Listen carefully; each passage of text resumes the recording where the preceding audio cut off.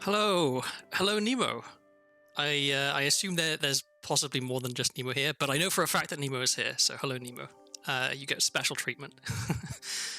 Yeah, I know I said last stream that I probably wouldn't be able to stream again until the weekend, but good news, D&D's cancelled, so I have the evening free. So we're doing more Broken Sword, partly because I wanted to play more, partly because I wanted to stream more, also partly because I didn't have anything else to do with my evening other than, I don't know, well, actually, no, that's not quite true. I want to watch Pluribus. That's on my list of things to do, and I also I've been watching Slow Horses, the Apple TV show, which is based on a series of books that I really enjoy. So I have a season of that I could watch, but that's irrelevant because what I'm actually doing is playing more Broken Sword. I look forward to maybe finding more British-specific comedy in here and explaining it to the international audience. Yeah, I guess I don't really have that much else to say, so I may as well just get started. Actually, hang on, something I wanted to check. So I have one of those screen filter programs that when it gets later in the evening reduces the blue light that comes from the screen, and so when I'm not tabbed into Broken Sword, it looks quite yellow on my screen. And so I'm curious, does it do that on stream, or is it just... No, okay, it doesn't do that on stream. Good, because it would be weird if... Oh, hello, Punderful. Hello, welcome in. Yeah, it would be weird if the stream looked yellow because it was the evening for me. So yeah, good. It's not doing that. Oh, I meant to look into seeing if I could get that Be Original Redeem to trigger the OG chat command so that you could be original and then it would tell you how original you were. And I think there are ways to do it, but I haven't had the time or the energy to really look into it properly. 70%, not bad. That's I think, well, when I did my exams in the UK, 70% was an A, because the exams were hard. So there you go. You get an A for originality. Dare I find out how original I am? Ooh dear, that's yeah, that's not a passing grade. Penn Center, hello, good to see you. Wow, it's been a while. Welcome in. Yeah, this is I'm experimenting with playing something other than randomizer. This is a game that's been highly recommended to me by a few people, and so I figured I should try it out. And it turns out it's, despite the fact that the protagonist is American and it takes place, at least at the moment, it's all taking place in Paris, it's a British game, and so some of the dialogue and some of the humor is very very specifically British, which I've been enjoying, and yeah. So yeah, I guess without further ado, that's the wrong button. There we go. Everything looks good. Yep. Okay. Let's continue. Do I remember? Oh, that's right. I just got here, and I realized, oh, there's an awful lot of stuff to look at here, and so I thought I will leave it here for now. That was the end of last stream. Okay, so let's look at everything. Let me know if the game audio is The case contained too a quiet. collection of rocks. They were all shapes and colors, but they were still rocks. Above them, a sign read, L'Âge Paléolithique. Okay, we got rocks. Sounds good. Fantastic. Thank you. The case contained some fragments of pottery. They looked to me like broken flower pots. Above them, a sign read, L'Âge Paléolithique. Okay, so we've got various Paleolithic The artifacts. case contained 2 rows of silver coins. Each coin in the lower row showed a portrait of a guy with a huge nose. Okay, Roman coins, I'm assuming. I looked down at a collection of tools with wooden handles and tarnished metal blades. There were knives, chisels, and spikes fanned out in a semicircle. I guess there's always been a need for home improvement. Oh, this looks familiar. This tripod. Can I look at? Okay, I can't look at the scroll, but I think I remember seeing that tripod on the scroll. I'm saying, well, I mean, a Roman nose is a thing. It's a descriptor. So, yeah, I guess I am saying that Romans have large noses. At least, classical Romans. I wouldn't want to comment about the current inhabitants of Italy. It was a large brass urn. Okay. Actually, never mind. So the first time I ever heard the phrase Roman nose was in the context of sheep. Maybe unsurprisingly, seeing as quite a lot of my life has been in the context of sheep. There's a breed of sheep that we had a few of called what are they called? I can't remember the name of the sheep breed now. Lancashire something. Whatever. But one of their characteristic features is that they have a Roman nose. They have quite a prominent. I'm doing hand gestures. You can't see what I'm doing. Quite a prominent sort of outwardly curving nose shape, I guess.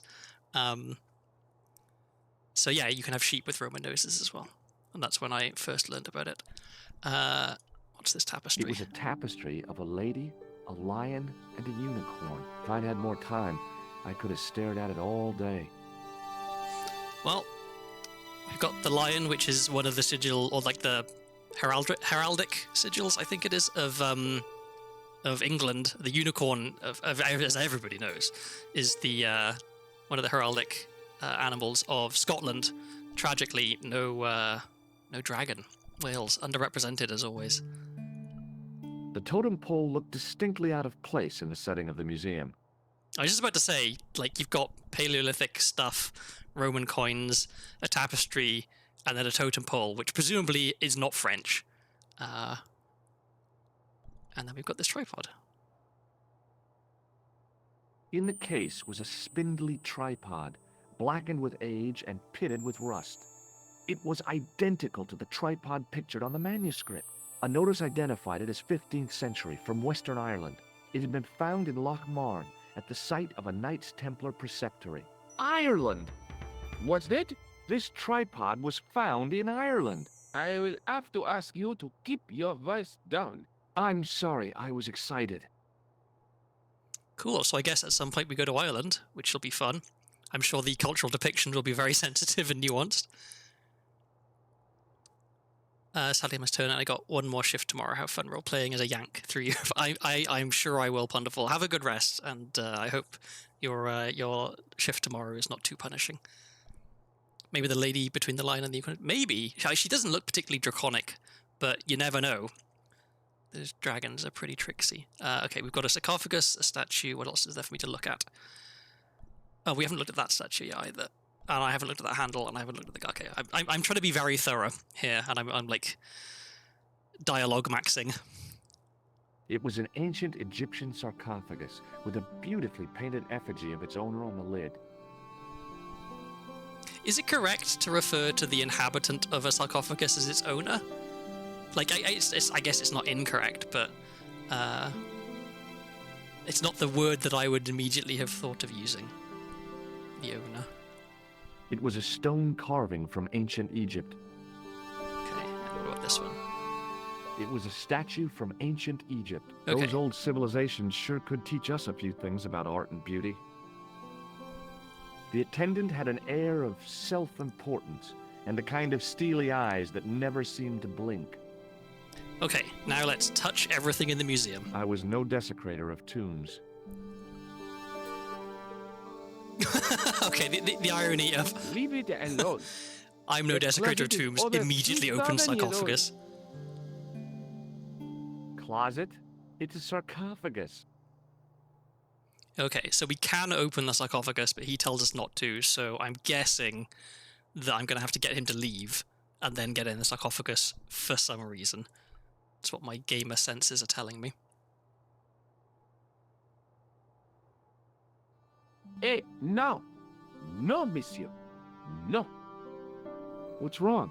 You must not handle the exhibits. I'm sorry. Watch out! You'll have that done on top of us. Touching an object as rare and beautiful as that would have been the act of a barbarian. There was nothing in the urn. You should have seen the first stream, Vincent. It was wall to wall people giving the main character shit for being American, basically. It was a large brass urn. I tried to sneak my hand inside while the guard wasn't looking, but the case was locked. Is this going to be the I same? tried to raise the glass cover of the case, but it didn't budge. All right, what about the pottery? I tried to sneak my hand inside while the guard wasn't looking, but the case was locked. I'm guessing this is going to be the I same. tried to sneak Yeah. my hand inside while the guard wasn't looking, but the case was locked. The statue didn't deserve to be mauled by a Philistine like me. Oh, and I never looked at this handle. A metal rod attached to the wall was connected to the window. Can I just open this, or am I going to get yelled at? Oh, The okay. rod turned smoothly, and the window above me opened. Okay. Oh, and I can look at the window. High above me was a window. The window was wide open. Okay, let's have a chat Pardon with the me? guard. Oui, monsieur? Are you He's a bit Lobineau? close. Oh, no. Fancy you mistaking me for him. No. I am the deputy custodian. But Lobineau does work here. Work? I wouldn't go so far as to call it that. He studies here most days, but as you can see for yourself, not today. Now, I might be just bad at hearing, but I swear the person doing this French accent is veering into like West Indian territory rather than French. It's definitely, yeah. Okay, well, What do you make of this tissue? It is absolutely disgusting, monsieur. I'm gonna. Can I leave and come over here? Thanks I'm just for your help. vaguely uncomfortable being backed into a corner by the guy. Let's. Okay. Pardon me. Oui, monsieur? Okay, that's a bit more of a reasonable space between us. Well, we got to try this. Would you like to shake my hand? Not while I'm on duty, monsieur. Okay. I mean, why not just What use does this everything? tool mean to you? That belongs in a museum. Pardon? It is a priceless historical artifact, if I am not mistaken. No, it's a plain old tool for lifting drain covers. Do you recognize this red nose? I don't think so. Okay, I doubt we'll get anything from Have the you ever matchbook. heard of the Club Alamut? Oh no, I don't frequent places like that. Do you recognize this ID pass? No. We might get something from the photo. Do you recognize the man in this photograph? No, monsieur. Is there any reason why I should? I guess not. Okay, and now we're on to like actual conversation. All right, well, let's just work Can you through give it. me any further information about the tripod? Certainly, monsieur. It's infamous. That tripod, that belonged to John D. Oh, I know who John D is. Partly because I attended a watch-along stream that Nemo did with Mocha Magica, where they watched a pretty sensationalist documentary about John D, which was very entertaining. But he was a wizard, Queen Elizabeth I's sort of court wizard and advisor, and he was a scientist as well as a wizard. But you know, back in those days, science and alchemy and all that sort of stuff was kind of the same. What's the importance of John Dee's tripod? D was the most famous escapologist of the 16th century. The Houdini of his time. Don't you mean alchemists? Escapologists use ropes, chains, and handcuffs, not tripods. Well, whatever he was, that is the tripod he used in his experiments. This guy isn't very good at his job of being What a kind museum of experiments person. did John Dee perform with his tripod? Oh, it's the usual. Didn't you study chemistry at school? Yeah, but we skipped over thaumatology. Oh, we can talk about the Can tripod a I lot. take a closer look at the tripod? What? Get it out of the case? Ah, no! That tripod is protected by a sophisticated surveillance system. How sophisticated? A painfully loud alarm bell. Okay. How is the alarm bell triggered? By the slightest pressure on or movement of any part of the case wherein that tripod is situated. It strikes me that to call your alarm system sophisticated is, well, stretching the truth a little. It has never failed yet. The sophistication is in its simplicity. Okay, that is all of the conversation about the tripod and the bell. Let's ask about the stuff that's probably less likely to be relevant. Maybe we get some What good, can you tell me funny about the dialogue. collection of pottery? Those are remains of pots used by the original inhabitants of Paris. The Paris pot people, When did they move out? 15,000 years ago, monsieur, vanished in the mists of time. Didn't even have time to pack up their pots. I thought the original inhabitants of Paris were a tribe known as the Parisi. That is right, monsieur. Renowned for their pots. You see, in those days, people didn't have much in the way of possessions. A few flints, some animal skins, maybe the odd bone or two. Naturally, when the Parisi came along with their pots, why, everybody wanted one. I guess they must have caused a kind of consumer frenzy. Yeah, oui, they connect the market, cleaned up. George is surprisingly knowledgeable about sort of archaeological history of Paris for, please forgive me, one, an American, and two, a lawyer. Like this is way outside his wheelhouse. Although, I mean, I guess he's already being somewhat atypical for an American in that he is in another country. Like most Americans don't tend to leave the country very much. So maybe he is a learned man with a breadth of knowledge. You don't know the first thing about those pots, do you? No, monsieur. He is indeed in a museum, although he's in a museum because he's trying to like investigate a murder and track down a criminal and all this. Like, I don't know if he would be in the museum if he didn't have like other reasons to be there. I'm not actually. I mean, I don't know. Maybe we find out, but I don't know why he's in Paris to begin with. Like, is he just on vacation? Because if so,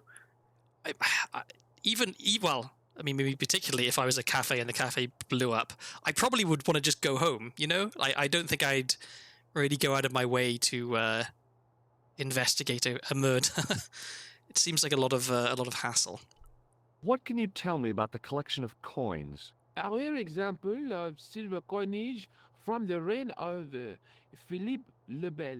That little old lay buried for centuries in a field on the outskirts of Paris. They're unique. Nothing like them has been found anywhere else in Europe. Oh, and I'm guessing, is this Philippe the Who Bell? was Philippe le Bel? You don't know? Philippe IV, the King of France. Wasn't he the guy who wiped out the Knights Templar? I have no idea, monsieur. Ah, All so I know not is Roman. he was King of France. I don't even know why he was called Philippe le Bel. Okay. Do you know anything about medieval manuscripts? Not me, monsieur. I am no scholar, although people often mistake me for one. It is the uniform, I guess. They see the clothes. They are impressed. And they ask you to park their cars? They ask me to park the... No. They assume I am an authority on the exhibits in my care. Whereas you know next to nothing about history. Of course not. All I am saying is I am no scholar, not like Monsieur Lobineau. Do you know anything about the Knights of the Temple? No, sir. Not a sausage. I feel like "not a sausage" is not a phrase that a native French speaker would choose to employ. That feels extremely British to me. The sign on the tripod says it was found at a Templar preceptory. It does? Yeah. It doesn't mention John Dee at all. Most remiss. You don't know anything about the tripod, do you? No, I don't. I never had much of a start in life, you see. I owe what little education I gained to my uncle. He was an optician, but he also doubled as the village school teacher. He taught me the alphabet. Wait, 19 letters of it. The bottom row of the chart was too small even for him to read, so he left them out. Why don't you start over and enroll for adult education? You know, I never thought of that. Do you see? If I studied art and did all my homework, I could be a professor of history. At your age? Dream on. I disagree. It's never too late. You can always go and educate yourself and become a professor, I guess, if you want to. All right, I Thanks think for your help. that's everything in here? Question mark? Let me just mouse around a little bit and make sure there's nothing I've missed. But I think that's all the stuff that I can interact with and talk about. So, where to now? Well, let's go outside and we'll have a look around. Maybe... Oh, that's right. I was going to go back to the police station once I'd been here. The tripod was definitely the one on the manuscript. The Templar connection confirmed it. I was tempted to go to Ireland to check it out. just go to Ireland. You know, it's fine. Don't worry about visas or anything like that. You just go. All right. What's with the bushes? Access to the side and rear of the museum building was blocked by a dense clump of bushes. Oh, and yeah, not a sausage is it's like a unnecessarily quaint Britishism, I guess. It just means like nothing at all. But like genuinely, actually something people would say, not just a made-up phrase that we would employ for the benefit of sounding twee. A real macho guy would have plunged straight into the spiky, scratchy bushes. Not me. Okay. So maybe we will need to get round to the side of the building and then get in the window or something. And I've already looked at this window. Okay, let's go and check the police station, because maybe there's more things to talk about there. And then I guess I should go and talk to Nico. And then maybe we end up going to... Oh, there we go. Airport. So we can just go to Ireland. Okay. Well, first things first. Which one is King's Quest? Is King's Quest the one with the really punishing QuickTime events? Or am I thinking of a different game? Because I think the art style is definitely reminiscent of that. Okay. Oh, maybe we can just call Nico. We don't have to go to her place. Hello? Excuse me? What do you want now? Oh, that's right. These guys in another world, in another timeline, these guys murdered me. So it probably is a good idea to... I'd like to report an assault. Yes, monsieur? Where is the victim? I'm the victim. I've been harassed by a pair of thugs. I see. And where did this alleged assault take place? Outside the Hotel Ubu. They stopped me as I was leaving and went through my pockets. Could you describe the suspects, monsieur? One looked like a gorilla, and the other looked like a weasel. Their names are Flap and Guido. Bon. I'll get them this time. What are you going to do about Flap and Guido, Sergeant? I'm going to bust them, monsieur. For years I have been hoping to pin something on that pair. Now's my chance. I'll show them. And the inspector. Thanks, Sergeant. Thanks for taking me seriously. I'm only doing my duty, monsieur. Oh, cool. Okay, well, maybe something actually happens there. Let's see, can we Is talk to the Rosso here? inspector? Yes, he is. You wish to speak to him? Yes, I do. One moment, monsieur. I was tempted to say no, just to see what the reaction is. It's Stobart, monsieur. He insists on talking to you again. It was a point-and-click adventure, and you had to figure out how to use the object. Yeah, it's certainly in that vein of games. I haven't actually played that many point-and-click adventure games.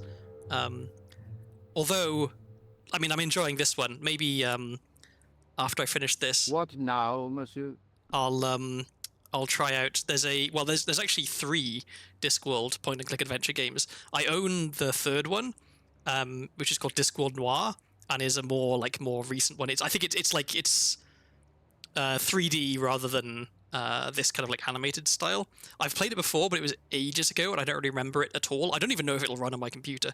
But then the other 2 are more like traditional point-and-click adventure games. But if I remember correctly, they're kind of they suffer from that problem that a lot of point-and-click adventure games do, which is some of the puzzles are kind of bullshit and require you to be psychic, which is not my idea of a lot of fun. The Discord Noir one definitely didn't suffer from that problem. I was able to beat it when I was younger without like having to go and look up a guide or anything. But that's something that's on my to-do list for later. Maybe is to play that on stream, because I wouldn't mind playing it again just generally, and it'll be cool to to flex my huge amounts of unnecessary Discworld knowledge to people. Do you know a pair of thugs called Flap and Guido? I have known those two since they graduated from special school. Flap is a nasty piece of work, but Guido is the real brains of the partnership. Where did you hear of them? I met them out front of the Hotel Ubu. Oh, that's it. Okay. I think I've shown all this stuff before. Okay, so long, let's Inspector. phone Nico.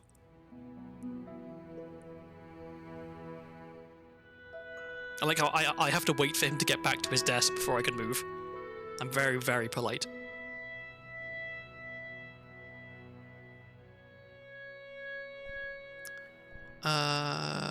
Yep, okay, let's phone Nico. Hello? Hi, it's George. I have been reading about the Templars.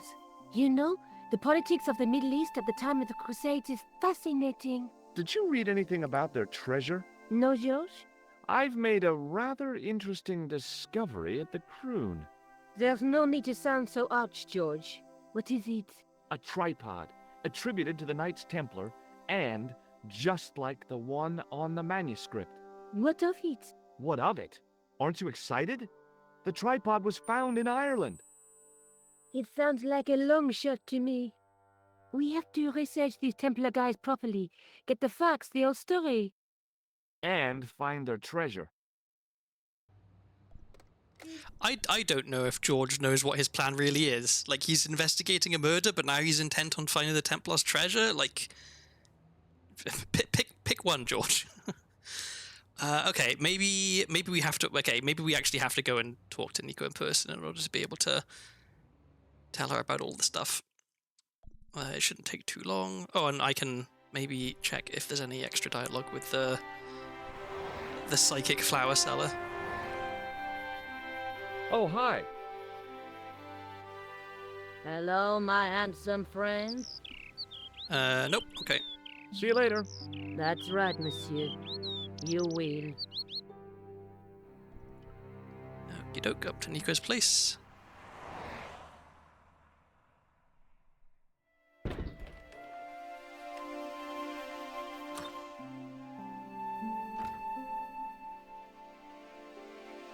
Hi, Jules.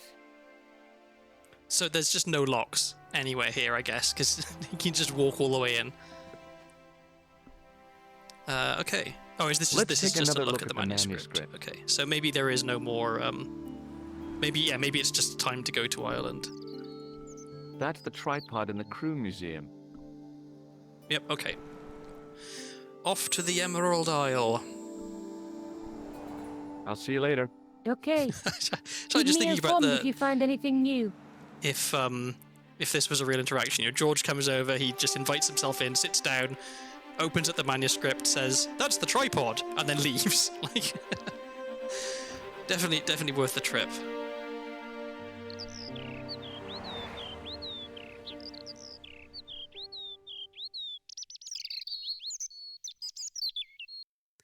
Okay. I doubt there's anything at the cafe, so off to the airport we go.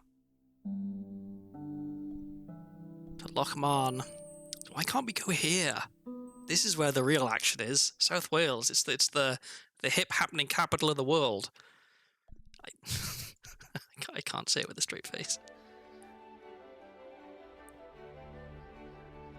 Oh, very fancy. We have some 3D animation.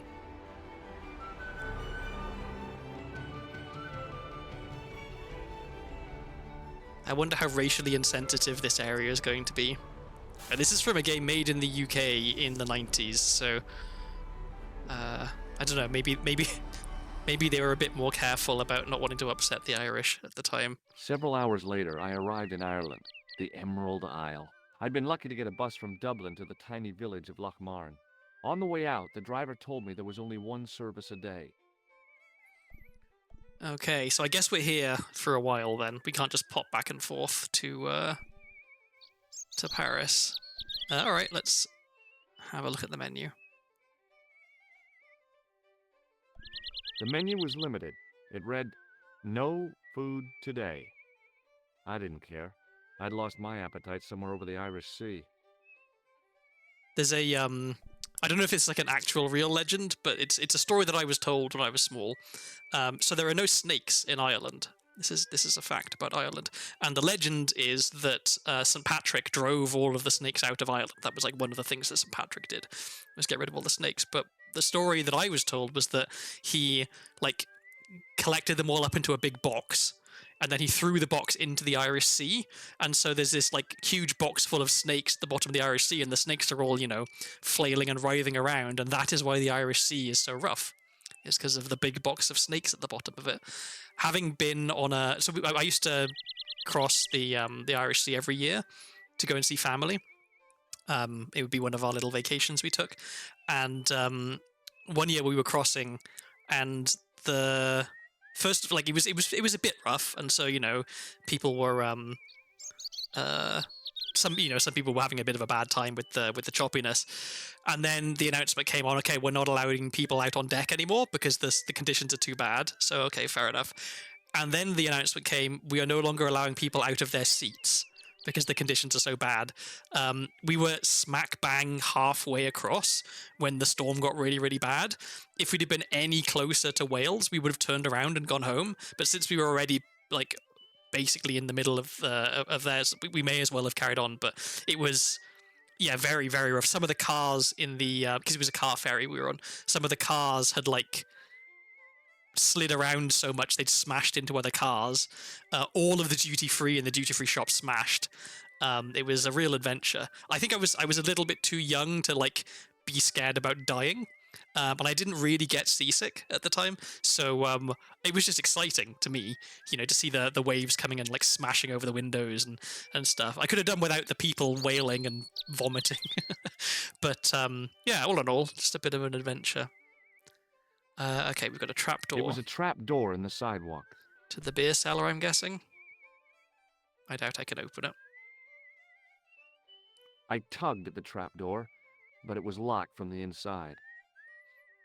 Okay, we've got a drain. The drain was covered with an iron grating, through which I could hear the rush and surge of running water. Can I open the drain? Nope.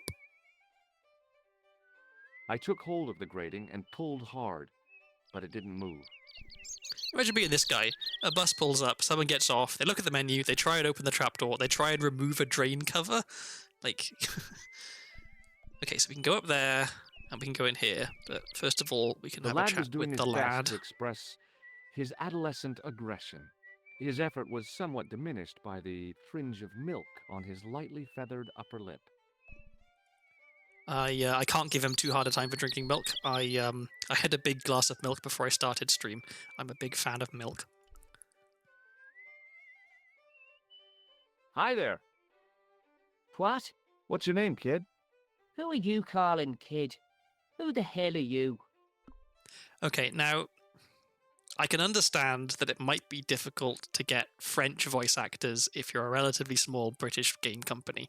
However, it's certainly not hard to get Irish voice actors.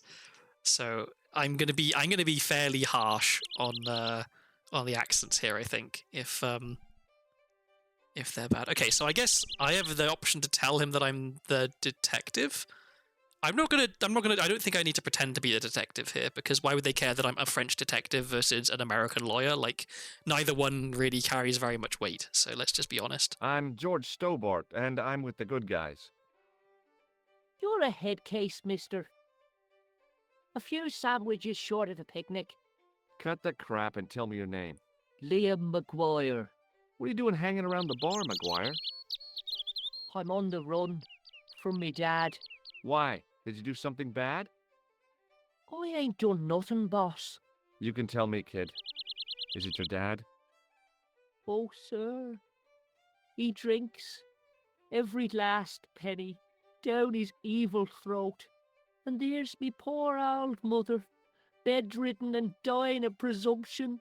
I tried to buy her medicine.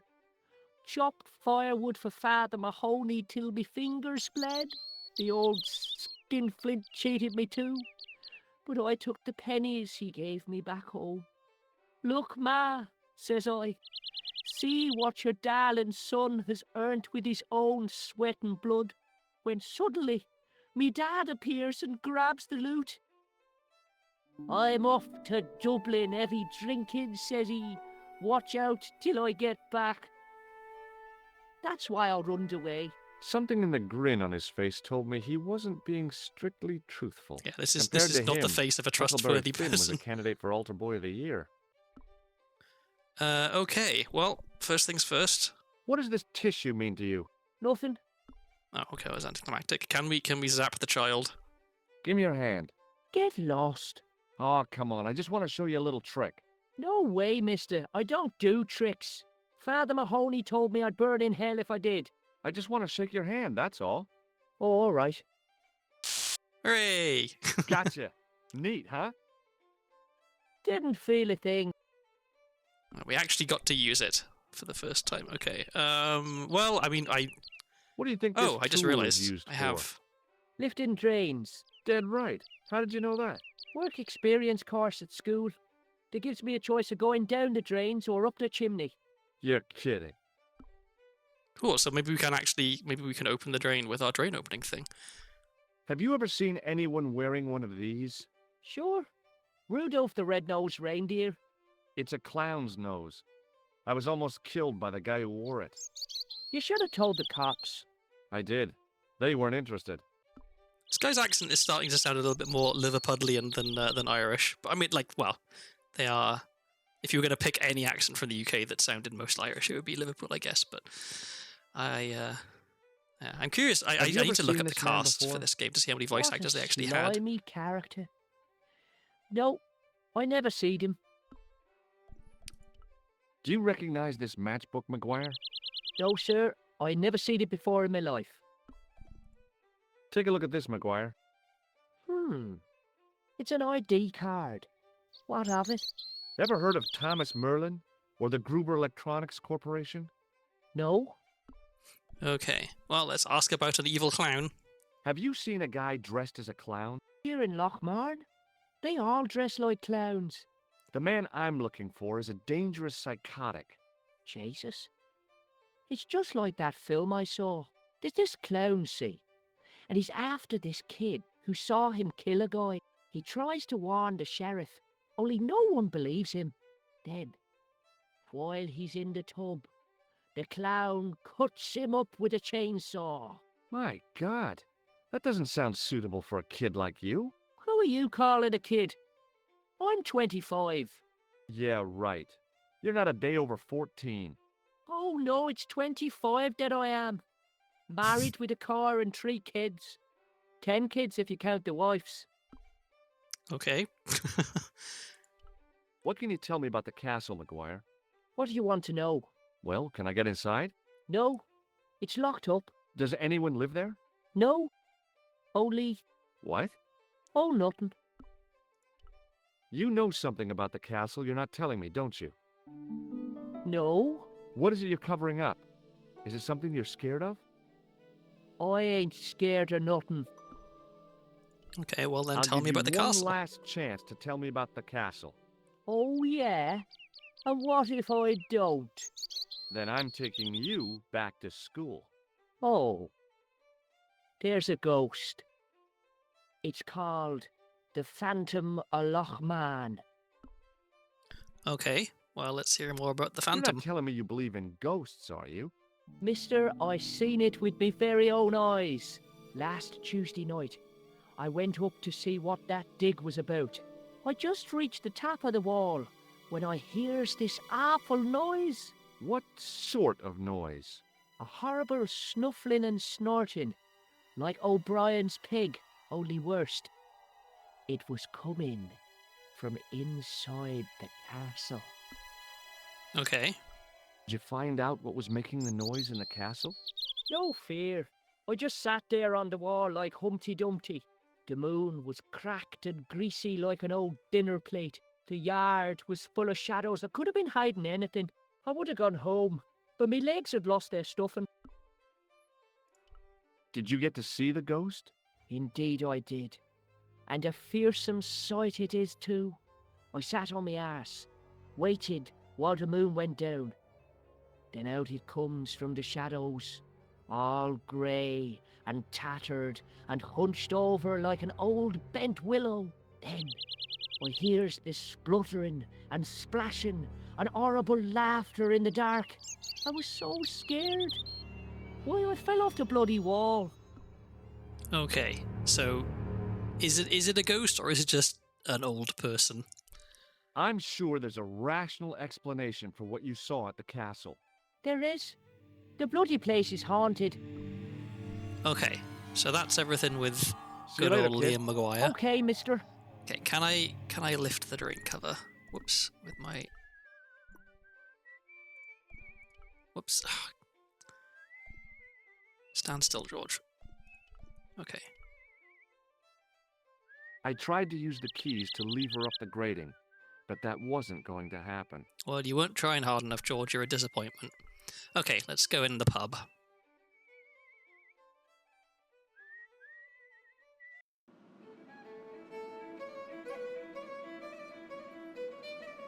I do miss pubs. Obviously, there are pubs in America, but a British pub, I think, is very hard to replicate in terms of atmosphere and style and, just the general feel of being in there. There is, in this town, there is a British-styled pub that I've been to, which gets it pretty close.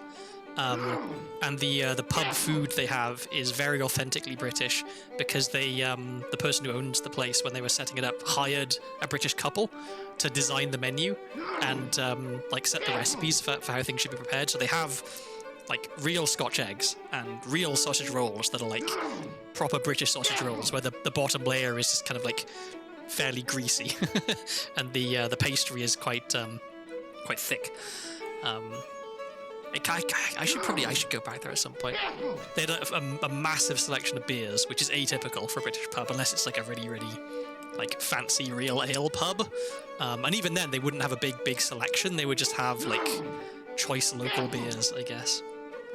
Okay, we've got old man, 2 regulars, a fiddler, and the landlord. Well, let's look at everything first. The guy with the fiddle seemed oblivious to everything except his playing. Meanwhile, everyone else in the bar seemed oblivious to him. The acoustics in this place are amazing. You wouldn't think... I mean, it sounds like he's playing on a stage in an auditorium, you know? The guy sat in the corner as if he was a permanent fixture. I'm going to need you to stop sneezing, sir. That's going to get really annoying. There was a vacant look on his cow-like face that said quite clearly, "Nobody home." His elbow rested on an obviously soggy piece of towel. The classic bar mat. Bar towel, I should say. It was a beer-stained piece of toweling. My roommate, when I was in the last year of secondary school, had a big collection of bar towels, which he decorated the walls with in the room we shared. I don't know where he got them all from. It was one of those things that, like, he got a few of them, and then it became a habit of collecting them. So he, like, anytime he went to the pub, if he saw one that was one he didn't have, or that looked particularly interesting, he'd offer to buy it from them. And, I mean, usually the pub would be fine with that because, I mean, it costs almost nothing for them to replace them, and he was quite interested in expanding his collection. It was an electric pump operated by pushing a small lever. The white whiskers on the bartender's flushed face were like garlands on a Christmas tree. The resemblance ended there. The top of his head was too slick and shiny to act as a perch for a Christmas angel. Okay, we've got a phone, so we can call Nico, I guess. This guy looks anxious. The young red-haired guy was plainly nervous about something. Perhaps he felt threatened by the presence of a handsome dude like me. Oh, I just noticed, this is an absolute staple of British pubs, and I guess by extension Irish pubs. The pub snacks. I can even tell you that the middle row here is scampi. Not actual scampi, but like scampi flavoured pub snacks, I guess. I can tell by the colour of the packaging. I have very strong memories of being a kid and going to rugby practice. This was before my dad had finally given up on me ever actually being any good at rugby. But it was down at the at the local rugby club, which, it being a rugby club, had a bar, and so after we finished playing, we'd all go and hang out in the bar for a bit and have, like an orange juice or a lemonade or something, and then also some dry roasted peanuts or some scampi or some pork scratchings if you were so inclined. So yeah, this is very, very familiar. Okay, we've looked at... I guess we don't need to look at the phone. We can look at the glass It was washer. an electric glass washer. It looked even older than the barman. It was an electrical plug attached to the glass washer. Okay, well, I guess The at end some of the point... bar was hinged, like the drawbridge on a medieval castle. I guess we're going to get to go behind the bar at some point, but probably not while the landlord's there. Okay, how about this guy? I've been taught not to judge people by their appearance or their clothes or the length of their hair. Nobody ever said anything about runny noses. Can I please get you a tissue or something? Hi there, old-timer.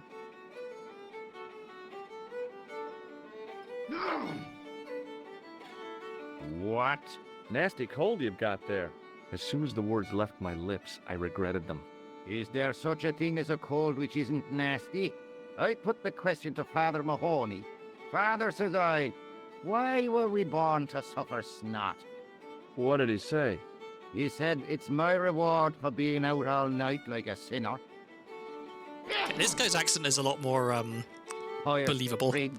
Anyway, this is no ordinary cold. 'Tis the hay fever. Pollinosis? Thank you. You're not a policeman, are you? Excuse me? Police? No. I'd know it if you were.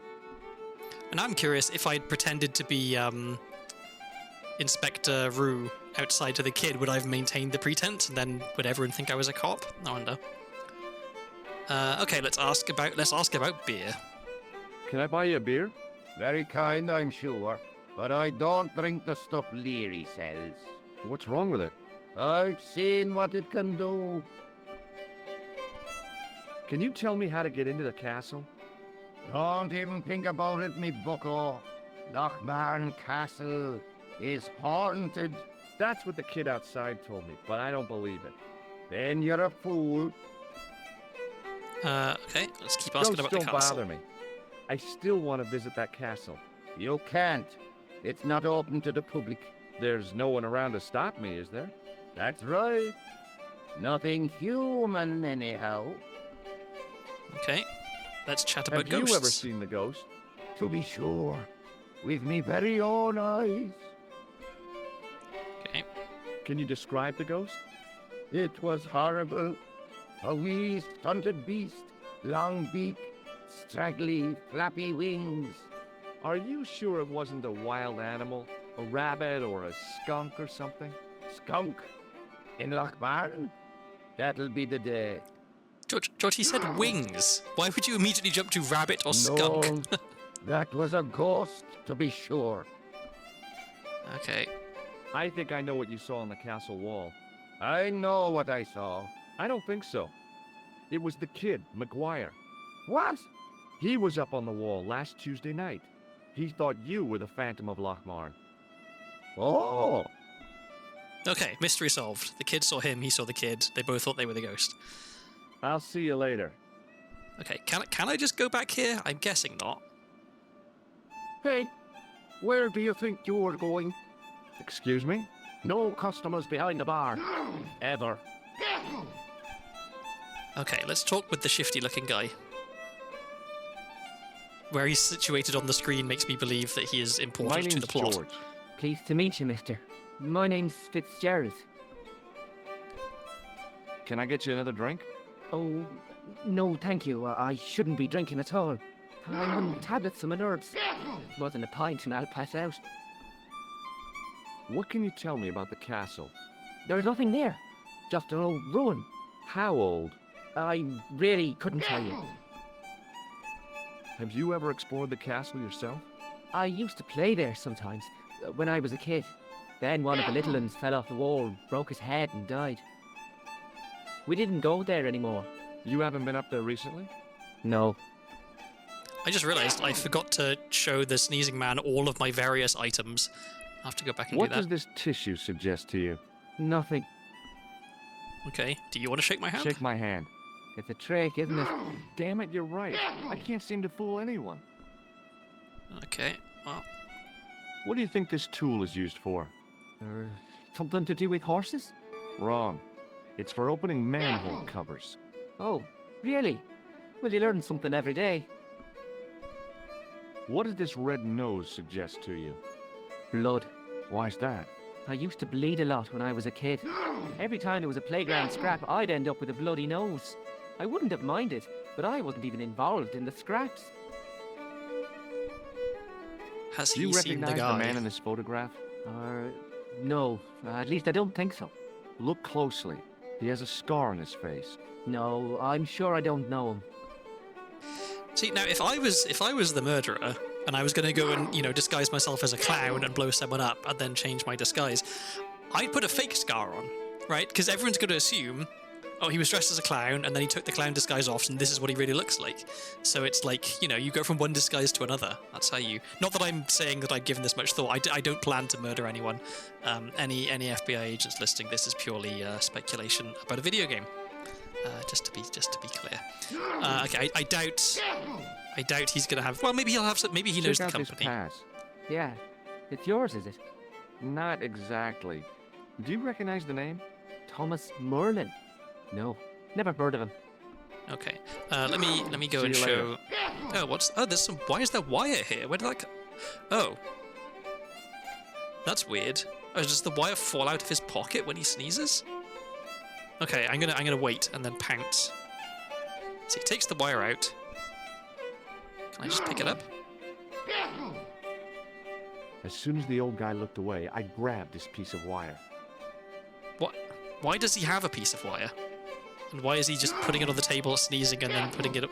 Okay, don't overthink it. Hello again.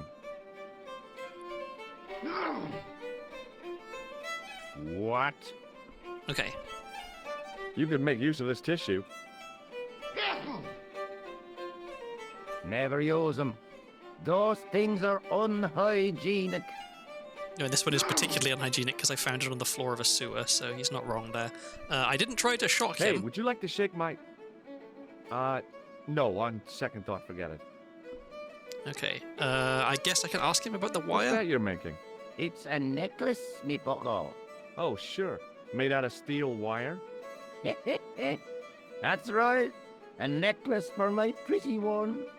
When my little lover feels it round her slender neck, she'll be mine. All mine.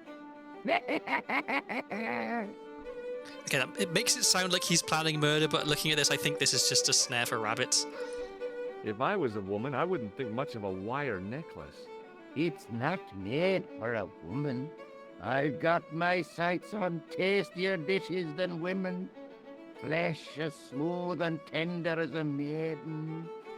Bones as soft and white as a newborn babe. You really sound like a cannibal, dude. Rabbit, lad. That's what gets my juices flowing.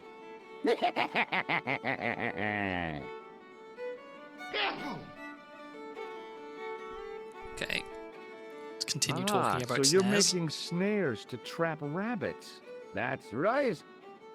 Do you have a problem with that? Damn right I do. Isn't it painful? Only if I get me fingers caught. I'm talking about the rabbits. Do they feel much pain? You bet. Okay, so all of a sudden I don't feel so bad about stealing from this guy. I can show him the one that I Here, nicked this off him. wire belongs to you. Oh no. Never saw it before. No. Okay, so he's allowing us to keep it. Maybe he's seen the guy? Do you recognize the man in this photograph? Is that supposed to be you? No, he hasn't. No, I don't have a scar on my face, and I'm not from the Middle East. I can't tell without me glasses. Okay, so... I'll see you later. Let's... I guess we can't muck with the beer pump while the landlord's there.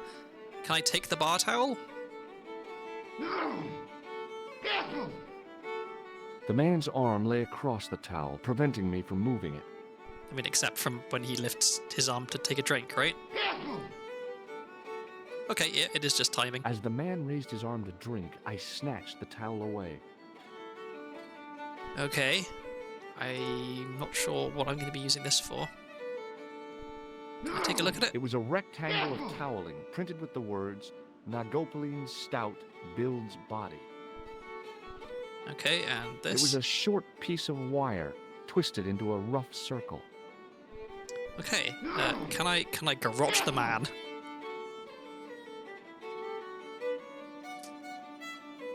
Hello. What do you suppose this wire is used Oh, for? I just show it to him. How Okay. could I know? Okay. Let's have a chat with the fiddle. I The will guy work my with way the fiddle around. seemed oblivious Oops. to... Meanwhile, Wrong button. I'll work. I think landlord last. he wasn't listening. Oh, okay. Well, that was easy. Hello there. My name's George Stobart. Pleased to meet you, I'm sure. I'm O'Brien. Can I help you? Okay, let's ask about the What castle. can you tell me about the castle, Mr. O'Brien? It's a fine site now, isn't it? Dates back to the 10th century, you know. Most of the existing building was added much later, of course. Are the ruins open to the public? Oh no, it's much too dangerous. Anyway, there's nothing of interest remaining. Oh yeah, before I forget. What do you make of this tissue? I'd guess that muck on it is grease paint. There's no fooling you, Mr. O'Brien. Surprisingly knowledgeable. I mean, it just says regular. It doesn't say drunk, so I shouldn't judge too harshly, I suppose. I'd like Can to I shake shock you him? by the hand, Mr. O'Brien. I'd rather not. You see, I happen to notice that vibrating buzzer in your palm. Nothing gets past O'Brien. Can you tell me about the tripod which was found at the castle? Now there's a bone of contention and controversy. It was dug up by an Englishman of the archaeological persuasion. Who was this Englishman? Professor Pegram, the same man who dug up the gem. Okay, we have a bit of a lead. Let's exhaust all options on the castle first. How can I get into the castle? Well, those walls were built specifically to stop people getting in, Mr. Stobart. But I dare say you'll find a way, if you've the will. I think this is the same voice actor who was the museum guard. I'm getting a sense. Do you know where I can find Pegram? You're too late to meet that fella. Is he dead? Not that. But he's gone from the village. A sore point with our esteemed host, I might add. Do you know where Pegram is gone? I'm sorry, but I don't. He upped anchor in the dark and shipped out before the dawn. Why did he do that? Who knows? A guilty conscience or a secret assignation. Whatever the reason, he'll not be missed in Lochmar. Maybe now the fuss about the gem has died down, we can get back to normal. Okay, well we could ask about the gem. What can you tell me about the gem which Pegram found? Now there's a gem, which should never have been taken. A man would have to be full of greed to covet that stone. What's your interest in the jewel? You're not a reporter, are you? I am not a reporter. Oh no. Thank the Lord for that. And I wonder what happens if you say yes. Okay, let's ask him about this. Does this towel mean anything to you? Sure, it's one of Leary's towels. Are you planning on stealing it? Just borrowing it, if you must know.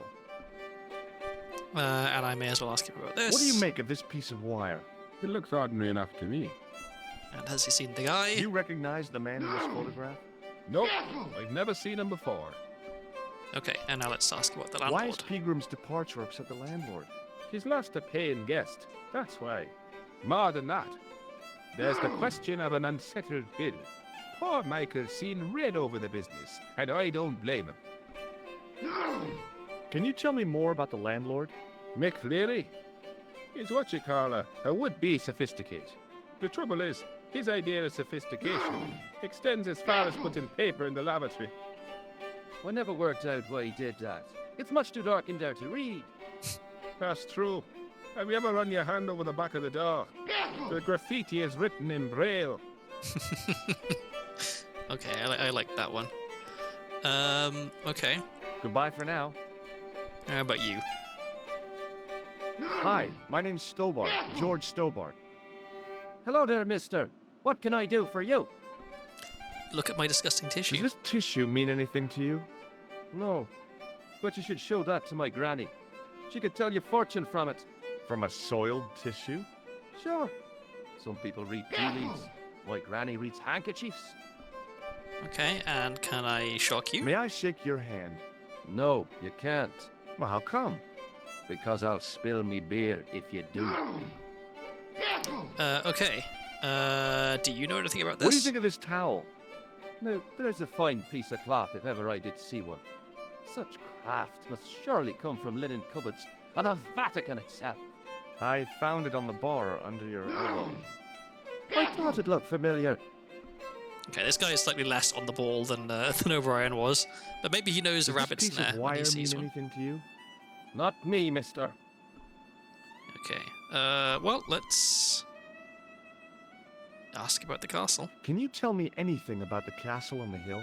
Oh, I don't know much about anything. You should ask Mr. O'Brien here. He just joined up writing. Would you be one of them history fellas yourself? Sure. That's right. Professor Stowart, Miskatonic University. You're an archaeologist, and you're asking us about the castle. Excuse me, Mr. O'Brien. The gentleman was talking to me. How come you didn't leave with the others? I didn't know they'd gone. Oh, yes. Packed their spades and shovels and away they went. Seems I missed all the excitement. What excitement. Professor Pegram's discovery. Haven't you heard? Wait, so the tripod No. was dug up very recently? And it's already in a museum in Paris? That's surprising. Do you know anything about Pegram's excavation? Only that he didn't have the right tools for the job.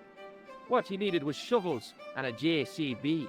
Pegram was digging for historical remains, not coal. Is that a fact? What the hell for? Here's the science of archaeology part. Question. Oh, wait, no, Understanding they're how not done people talking. used to live by what they've left behind. One day archaeologists might be digging up our remains.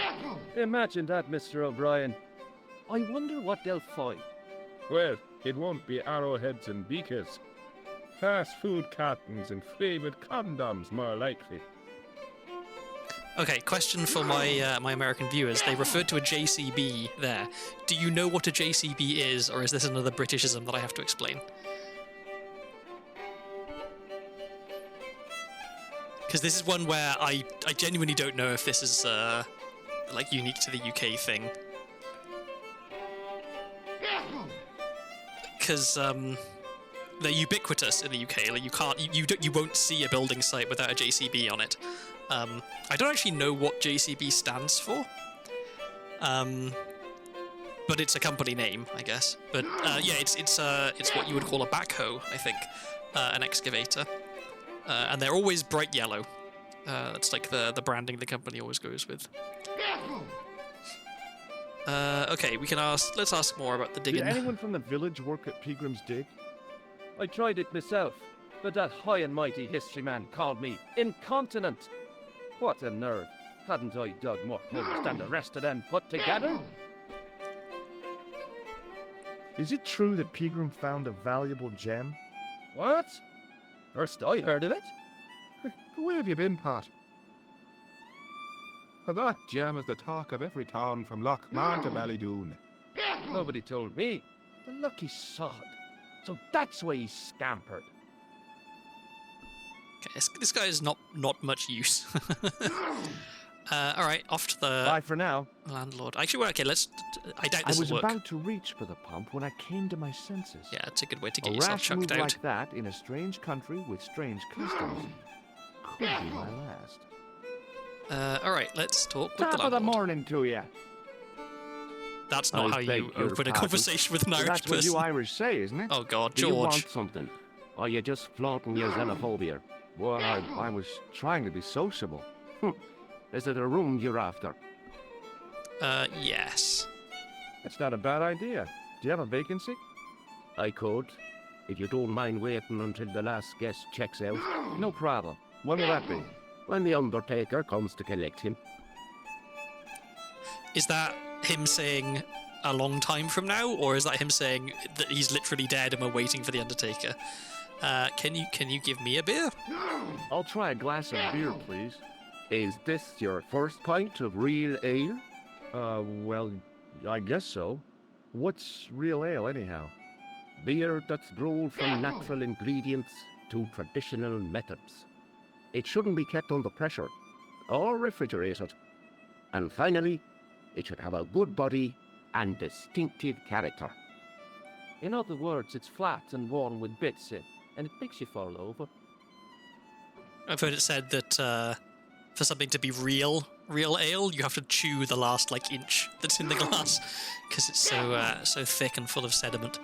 Okay, you disgusting Does this tissue mean anything to you? That's disgusting. Uh-huh. I found it in the sewers. Well, what's the idea of waving it around in my face? You're worse than old Ron. Put it away, man. Okay, can I shock the landlord? Hey, bartender? Landlord, if you don't mind. Sorry. Shake my hand, why don't you? Now, why should I do that? What have you got up your sleeve? Nothing. Come on, just shake my hand. Not just now, mister. I have to be careful on account of the health restrictions. Oh, jeez. Okay, I'm gonna leave my pint until I've done all my talking, just in case it really is, knock you on your ass kind of stuff. Okay. What happens? What happens? May I if borrow this towel? Sure you can. Oh, okay. On He just one lets me have it. condition. What's that? You keep it away from old Ron. Who's Ron? That's him in the corner. With the hygiene problem. Okay. See, it doesn't make sense for him to ask about a clown because we know the guy changed out of his clown costume. Like, it's not like he committed a murder dressed as a clown, changed in the sewers, went back to his hotel, and then changed back into a clown outfit to come to Ireland. Like, it just doesn't make any sense. But we'll ask anyway. Have you served any, clowns recently? No. You're the first today. Oh, George got Seriously. burned. I'm looking for a man dressed in a clown costume. Would he be having a little white dog with a black patch over the eye? I shouldn't think so. I feel like that's a reference to something, but I don't know what it is. What can you tell me about the castle? You're the second person to ask me that today. I don't know anything about the castle. Oh, who was the It's first only an person old to ask ruin about anyway. Who else was asking about the castle? He said he was a reporter. He was asking about the little people. I could have told him a tale or two about the little people. He might have paid me to hear what he wanted me to say. Anyway, I chucked him out on his arse. Good for you, Mick. That's the way to deal with journalists. Okay, so they're not fans of journalists here. Do you know a man called Pegram? Indeed I do. Are you a friend of his, by any chance? No. I feel like if I say yes, he's going to say, "Oh, well, then you can pay his bill for him." But I'm going to try and be as honest as possible, because fibbing about being an archaeologist didn't really pan out for me. Oh no, I'm just trying to track him down. Me too. That son of a bitch should be locked away. Okay. Is that for skipping out on his Did bill? Pegram stay here? That's right. In the best room in the house. That's the one with the bed. Can I see Pegram's room? It's been taken by one of the brothers from the reformatory. They come every year for spiritual refreshment. That's a good one. Their idea of refreshment is a good full of stout. I wouldn't want to disturb a man of God, especially not a big fella from the bad boys' home. I don't blame you, Mick. That brother's got muscles like a muscle man. Okay. Well, I mean, Does this piece of wire mean anything to you? Good God, man. Put it away. What's the problem? Don't play the innocent with me, mister. What you do with that wire is your own business, but don't drag me into it. Okay, and possibly was this the person pretending to be a reporter? Do you recognize this man? No, I No, don't. okay. Although maybe What he's do in you want with him? disguise. I've got a score to settle. I don't want any trouble in the bar, mister. If it's a fight you're looking for, see Father Mahoney. A priest? A man of the cloth? Sure. And he teaches the boys how to box at the youth club. According to Mahoney, it develops character. Isn't that right, Pat? Didn't he teach you the art of pugilism? Dial. Sorry, Michael. I was miles away. What did you say? Never mind. Okay. Can I have my Thanks. pint now? I can. The glass contained a dark liquid like molasses, with a creamy white froth on the top. Okay, drink the beer.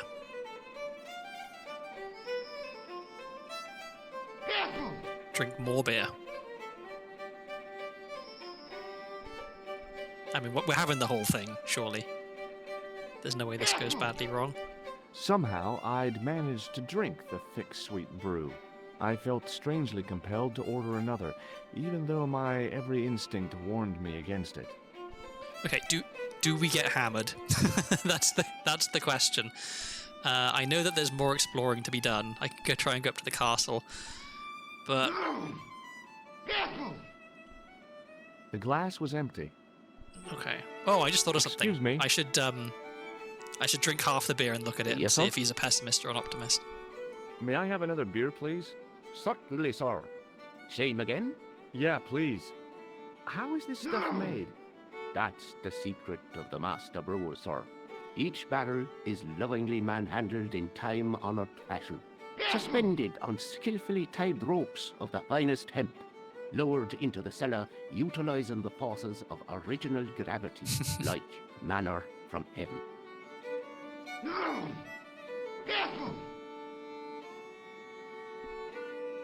Okay. Thanks. Let's see. Can we? I'm gonna look at The it. glass contained a Okay, dark there's no liquid like difference molasses, after having one sip. with a creamy white. Can we have half of the beer and look at it? The glass contained. No. Okay, so there's no special dialogue for it being half empty or half full. The glass was empty. Okay. Somehow, I'd managed to drink Is this the thick same? I felt strangely compelled to order another. Okay. So drinking the beer doesn't do anything. Maybe just leaving the beer there. Okay, I'm gonna order another beer, and I'm me? not gonna drink this Yes, one. sir? I love the addition of what I assume is Tato brand crisps in the back room. I think so. I was talking about these earlier. So I think these aren't crisps. I think these are the traditional British pub snacks. British, but like, we're in Ireland. Forgive me. The yellow ones I think are scampi fries. The orange look kind of like they could be either dry roasted peanuts, and these could be regular salted peanuts, or these could be pork scratchings, which are all like that's the kind of the trifecta of pub snacks, and they're always on this little thing where you pull them off. You can actually, in some slightly less reputable pubs, it'll be there's like a scantily clad woman behind the packets, and so the more that people buy, the more of the scantily clad woman is revealed, which presumably is seen as some sort of motivator for people to buy dried fried lumps of pork fat. Hey, how about another drink? Same again? Hmm. I'll serve anyone with manners and money. No, I'm serious. Have you considered turning McDevitt's into a cocktail bar? Cocktails are chic, cool, and popular with younger drinkers. What? Kids in the bar? Can you imagine it? Pinball, pimples, and puke. Right, I get the picture. Have you ever I'll done the settle thing for with? a glass of Oh, they're not done stout. talking. Have you ever done the thing with crisps and a pickled egg and Tabasco and mustard sauce? I haven't. I think I've heard of it. I feel like that's a thing that's not done in South Wales. I think that might be a particular bits of England thing. I could be wrong. But I've never heard of anyone I know doing that, but I know that it is a thing. I'm not sure. I have had a pickled egg, and I was really disappointed because I quite like eggs and I quite like pickled things, but the pickled egg was not for me. I've only done it with a regular egg, but it's a definite. See, with a regular egg, I could see it working, like egg and crisps, especially if they're just ready salted crisps. Oh, so ready salted crisps is a phrase that British people of a certain age might use. I'm not sure that ready salted is a thing that people in America would ever say. It used to be the case that when you bought your crisps, they were plain, but they came with a little sachet of salt in the bag, so that you would So yeah, you would buy your crisps, then you'd open up the bag, and then you'd take the little salt packet out, and you'd open the salt packet, and you'd sprinkle the salt on the crisps. So you had to salt the crisps yourself, and so ready salted crisps became. It's like, you know, it's the best thing since sliced bread, sort of thing. And then, you know, crisp technology has advanced significantly since then, so we've got all sorts of various flavors. But yeah, the fact that crisps would sell themselves as, hey, we've already added the salt for you. You don't even have to put the salt on yourself. That's how it used to be. I think it's a thing that in the UK, like, even though you haven't been, I can remember buying crisps that you had to salt yourself when I was a kid, but they were almost like a novelty at that point. It was a thing that was only really sold because old people liked them. Yeah, this crisp factory still makes them the old-fashioned way. It was, I think that's how they were sold when I bought them. But just like plain or like salted crisps are known as ready salted. Like that's the name of the flavor in the UK, is ready salted. Okay, so we've got a pint, and the game has hinted to me that I need to have a full pint, I think. So maybe can I offer someone a drink? Hey! Hello there again, mister. No. Okay, can I offer him nothing a really. drink? What's this on his table as well? Hello. Do you know Professor Pegram? That's a shifty look. Hello? He's the archaeologist. Oh, was isn't he just busy playing his right. animation? Where can I find Professor Pegram? I heard he's gone fishing. I don't know where. Did you work at Professor Pegram's dig? What gave you that idea? Okay, is the gem in here? Have you heard about the gem which Pegram found? I heard a rumor. Okay, but you can't he believe couldn't be more everything you obvious. hear or see, can you? It's like how we still say unleaded gasoline, despite the fact that basically every country but Algeria phased out leaded gasoline well before the turn of the century. Yeah, exactly. Like old names for stuff just stick around. I'm sure there's other really good examples of that kind of thing where the name is now completely redundant, but it's used just because that's how it's always been used. See you later. I'm going to try and talk to Ron about Pegram, because I don't think we had that option Hello previously. again.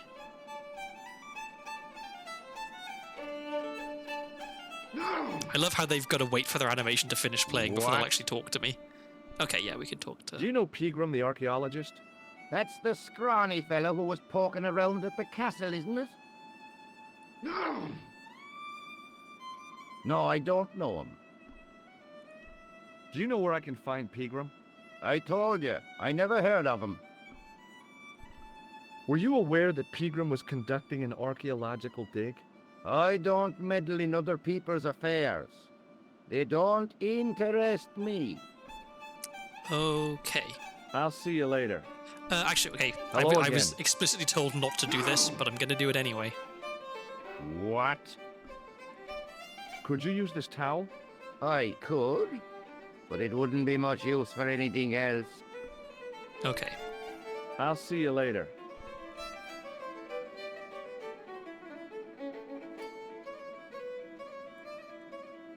We have a few more conversation options for Liam. Okay, we're finally free of the constant sneezing.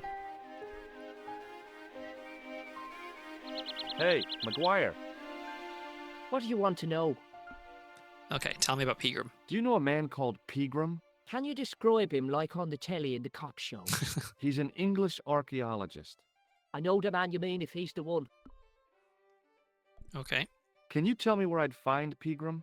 No, I can't, 'cause he's not here now, but if I sees him, I'll ask him. Do you know what Pegram was doing in the castle? Digging for buried treasure?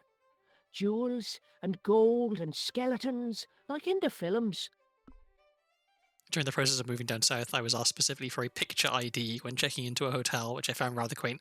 That is like, what would count as a non-picture ID, like a library card? I mean, yeah. Now you get me thinking. I mean, have I ever owned a non-picture ID? I'm not sure that I have. I heard that Pegram had found a legendary gem. That's right. It's been the talk of Lochman all week. You haven't seen the gem, have you? Hell no. I reckon Pegram made off with it. If I was him, I'd go to Amsterdam, chop it up and sell it. He could be living the life of Riley instead of digging holes. Yeah, the special card you get that just says, I am who I say I am. Signed me. Do you know anything about Pegram's dig? He wouldn't let me anywhere near it. I offered to help, but he chased me off. I didn't want to see his smelly old hole anyhow. Phrasing. Did anyone from the village work at the dig? Pegram brought some students and bums with him. He reckoned no one in Lochman would know what to look for. The only local guy who worked for him was Sean Fitzgerald. Fitzgerald says he's never been anywhere near the dig. He's having you on, mister. Okay, so Fitzgerald has Are the gem. you sure Fitzgerald worked at the dig? Oh, yes. It was him, all right. Would I tell a lie? Well, he denies it. I saw them together only last night. I wish you'd told me that sooner. What were they doing? Pegram gave Fitzy a box. He didn't look too happy about it. I knew it. But how am I going to persuade him to part with it? Break his fingers. No, I couldn't do that. I could.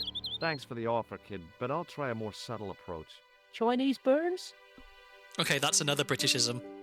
Also one that I suspect maybe is falling out of use in the UK because it is a little bit racist. Although I guess the American equivalent is no less racist. So a Chinese burn is what would be referred to in America as an Indian burn. I don't know why either of them have the name that they have, but it's the same thing. Yeah. Okay, what's the deal with Fitzgerald? Everything and everyone. So I shouldn't have any trouble getting him to talk. He's a pushover, but don't scare him too much. Try the soft touch. Butter him up a bit. Okay, and now I've got to show him this. What do you make of this, kid? Hey, that's one of Leary's towels. He'll skin you alive. That old windbag doesn't scare me. Anyhow, I'm only borrowing it. You're pretty cool, mister. For an old guy. And this, What do you know think what this this is? wire could be used for? Stealing cars. There's only one problem. The local policeman? No. Nobody in Lochman has got a car. I don't know if the children still torture each other like that anymore. Do we have a new word? That's the point. Yeah, I feel like I'm out of touch with the youth of today. I will have the opportunity to become in touch with the youth as my niece grows up, because she's almost 2, so she'll be my my link to what the young people are up to these days, I guess. My cousin is 22 now, which is wild to think of, because I can remember when he was a newborn baby, looking after him, and now he's like actually legally an adult, basically any country in the whole world, on paper at least. In terms of actual behaviour, I'm not sure I quite go that far, but yeah. I just, on the subject, I might have talked about this on stream before, but I think it's a fun story, so I'll talk about it again. When I was in school, my last year there, I was a house prefect for the junior boys' house, which basically meant that I was in charge of making sure that all the boys in the boarding house like made it a roll call on time, didn't get run over crossing the street, like got to their meals and stuff like that, and then that they went to bed on time and weren't up all night and stuff like that. So basic pastoral care with not that much responsibility. And a big part of the job was just making the kids not be bored, because if they were bored, that's when they would do stupid shit and get in trouble, and that's hassle for everyone. And so encouraging them to like make their own entertainment. I played a lot of Mario Kart and GoldenEye and Smash Brothers on the N64 with all the boys to keep them entertained. But they also had their own games that they would make up, and one of the games that they played was called Puggle. The rules of Puggle are quite similar to tag, or at least certain forms of tag. One person is like it, and they have to try and catch someone else, and after they've caught them and made them say Puggle, that person is then also it. So then you've got 2 people who are trying to catch the other players.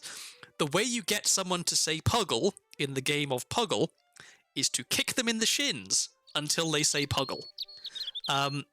So it's definitely in the vein of children torture each other. However, so when I first heard about this, I thought, oh, this is just a way for children to bully each other. This seems like something I need to be aware of and put a stop to. However, when I saw them actually playing, I was pleasantly surprised by how sort of humane they were about the game of Puggle.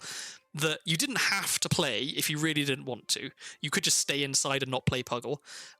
If you were playing Puggle, you could say Puggle before the first kick had even landed, and that would be enough. It wasn't about the kicking. It was about the getting someone to say Puggle. And so, yeah, no one got more kicks than they felt they could handle, which I thought was good. It did lead to some less than great behavior, like one of the boys... So there was like a few different ways to approach the game of Puggle. One was just accept your fate, get caught really early on, and then revel in kicking everyone else in the shins. Another was to try and be like really fast and run away from people.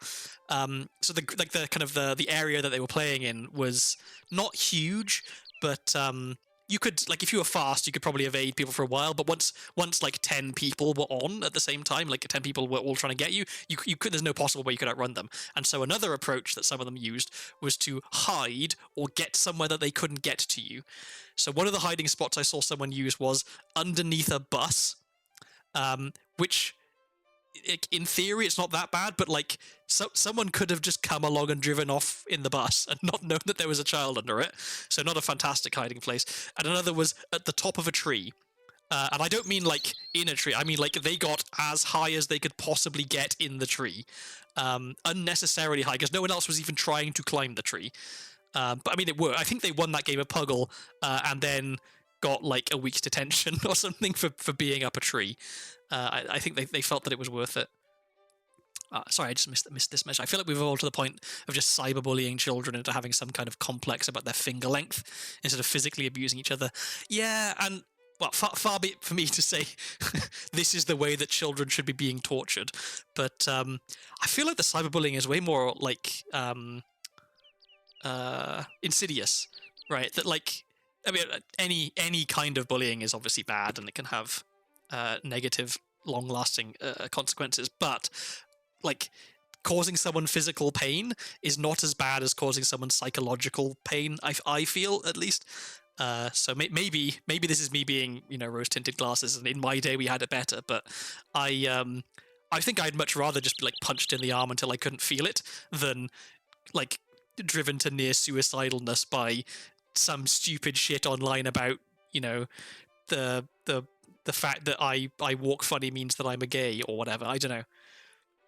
British games have a weirdly high chance to have descriptions like a game of slompers continues until all the players have been exiled to Tunisia. Exactly, yes. There's lots of... So the school I attended was a boarding school, and lots of British boarding schools have their own special games that that they're only played in that game. So like probably the most famous example is the Wall game in Eton. Which I don't remember how it's played, and it sounds kind of shit and stupid, but it's the Wall game at Eton, so of course you play it. I guess another really famous one is the game of rugby football, which was football as played at rugby school, which is now just the game of rugby. My school didn't have anything like that, really. Like, Puggle wasn't a school tradition, it was just something the boys of that year had invented. I don't think we had any games that were specific to the school. There were definitely like traditions and superstitions and legends and things like that, but I don't think we had any games that were just for the school. At least not ones that were like long lasting. Like when I was in school, we invented bin surfing. That was a game we played for a while, which was you took a small metal trash can and you stood with your feet like either side of it, which bent the bin out of shape instantly and ruined it. But if you were careful, you could balance. And then if you rocked from side to side, you could kind of like walk the bin forward slowly. And the game was try and do that like down the length of a corridor or something. That was bin surfing. Boredom does amazing things to children. I think that one's known for being so shit that it takes decades for points to be scored. Possibly. I think I read the Wikipedia article for the Wall game once to try and figure out what on earth it was, and it just sounded like a sort of like it only exists because it's existed for a long time. Like I can't imagine anyone inventing it today or wanting to play it today. Like we've got better at inventing games. Okay, okay, that's all of our See talking you with later, him. kid. Okay, mister. I'm gonna wander up here and see if there's anything down this end of the street. Oh, I guess I should use... Let me see if this works. Oh no, it's locked from the other side. That's right, he already said. Okay, and I can't walk further down the street. So I guess it's up to the castle. And once I've explored the castle, if there's nothing else for me to do, I'll come back and I'll try and butter up Fitzgerald. That is an unnecessary amount of hay. Like, that's... Putting it on the trailer is pointless because you're not going to be able to move it. This is... I'm speaking from, like, not someone who has had to move much hay in my life, but I've been around people who move hay for a living, I guess, if you can call a farmer someone who moves hay for a living. This wouldn't stand. This is shoddy. Hi. Do you speak English? Well, now, what if I was to say no? An implication of cognizance shrouded in denial. A pretty poser of a paradox indeed. I gave him the look I'd perfected when I was 12 and was going to be the greatest hypnotist of all time. It was a killer. Are you attempting to hypnotize me, or is it the constipation you're suffering? I was a little out of practice. Okay. This isn't a typical farmer, I think. Well, let's start with the tissue. What do you make of this tissue? That's a sorry sight to wave about in public. Oh, it's theatrical grease paint. And that makes it all right, does it? I must remember that next time someone complains about the state of me handkerchief. Okay, and can we shock Would him? you like to shake my hand? What is this? I don't do that male bonding stuff. Okay. Right. What are you reading? Good book? A book? It's a passport to a world of fantasy and imagination. Yeah, what's the title? Creative Shelving for Beginners, the 1978 edition. Okay. What's so cool about home improvement? There's nothing like it. The resinous autumnal aroma of seasoned wood, the rhythmic rasp of the blade. Ah, no wonder our Lord came to earth as the son of a humble carpenter. I bet he was a wizard with a chisel and a length or two before. My brother is a carpenter, and I will say that when I'm in his workshop, it's pretty nice. Like the smell of freshly worked wood is really good. I had a so I have a maybe it's a weird habit of, if there's someone who has specialist knowledge about a subject, I'm ravenous to hear about it. And so when I went back home for Christmas in December, I asked my brother about wood, because I don't really know anything about wood, at least not from a carpentry perspective. And so he enlightened me about various. I think I've forgotten basically everything he told me at this point, unfortunately. But he shared some of his views about wood and like which woods he likes to work with and why and stuff like that. And I found it very interesting. I love it when people tell me things that I didn't know. It's one of my favorite things, I think. Surely the portrayal of Christ's adoptive family as humble artisans is a symbolic metaphor. I don't know about that, but I know they were carpenters. Haven't you read the book? Well, no. But I have seen The Greatest Story Ever Told, and I don't recall Jesus putting up any shelves. Is that in the Apocrypha? That's all of Jesus's DIY stuff. It got taken out in one of the the councils of Nicaea. The only time someone has ever told me what I should do with my life was during a carpentry class where the teacher told me I had potential as a shop teacher. I didn't listen at all, but it was a very nice thing to hear. Yeah, I think it can be really, what's the word I'm looking for? Validating to be told that like you have an aptitude for something, even if it's not something you're particularly interested in pursuing. Just someone saying like you are good at this thing, you have a talent at this thing, or you would be able to do this thing, I think can be a really great motivator. If only to be like, well, if I can do this thing, then maybe I can do other things, you know. I think I've definitely had a few people tell me like you are good at this thing, and it's really stuck with me. So yeah, I could appreciate how that would be a very nice thing. Let's ask about Pegram first. Have you seen Professor Pegram? No, he's packed up and gone. Do you happen to know where? Back in England, I suppose. Do you think Peagrim's disappearance is due to the curse? Look at the facts. He dug up the gem, he disappeared, bingo. It doesn't take a degree in mathematics to work that one out, does it? You don't have to be a smarty Pythagoras with a calculator. I guess not. Pegram has run off with the gem. What can you tell me about the castle? Not much, I'm sorry to say. Most of its history is long forgotten. Ah, but if these old stones could only speak, what stories they'd tell.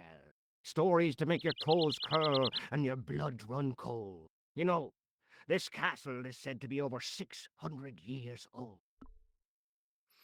I'm guessing a 600-year-old castle is impressive to certain people, but growing up in Wales, that's like every town has a 600-year-old castle. That like the town I went to secondary school in, the castle was where the kids went to drink cheap cider. Like it wasn't like some really cool tourist attraction. It literally was just like another bit of the town that people didn't go to very much, and so you could go and sneak up there and do naughty stuff. Who built the castle? Mad Phelan, the first lord of Lochmarn. Well, I say lord, but actually he was little more than a village chieftain. He built his castle from the remains of the Templar preceptory. It's not. I guess it's not that unusual to have. Do you have Frosty Jacks in Wales? I don't think so. That's like a cheap Australian cider. Am I right? I think the go-tos, well, at least when I was growing up, it's probably changed now. Strongbow was one. That's like a pretty crappy, nasty cider. And White Lightning, I think it is, was another one. White Lightning was like that was like kind of the alcoholic's drink of choice because it was so cheap and so strong. So if all you're interested in is just getting pissed, then that'd be the way to go. I was a much classier drunk when I had a drinking problem. I never stooped to buying the cheap alcohol. No. I would buy the medium-priced alcohol because you only have a drinking problem if you're buying really cheap alcohol, right? If you're buying Jack Daniels, that's like, that's a treat.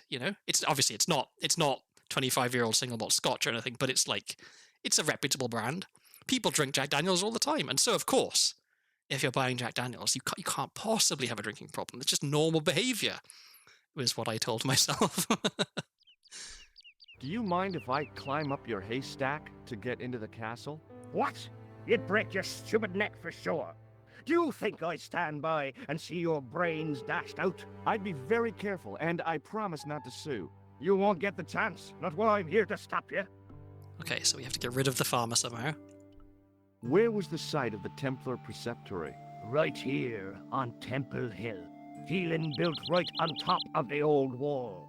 It's said that deep beneath these walls, there's a Templar chapel. I have a friend who used to get absolutely pissed to champagne. That's very Churchillian.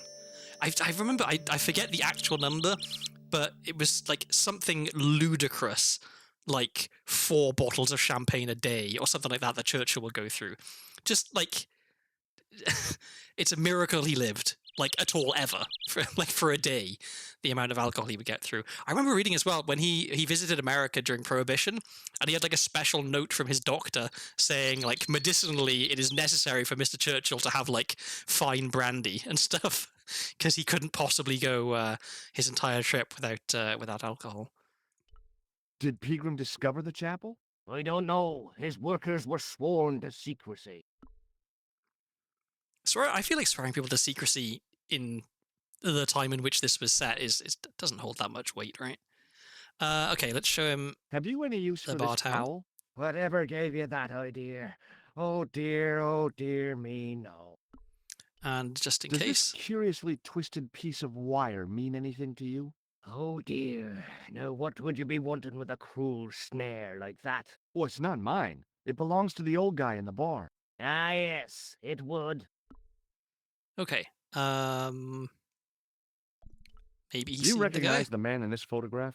No, but I wouldn't trust him. His eyes are too close together. He's not a friend of yours, is he? Oh no, far from it. In fact, I believe it's the face of a killer. I knew it. Piggy eyes. Can't trust him. Okay. I mean, I don't think there's any point showing him these things. So is there I anything have else to go now. to interact with around here? Okay, so I can try and climb the hay bales, but he won't let me. I can go that way. Can I walk over here? Is there more to the left? Okay, there's more to the left. Ah, okay. So I can The gates were made of solid, age-blackened wood. try and open the gates? I mean, they are locked, but Pushing with all my strength got me nowhere. They didn't budge. I really need to start working out. can I try and use the wire to pick the lock? I somehow doubt it.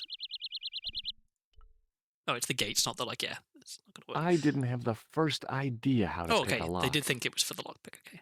I learned to pick locks a little bit. I'm not very good at it, but a few years ago, for my birthday, I asked for a set of lock picks and a how to pick locks guide, and some practice locks so I could try opening them. It's kind of I don't think I have quite the manual dexterity for it. I'm kind of clumsy, but it was very very satisfying when I kind of got the hang of it and was able to consistently open one of the locks, in just like a few seconds. Phrenology is a pseudoscience, except when it makes me write about some guy I don't like. That's that's basically how phrenology works. The farmer's craggy face was set in a mask of aesthetic appreciation. His feet were set in a pair of manure-caked boots. Okay, and let's On the back of the cart try and was a climb this. crazily stacked tower of hay bales, leaning precariously against the castle wall. I think he's going to stop us, but it's worth a try anyway. Get away, you silly noodle! Can't you see the load's unstable? Okay, so doubt any of this is going to be useful right here. So okay, let's backup plan was go back to the bar and talk to Fitzgerald, try and butter him up.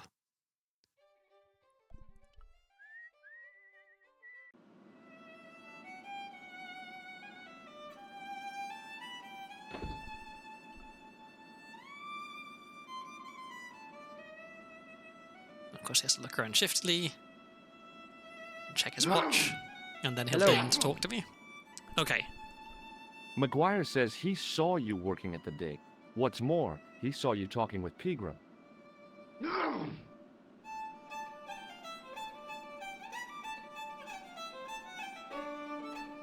He's a little liar. He'll say anything The to get delay before attention. the answer is killing Well, me. it's his word against yours, I guess. Okay, that didn't really get us anywhere. What am I missing? See you later.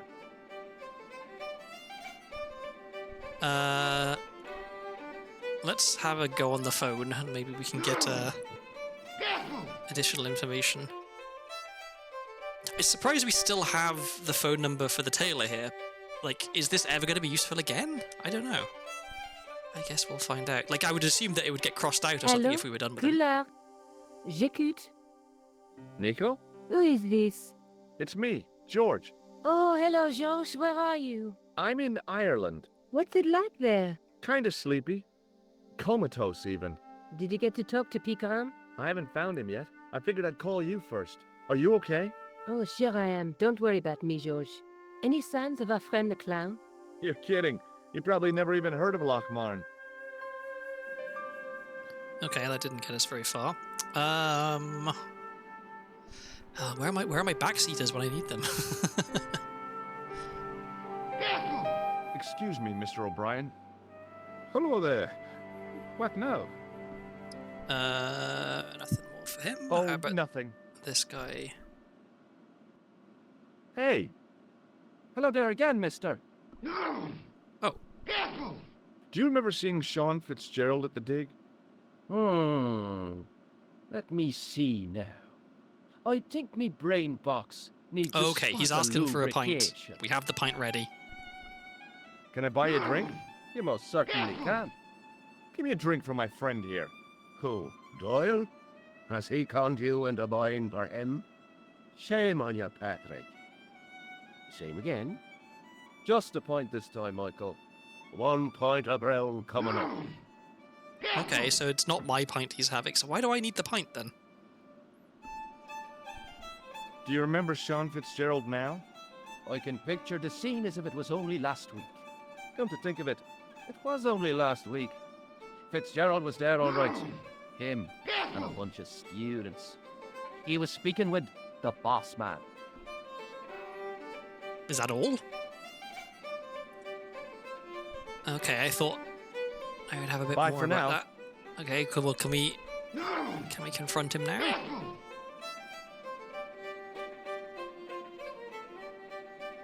Yep, he looks, and then he looks at his watch. And Hello. then he answers. Doyle told me you definitely worked at the dig. He's seen you there. You might as well admit it. Just my luck. Grasped up by a delinquent and a dimwit. I need to talk to Professor Pegram, if he's still alive. What do you mean? Is he in danger? Yeah, you too, if I'm right. You're not from the Social Security. Hell no. What makes you think that? Well, I was claiming benefits at the same time I was working for Pegram. I'm not in a position to make judgments, Sean. That's between you and your conscience. All I want is to talk to Pegram about the gem. But he's not here. I know that.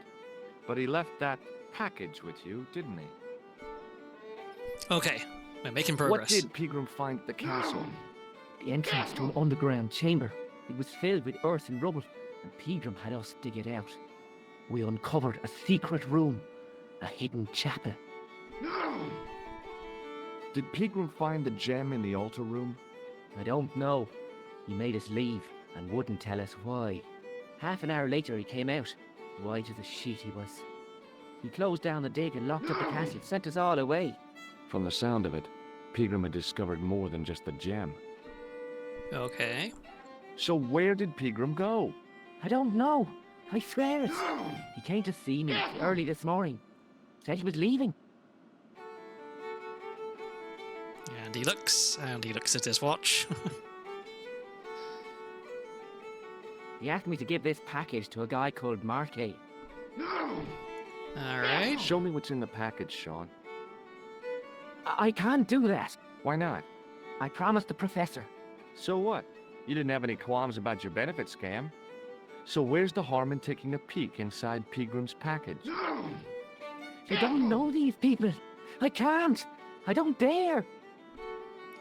I'm not sure I've expect anyone to be this scared of an archaeologist, right? I mean, like Professor Pegram doesn't sound like the most sort of scary person. This is your last chance to show me the package, Fitzgerald. I've been patient with you, but now it's time to kick ass. But he'll kill me. Who will? The man from Paris. Jack Marquet. Pegram told me if I gave him the package unopened, I'd hear no more about it. But if I double-crossed Marquet, I'd be dead. Okay, so this is Marquet. So this is not this guy. I'll deal with Jacques Marquet.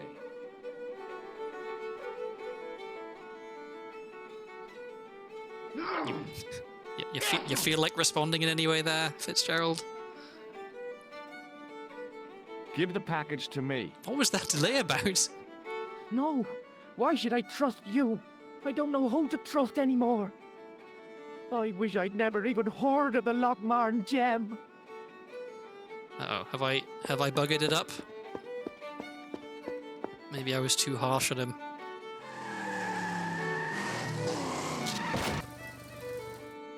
That didn't sound good.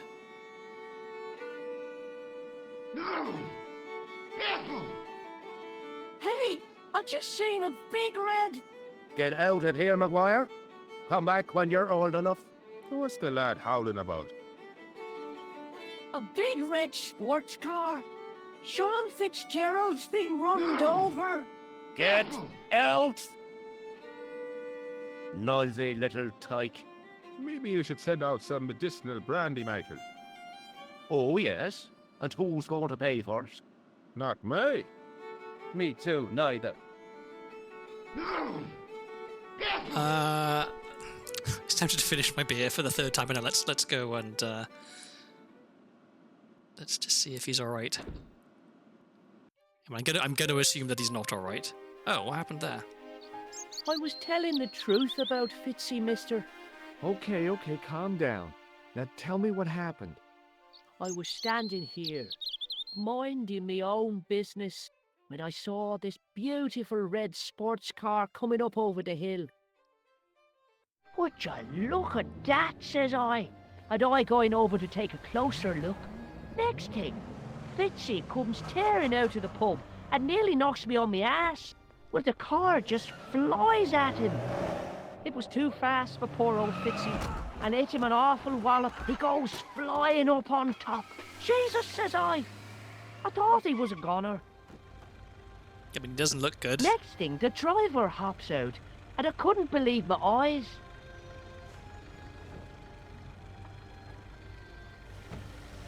Is the driver dressed as a leprechaun? He was dressed like a bloody Yeah. pixie. Okay, it's our killer. Did this pixie have a scar on his cheek? I couldn't see. He was wearing a stupid mask. Are you a special agent? Sorry to disappoint you, kid, but I'm not. I'm just an ordinary guy caught up in a whirlpool of intrigue. And you're drunk. Not so. Yeah. You've been drinking mucky beer in the boozer. I've only Only had a few 2 pints. glasses. That's not enough to impair a Fitzgerald mind as sharp drop as anything George when he was Stobbart. hit? I didn't see. It all happened so fast. Okay. Well, See you later, kid. Okay, mister. we've got a thing to interact with here. What's this about? The plastic cover had been smashed by the pixie's car, revealing a switch. I pushed the switch down, but in doing so it snapped off in my hand. Okay, so it's a one-way switch, I guess. It was impossible to return the switch to its original position. Right. So what effect has that had? Oh, did it? Oh, I see. Okay, I think what's going to happen is I'm going to finish my beer. I'm going to ask for another one. He's going to try and pull a pint, but because the switch is off, the electric beer pump isn't going to work. And so he'll go in the back or something to try and figure it out, and I'll be able to go back here and dick around behind the bar. Okay. Pint number 3.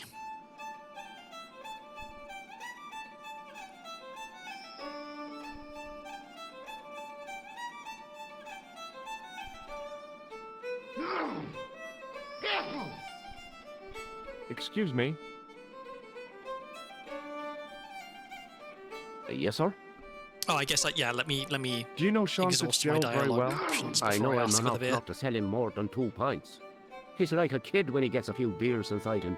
I'm not surprised. He's on medication for his nerves. There's nothing wrong with his nerves.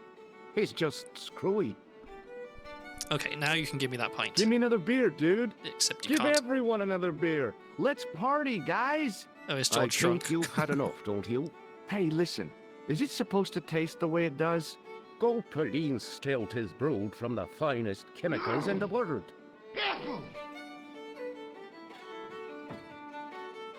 I'm sorry, but the pump appears to be broken. I can fix it for you. I don't think so. This is a job for a professional electrician. Oh well, at least the glass washer is still working. Nope. It's not my beer, is it? Okie doke. Thanks. Am I ever able to talk to the He fiddler? wasn't listening. Okay, can we talk to Excuse him? me, Mr. O'Brien. Hello there. What now? Oh yes, the sports car. The boy told me Fitzgerald was driven away in the car that hit him. McGuire's always spinning wild yarns. I don't know where he gets them from. Television, I expect, or comics. If I was you, I'd take what he says with a generous pinch of salt. I feel like 3 imperial pints, trademark of real ale, trademark might be a bit pickling. Potentially, I think so real ale isn't necessarily very strong. I mean, it can be, but a lot of the real ales that I've had in the UK have been like fairly normal beer, but just with quite a lot of body, I guess you could say. Very flavor forward. McGuire's tale about the car sounds quite plausible to me. He says the driver was dressed like a leprechaun. That boy has a head full of fluffy toys. George is supposed to be a lawyer. He should know how to make an argument. Right, saying it sounds plausible the guy was dressed as a leprechaun, Goodbye for now. I'm not quite sure what he's thinking. Okay, how about you, Doyle? You got anything to say? Hey! Hello there again, mister. What do you know about leprechauns, Doyle? Leprechauns! Is it the little people you're talking about? Sure, and a cousin of mine was wed to one. Oh, come on. Do you really expect me to believe that? It's the truth, I'm telling you. She fell asleep on a fairy ring, see? When she woke up, there he was. A little fella. All in green. Is there such a thing as a female leprechaun? I don't actually know. I think in the stories they're always male. But I was going to say, how do you get more leprechauns if there's no female leprechauns? They're magic. They don't have to. Like, leprechauns don't necessarily have to fuck to make more leprechauns, right? Like they. Tell me more that about does your make me wanna- cousin, yeah. the leprechaun. Oh, no. Well, young Mary was speechless, especially when the leprechaun up and spoke to her. Be my bride, me darling, says he, and she'll never want for riches again.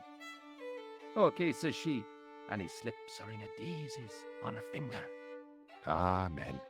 So there you are, proof that the little people exist. Well, that's no proof. All you have is her word for it. Not so. The following spring, she had a little baby. Okay, and did the little baby grow up to be a leprechaun, or was it just a normal Did baby? the leprechaun's promise come true? What promise was that now? That she'd never want for riches again. Now, there's the strangest thing. She never did. I thought you said she was claiming the social part. Indeed, Mr. O'Brien. But there's riches and riches. She told me, Pat, she says, that little darling boy is all the riches in the world to me. I think it's implied that all of the fine folk are able to intercourse with both humans and each other. Well, good for them, you know.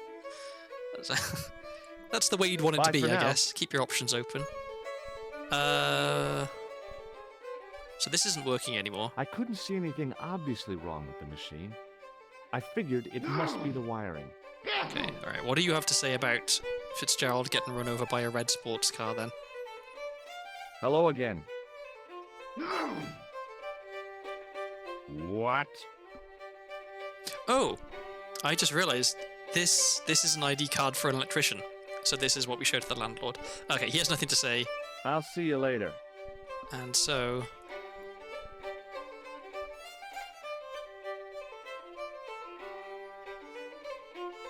Excuse me. Yes, sir? It just so happens I'm an electrician. Check out my credentials. Well, no. Isn't that marvellous? the classic non-photo ID. Here's a house bedeviled with faulty wiring of a wayward nature. Here's you, an electric man, with a little plastic card to prove it. I still want to see what you can do before I let you touch me beer pumps. You can make a start on the glass washer. Okay, and now we get to go behind the bar.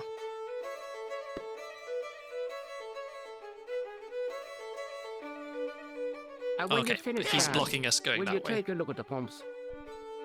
All right. It was an electrical plug attached to the glass washer.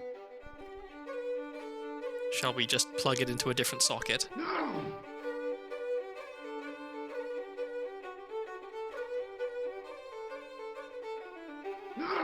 I used all my knowledge of electrical engineering to examine the plug. Seemed fine to me. Also, it's a matter of national pride, but the 3-pin plug that's widely used in the UK, or exclusive, well, that is the only plug you can use in the UK, is a feat of genius engineering pioneered by a woman I learned recently.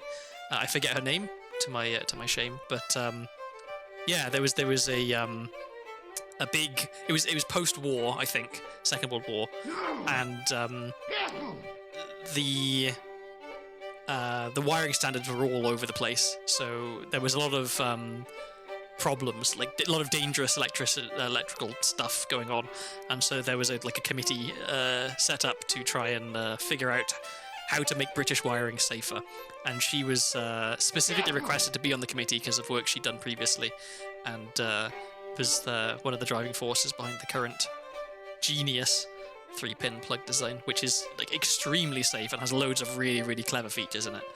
I recommend, if you're not aware of how great the British plug is, you should go and look up one of the many, many YouTube videos about it, because it's a real work of engineering genius. There was nothing physically wrong with the glass washer.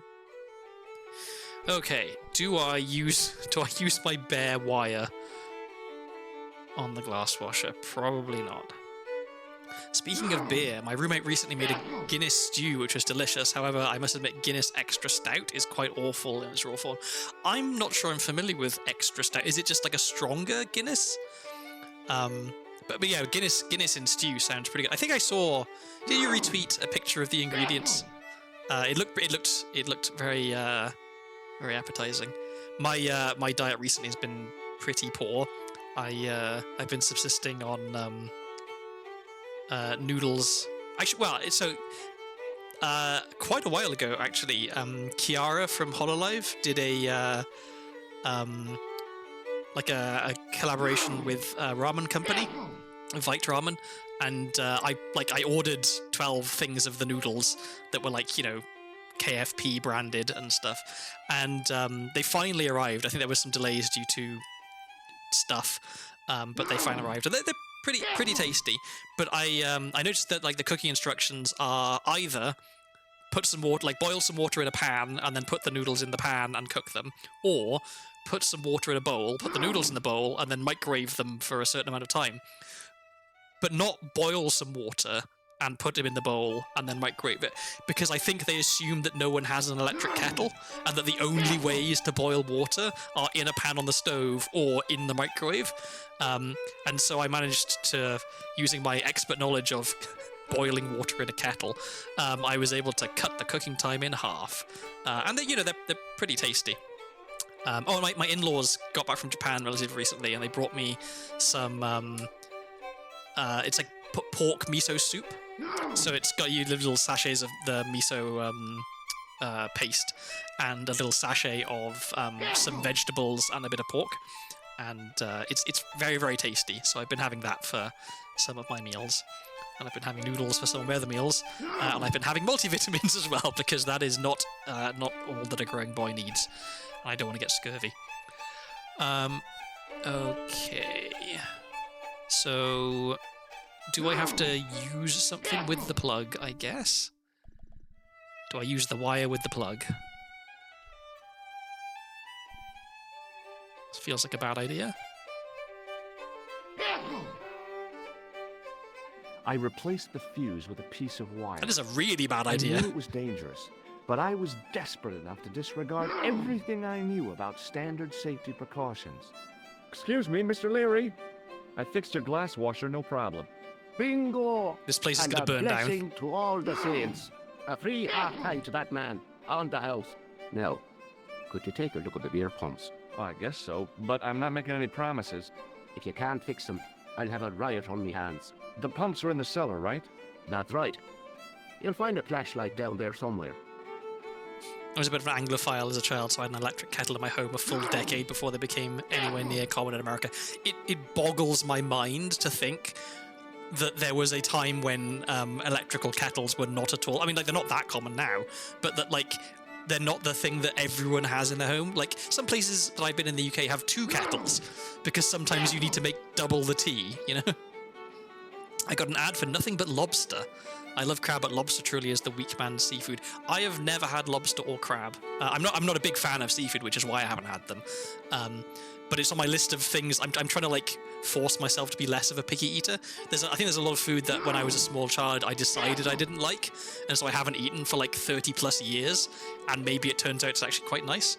So I'm looking for the opportunity to try some lobster and crab, but I don't want to go to a restaurant and order lobster or crab, because if I don't like it, then that's a hell of a waste. So I'll have to pinch some from someone else's plate when they're having it. Okay, now we can go back here. What a dumb place to store a flashlight. A dark cellar. The only way I was going to find anything down there was to feel around. Okay, well, luckily, I know what is interactable, because I can hover over things. So that's back upstairs. That's a lever. I guess it's just the lever.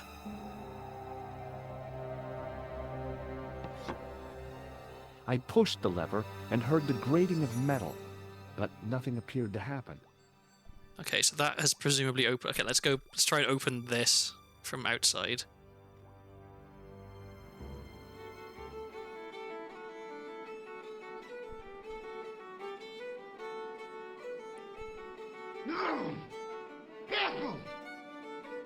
If there's not a way to stop this man from sneezing, I'm going to be very sad.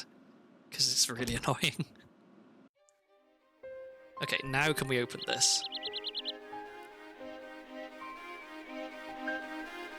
We can! Okay. I lifted the trap door, and an overpowering smell of stale beer rose from the cellar below. I looked down on a stone-tiled floor, way too far to jump.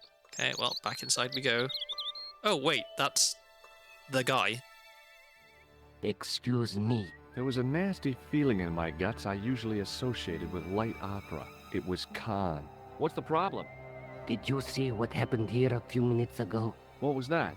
A man was involved in an unfortunate accident. I didn't see anything. What about the boy? Well, he doesn't know anything either. The kid, well, you know how it is in these rural communities. Not enough genes to go round. I prayed McGuire had the sense to keep his mouth shut. Was the guy hurt bad? He is being taken care of, but he thinks he dropped a small parcel. Oh, I bet it went down the drain. You didn't happen to find it, did you? If I had, I would have taken it to the police. Of course. Thank you. This guy's voice is unnecessarily sinister. Can I get It wasn't down? my nerves that stopped me jumping. Okay. It was my damned legs. They wouldn't move. Alright, but maybe this has made it lighter in the cellar and we can find what we're looking for now, maybe.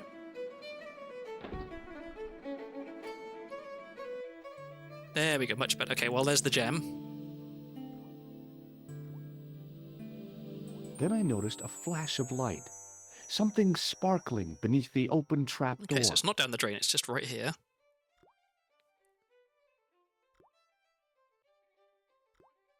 It was Peagram's gem, all right. A large, uncut blue stone. As I held it aloft, I realized the fascination it could command. I guess I was already under its spell. Did you find it? What? Whatever you was looking for. Yeah. Listen, McGuire. I want you to keep this to yourself. No problemo. Just chuck us up a crate of lager. No way. You're not old enough. We can sell it and make some cash. Forget it, kid. I couldn't betray Mr. Leary's trust. You just put a piece I of could- wire in his plug, his but house your is going to burn down. That old misery guts deserves it. If you want to do me a favor, keep a lookout for that guy in the suit. Okay. But it'll cost you a packet of chips. Oh, and shout, did you see that Ferrari? Okay, now we have some more things to interact with. We have sacks, cleaning materials, a carton, a calendar, a faucet. Okay, well, sacks first. It was a couple of paper sacks filled with trash. Well, let's have a root around. I searched the trash, but there was nothing useful there. Okay. I do like it was a bunch of cleaning materials. in these sorts of games, they have to put quite a lot of things that don't do anything, because otherwise it would just be a matter of find the one thing you can interact with and interact with it to make progress. Strange how these heritage listed houses that you're not allowed to renovate keep burning down under mysterious circumstances. My dad's house is not at that I level looked among the cleaning of materials, being but a saw nothing I could use. a listed house, but it's certainly at risk of burning down. The light in one of the rooms just stopped working, and so he changed the bulb. Still wasn't working. He turned the electricity off and opened up the switch in case it was a problem with the switch. It wasn't the switch, and it was like that for months. And so he just moved a lamp into the room so that he could have some light in there. And I kept telling him, like, Dad, just get an electrician in. And he was like, oh, no, it's not worth it, it's not worth it. And then it got really, really cold one winter, and the light started working again. And his response was, there we go, problem solved. Not, oh god, that indicates that there's probably a really serious wiring issue because temperature has suddenly made the light start working again. No, it was just, this is fine. there are plans to basically like tear down the whole house and rebuild a better one, but it's gonna take some time, I think. But the original plan was because it's like an old farm. There's like a building that we call it the barn. I guess at one point it was a barn, but now it's a kind of like it's a garage attached to a building which has been partially renovated. Like there's a sink and like a sort of a mini kitchen in there, but it's not properly insulated and it's a bit of a state. The plan was my brother was gonna turn that into an actual bungalow. So they got the planning permission to make all the changes and stuff, and they were getting ready to sort of start work on it, but the council said, oh no, we want to do an environmental impact survey first, just to be safe, because it's, right in the countryside. And part of that involved like digging a hole and like taking soil samples from the area where they would be digging for a septic tank. And it turns out that the area where the septic tank is going to go is full of asbestos. Probably because at some point in the past, someone used the time-honored tradition of waste disposal in the countryside of dig a big hole and throw things in the hole and then fill in the hole. And so it's very likely now that that plan is not going to happen, because there's no way to deal with a big hole full of asbestos that isn't going to cost like £100,000. Yeah, I think my brother's. I think his new plan is he's going to do like part of the house to make it nice, and then my dad can like move into and live in that part of the house, and my brother's going to like completely tear apart the whole of the rest of the house and redo it. So like it'll be livable. It's just like only part of it will be livable at a time. And this is all contingent on my brother having the time to do it, because he has a job and he has a kid. And there's a lot of work needs doing, so I'm not holding my breath. But it'll be exciting once it's done. Like, in theory, I should be sad that the childhood home that I knew is going to be no more. But also, it's a fucking shithole. It's really, really bad. So I'm excited to have the same location, but a much nicer interior. Okay, let's have a look at the rest of the stuff. It was a calendar with a faded photograph of a prize-winning carp. Can I do anything with it? Nope. It was an empty carton which had once contained caustic soda. Oh, can I do anything with this? The carton was damp and soggy. No. Useless. All right, what about the faucet? It was a rusty faucet. The faucet creaked, coughed, and spewed out a stream of rusty-colored water. Nice. I did mention that it was unpleasantly damp last time I was there. Yeah, it's damp, it's dusty. My dad doesn't really clean very well. Like he'll do the vacuuming, but he's his eyesight isn't as good as it used to be, and so there will be just like bits that he misses, but he'll like consistently miss the same bits, which means they turn into graveyards of dead wood lice and stuff.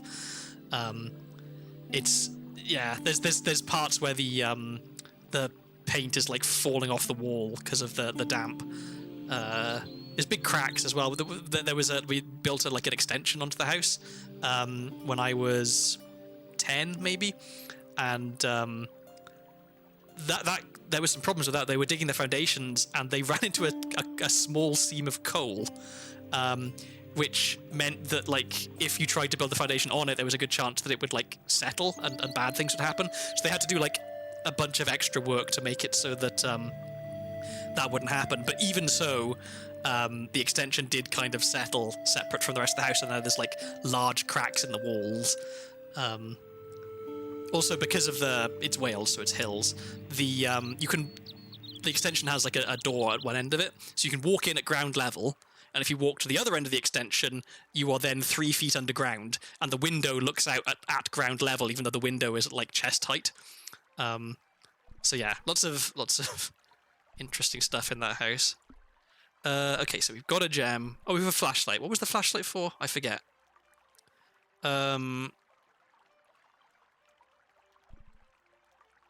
Feels like we should be able to do something with the faucet. I mean, we turned it on. Can we turn it off? We can. I shut off the faucet as tight as I could, but it kept on dripping. All right. So the faucet's the only thing we can really interact with here. I will remember that, I guess. We got the gem. That's the main thing.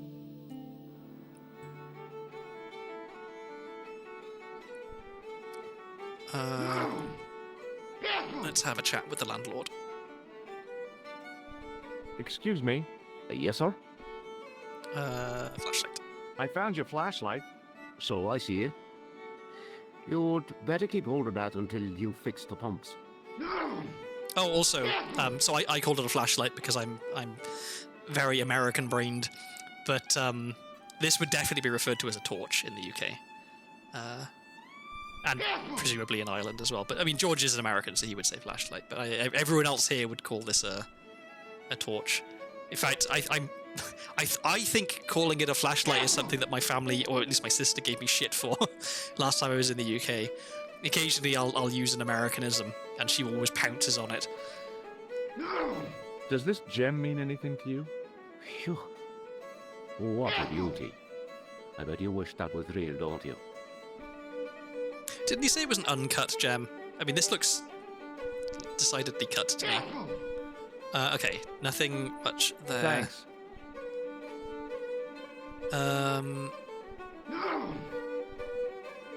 Well, like, I guess I can't do anything with the beer pumps because he's standing in the way.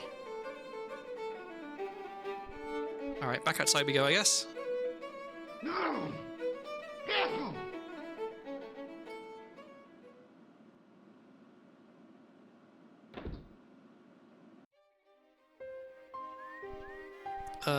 Okay, so can we fix this anyhow? It was impossible to return the switch to its original position. Okay, well, he says it's impossible. I'll take his word for it, and I won't think too hard about that. Hey, McGuire, What do you want to know? what do you think of my flashlight? It's a torch. That's what we call it on this side What of the did I Atlantic. just say? What did I just say? There we go. Want a closer look at the gem, McGuire? No, I don't. Jewels is for girls. You'd better hide that, mister. What if the pixie comes back? You'll be in trouble then. I don't believe in pixies. Underneath that costume is a psychotic killer. Smart. Okay, let's See you go later, back kid. to the farm. Maybe Okay, the farmer... mister. Maybe the farmer wants a torch? I don't know. I guess we can talk to the farmer about the guy getting hit by the car, Hi, maybe. it's me again. So I see. What now? Yeah. Did you happen to see a red sports car down on the road?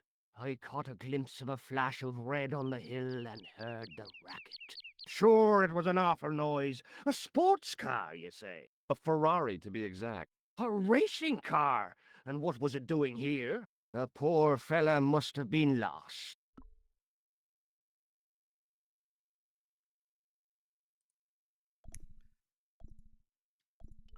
The driver of the Ferrari was involved in an accident. Is that so? Yeah, he knocked somebody down outside the bar. What an idiot! How could a thing like that happen? He was traveling too fast. So fast, he ran right under the car? I mean, the car was traveling too fast. But you'd have thought the idiot could have heard it coming. Maybe you know the guy who was hit by the Ferrari. His name is Sean Fitzgerald. Oh, I know him all right. That's me nephew, the idiot responsible for the stacking of my hay cart. Was he killed by the car? Oh no, but he has been abducted. Well, that's a relief now. Okay, does this get the farmer Aren't to you going leave? to look for your nephew? What for? From what you say, it's too late. Well, you could report the matter to the police. Better not. Besides, what could they do? Well, they could mount a search. They have only the one bicycle between them.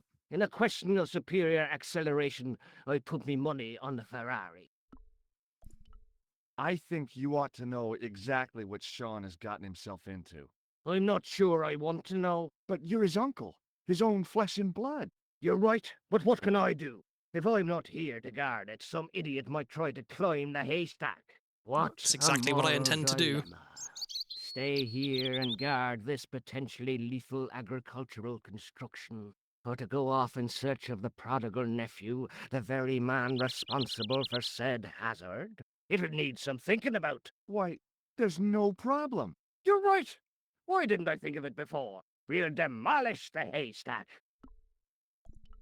You don't have to demolish the haystack to go look for Sean.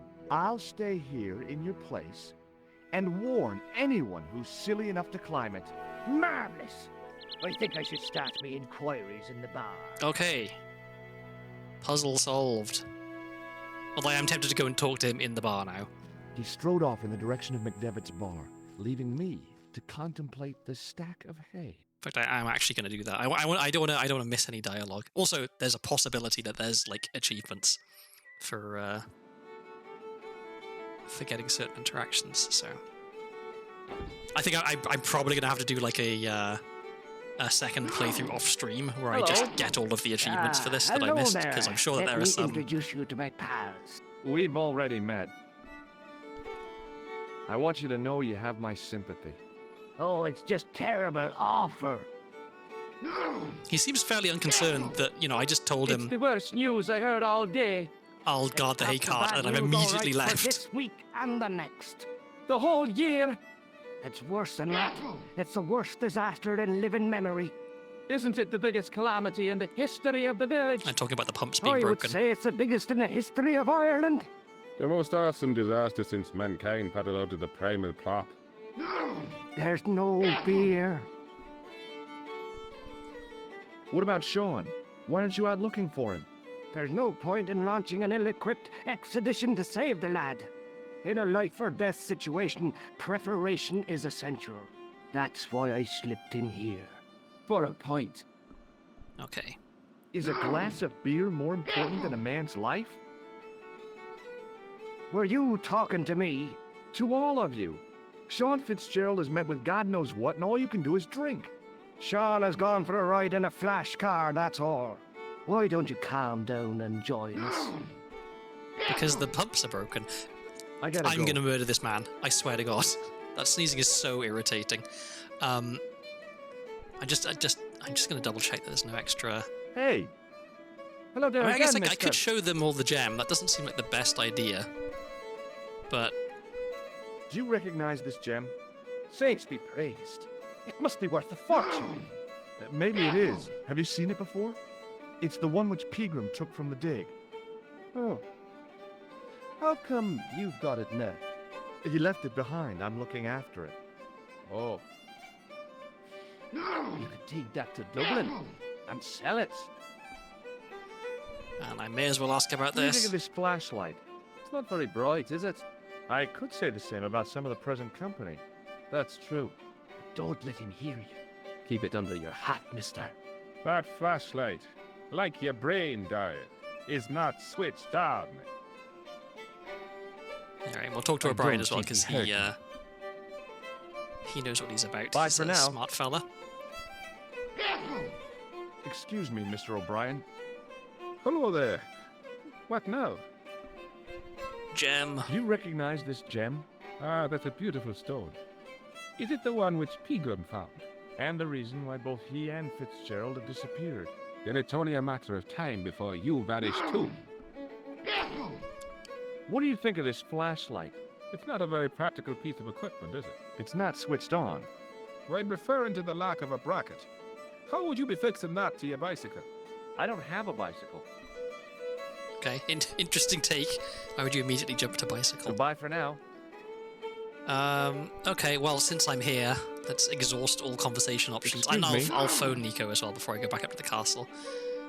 Yes, sir? I found your flashlight. So I see. You'd better keep hold of that until you fix the pumps. Does this gem mean anything to you? Phew.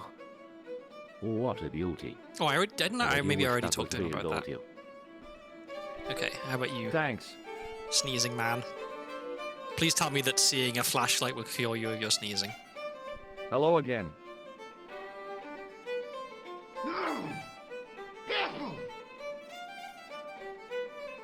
Gotta wait for him to finish what he's doing and then he'll answer. Oh my god. What? What does this gem mean to you? Well, well, would you look at that? Pretty. Do you recognize it? No. What do you think of this flashlight? Very useful.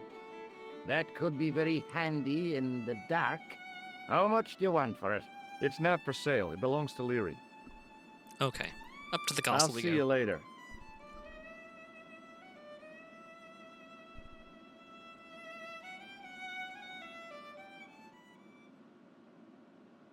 Okay, we get some respite from constant sneezing.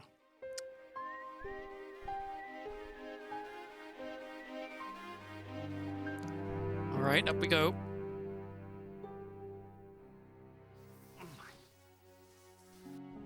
Okay, and we didn't die. Well, yet. There's still time. The stack of hay stopped, short of the top of the wall. Even if I stretched as far as I could, the wall was out of reach. What I needed was a slice or two of Alice's Wonderland. Or you could climb. There was a narrow crack between two of the stones where the centuries-old mortar had crumbled away. I pushed my fingers into the narrow crack. It went back several inches into the rock. Okay.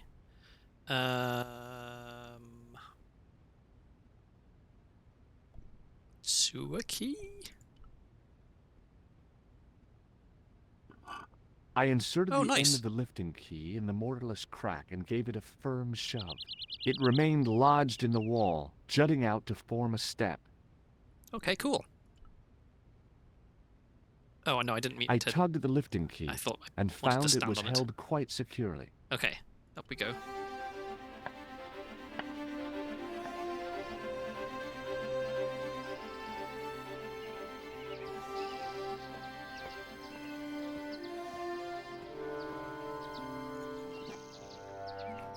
Okay, dramatic goat jump scare. Alright, what do I have on my person to help me deal with the goat? Maybe the bar towel is what I'm gonna need to use. Okay, I'm assuming... Okay, I'm somewhat paranoid. I'm gonna save. I haven't saved in a while. I'm gonna do a new save. Because it's possible the goat kills me. It was the fiercest, meanest-looking old goat I'd ever laid eyes upon. Oh, I've reached the... It's an infamous goat puzzle, oh dear. Okay, well, I'll do my best. If it was a sheep puzzle, I'd be sorted. Hey, Billy. I know all about sheep. The animal fixed on me with an evil glare. Behind the malice and resentment, there was a cool intelligence. How you doing, boy? I felt as threatened as I'd been by the assassin and his goons in Paris. Okay, so just talking to the goat doesn't do much. We've got a plow, we've got a hole. I'm guessing if I try to go to the hole, something bad happens. So let's... The top of a ladder rose out of the squarely dug hole. Well, let's try. Maybe we get butted. We do. Okay. Am I dead? George? Oh, okay, no, I just have to make him get up.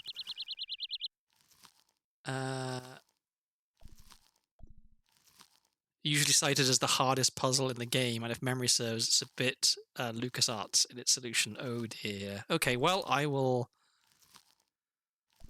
have a think. Okay, so we've got the goat, we've got various items, we've got a plow. Okay, can we do something with the plow? It was a rusted piece of iron, maybe part of a plow or something. Okay, we can't do anything with the plow.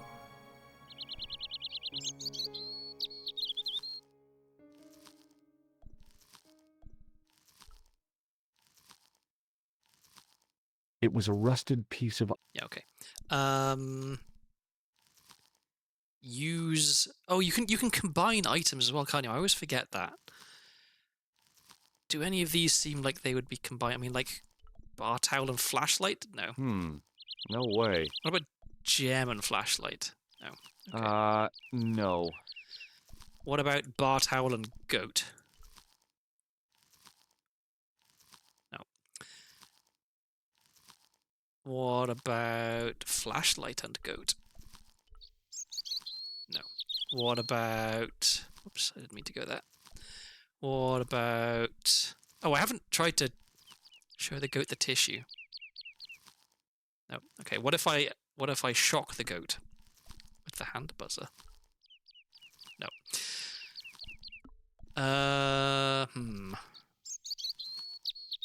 Did I try flashlight and goat? I don't remember. No, okay. If if you do know the solution, do I have everything I need to solve it now, or am I missing something? Because if I have everything I need, then I will continue to bash my head against it. But if I'm on a hiding to nothing, then I'd rather not waste a lot of time. Let's see. Do you recognize this man, Goat? No.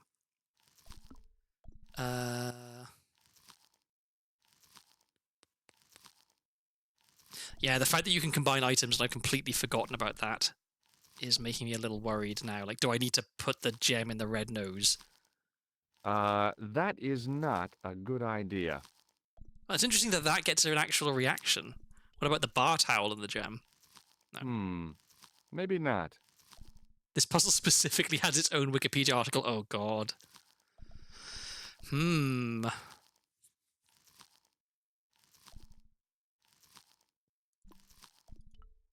The goat's movements were restricted by a halter tied to a metal post. Okay, so it can't go that far.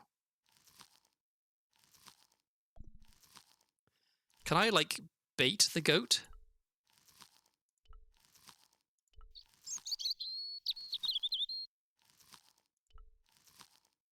If I just walk over... No, okay, the goat is too fast.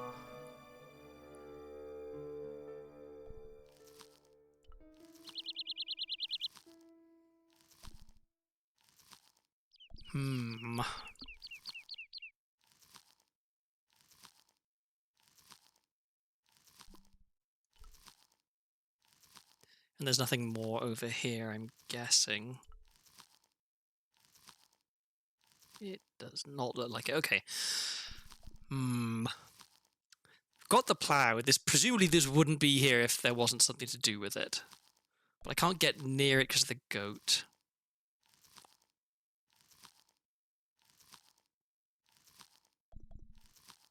Bar, towel, and plough. This puzzle requires no items that are not in the room. Oh, interesting. Okay, so I don't even need anything in my inventory. But there's only 3 things to interact with: the plough, the goat, and the hole. And I've tried the plough and the hole. Hey, Billy. The goat responded with a... Okay, this is the same as we had before. The goat's movements were restricted by a halter tied to a metal... Okay. It was a rusted piece of iron. Maybe part of a plow.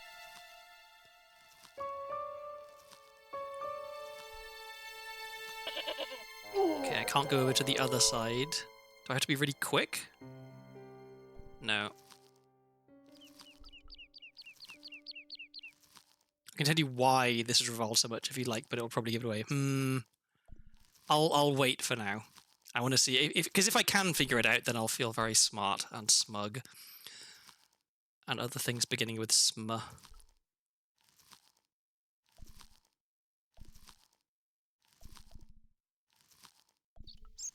The top of a ladder rose out of the squarely dug hole. All right. And there really doesn't seem to be anything else for me to interact with, right? Like, we've got hole, we've got goat, we've got plough.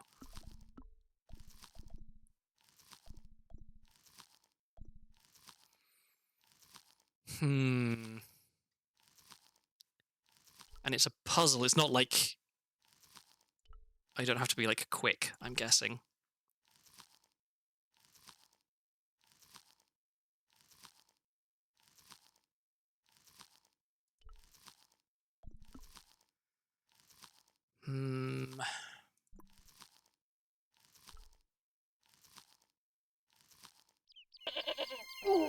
Smart, smug, and smeg toaster in powder blue with 4 extra large slots and bagel setting. I wouldn't mind a fancy toaster. I don't actually eat that much toast. The bagel setting on my toaster doesn't work, which is really annoying. It just does both sides of the bagel, which, you know, first world problems. But nevertheless, it is irritating to not have your bagel properly toasted. What if I just have a nice lie down? Okay, if I look at the plough, I get up. So it was a rusted. Yeah. Oh, I can go over here. Okay, can I get on the other side of the plough, and that stops the goat from getting to me? Maybe. No, where are you, George? What are you doing? Fuck's sake, George.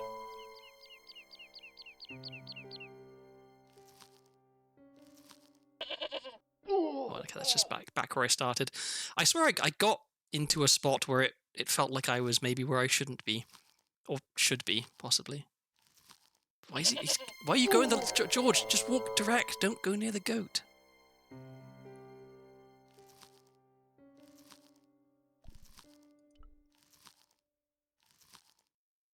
The goat's I mean, it says that his movements are restricted, but they don't appear to be very restricted.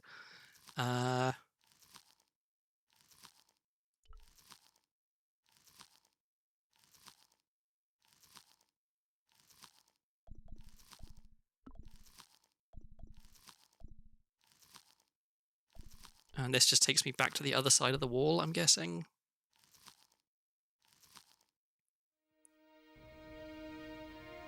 Yeah.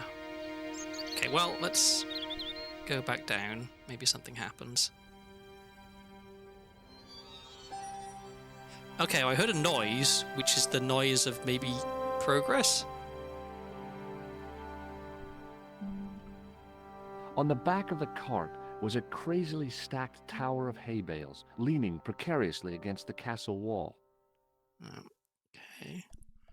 And the door's still locked, right? You can't do anything with that.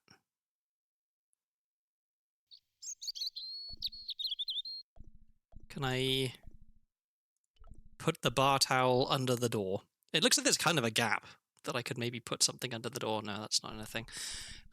Put gem under door. So I know that, I forget which game it is, but there is an infamous point-and-click adventure game where one of the solutions to a puzzle is put gem in mouth, which no one would ever think to do.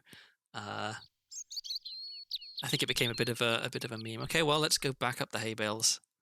It's weird. So it played the sound. It played like a sound that I've heard before in this game, which I've associated with it telling me you have made some progress when I climbed down.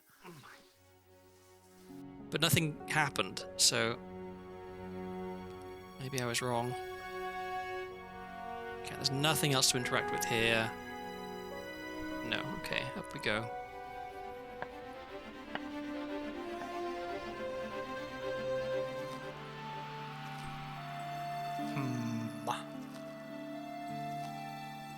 All right, Nemo, you can tell me why this puzzle is reviled so much, and if it does give the game away, then I'm okay with that, because I am stumped at this point. I can't think of what I could possibly do. I've interacted with everything in this room in every way that I've thought to be able to interact with it.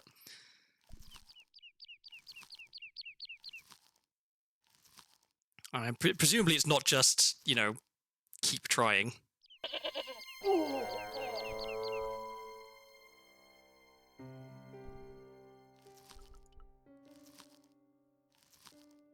Oh, okay, it is timing. That is annoying. Okay, well, does the goat do anything?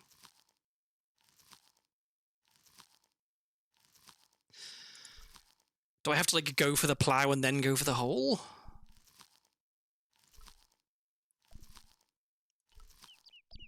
Oh, maybe that's it. Maybe I get the goat to start...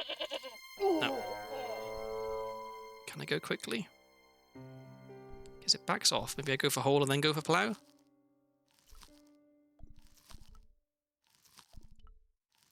trying to, really get as close. No, okay, so as soon as the goat starts moving, I can't interact with the plow. Oh, okay, then I run for some reason. Okay, so it is just hole then plow, and then the goat gets stuck. The rope by which the goat was tethered had become tangled on the old plowshare. Okay, can I talk to the goat now? Hey, Billy. The goat responded with a cool and penetrating stare. Okay, we get the same goat description. Thank you very much for the hint. I guess I could have figured that out, but I see why people don't like this puzzle. In a game where... So, okay, there have been I mean, even just in the pub, I guess there were 2 times when I had to time an interaction to get the wire and to get the bar mat, or the bar cloth. So I guess you could make the argument that like they've put that idea in your head of sometimes you have to time clicking things. But even so, that's yeah. Given that it's not possible to get George to run anywhere else so far, the puzzle is considered by many gamers and publications to be one of the most challenging and hardest video game puzzles of all time. I don't know if I would use challenging and hard as the word to describe it. Like, making it so that the solution is just obtuse is not the same as making a challenging or hard puzzle. Okay, we've got some things. Yeah, let's back out. Alright, let's look at things. It was a statue which had fallen from its place on the wall. 5 fingers of stone projected from the back of the carving. Okay, and there's where it fell out. There was a pattern of 5 holes arranged on the wall. They'd been drilled there deliberately. The bench had probably been used by Pegram and his archaeological team. The sack contained a fine white powder. Its opinion was formed before it was easy to ask someone about how to solve it. Whole afternoons could be spent on this. Oh, no, I agree with that, certainly. I just think, to me, challenging and hard, in terms of a puzzle, imply that there is a logical series of things that the puzzle wants you to do that it's just, like, requires, I don't know, knowledge, or, it's okay, for example, catfishing is a challenging and hard daily puzzle because it requires you to know things that not a lot of people would know, right? Guess what number I'm thinking of is not challenging and hard, it's just, like, obtuse. And maybe that's not a particularly meaningful distinction, I guess. But I think there's some like craftsmanship that goes into a challenging or a hard puzzle, whereas making a puzzle that's just like requires you to be psychic, or that has been like poorly set up in the game so that you would never think to try to do something. That's a badly designed puzzle rather than a challenging puzzle. I mean, it is. I guess, strictly speaking, it is challenging, right? But I wouldn't categorize it as such because it makes it seem like, oh, if only you were smart, you'd figured it out. But it's not about being smart. It's that there is a mechanic in this one room which is not present anywhere else in the game up to this point of George running. I love that the hand looks like it's scratching George's head. Oh, can we... There you go. Giving George head pats. Nice. Okay, we haven't looked at the panel. Behind the altar was a carved panel decorated with animals, birds, and plants. Birds are animals. Okay, let's interact with things.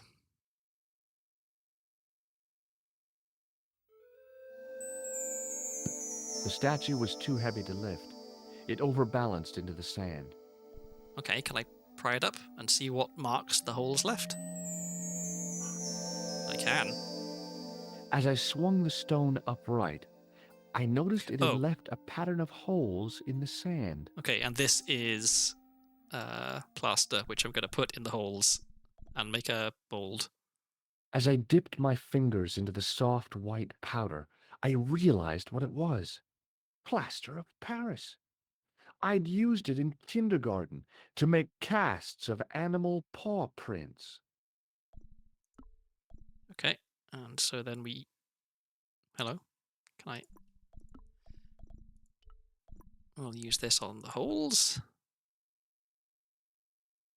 We don't have any water. Oh. I sprinkled the plaster on the sand until the holes were filled.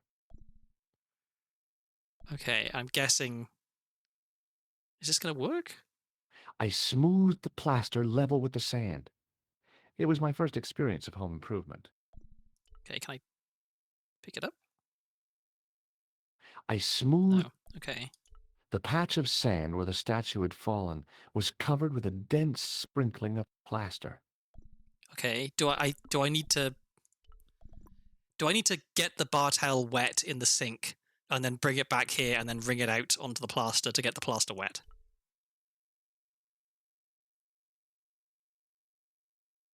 I squeezed the towel as Yeah. hard as I could, but it was barely damp.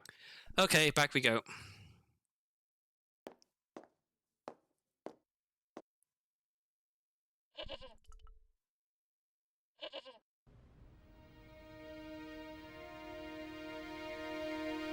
It's interesting that it lets you stop here when I mean maybe you can take the sewer key back once you're done, but like this is now a liminal space, right? It exists only to be traversed through.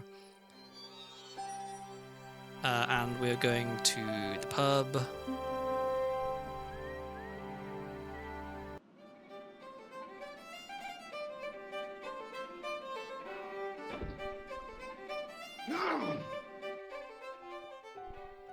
Okay, force it on.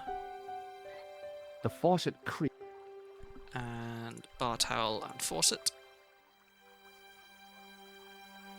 We have a lovely rust water soaked bar towel. I held the towel under the faucet and soaked it with water. And let's not waste water. I shut off the faucet as tight as I could, but it kept on dripping. Okay.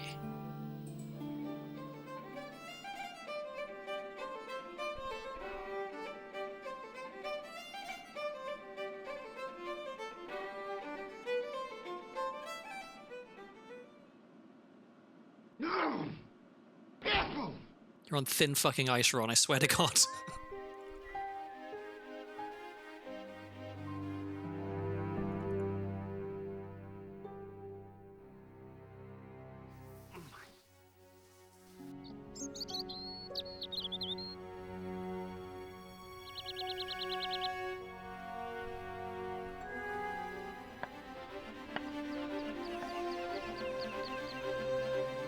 And back down the hole. I really wish I'd thought to dampen the bar towel. Save myself this trip.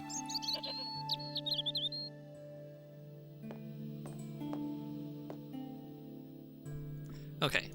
Now we have a wet bar towel.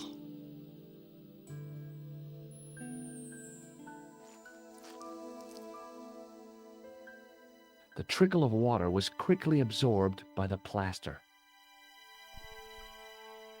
Is it going to be very quick drying plaster? It is. I eased the solid piece of plaster from the sand. Underneath, it had formed a perfect copy of the statue.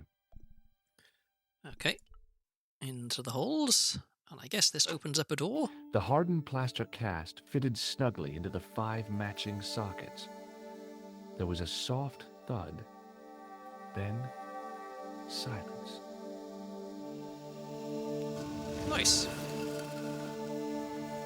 See, that's a puzzle. I mean, it wasn't particularly challenging, but like it's a well-designed puzzle. All of the ingredients for you to know how to solve it are there. There's no bullshit.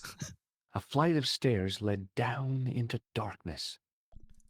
Down into darkness we go. Good thing we have our torch. Or I guess Leary's torch. Oh, we even get it out. Okay, we don't even have to tell George, hey, get out the torch from your pocket.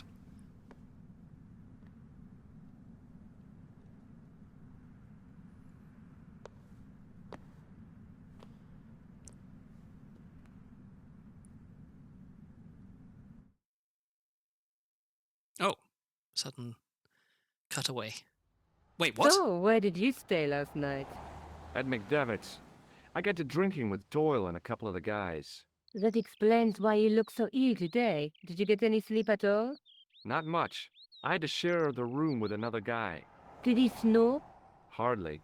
He was dead, Oh, he was And actually you dead. say Pigram has disappeared? without a trace. But my visit wasn't a complete waste of time. Wait, so that was it for Ireland? Okay. Pigram's gem? The Templars gem. Whoever Jacques Marquet is, he's in for a disappointment. Jacques Marquet? He's the guy who should have collected the gem from Fitzgerald. I've been reading about Pigram in this magazine.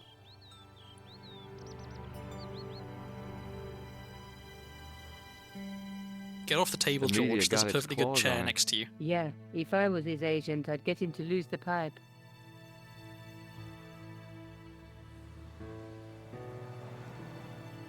That dig must have been pretty important to him. He resigned his chair at Durham University to go to Ireland. And now he's disappeared.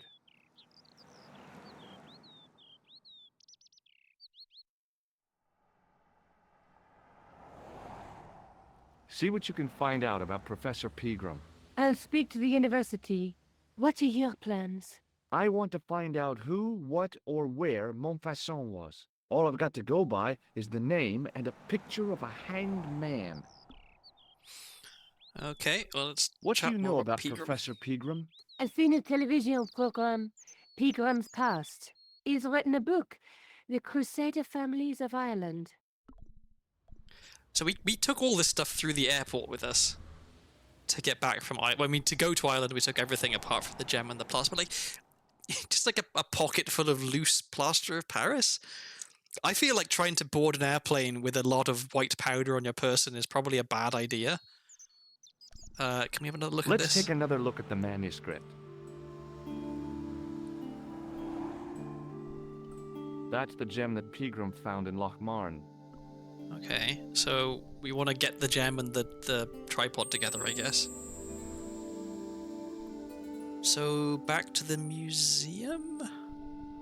Let's. Do you want to look after the gem? No, Josh. I'd be too tempted to sell it. Look, Nico, a handful of plaster. Yeah. Why is it that men never really grow up?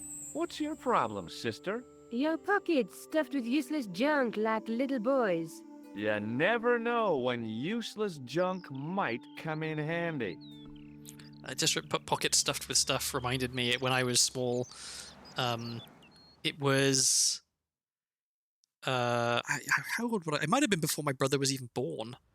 So I would have been like 5 or 6 years old, maybe. And we'd just been to Mass on a Sunday, and it was the time of year when all of the horse chestnut trees were, like, all the conkers were falling off the trees.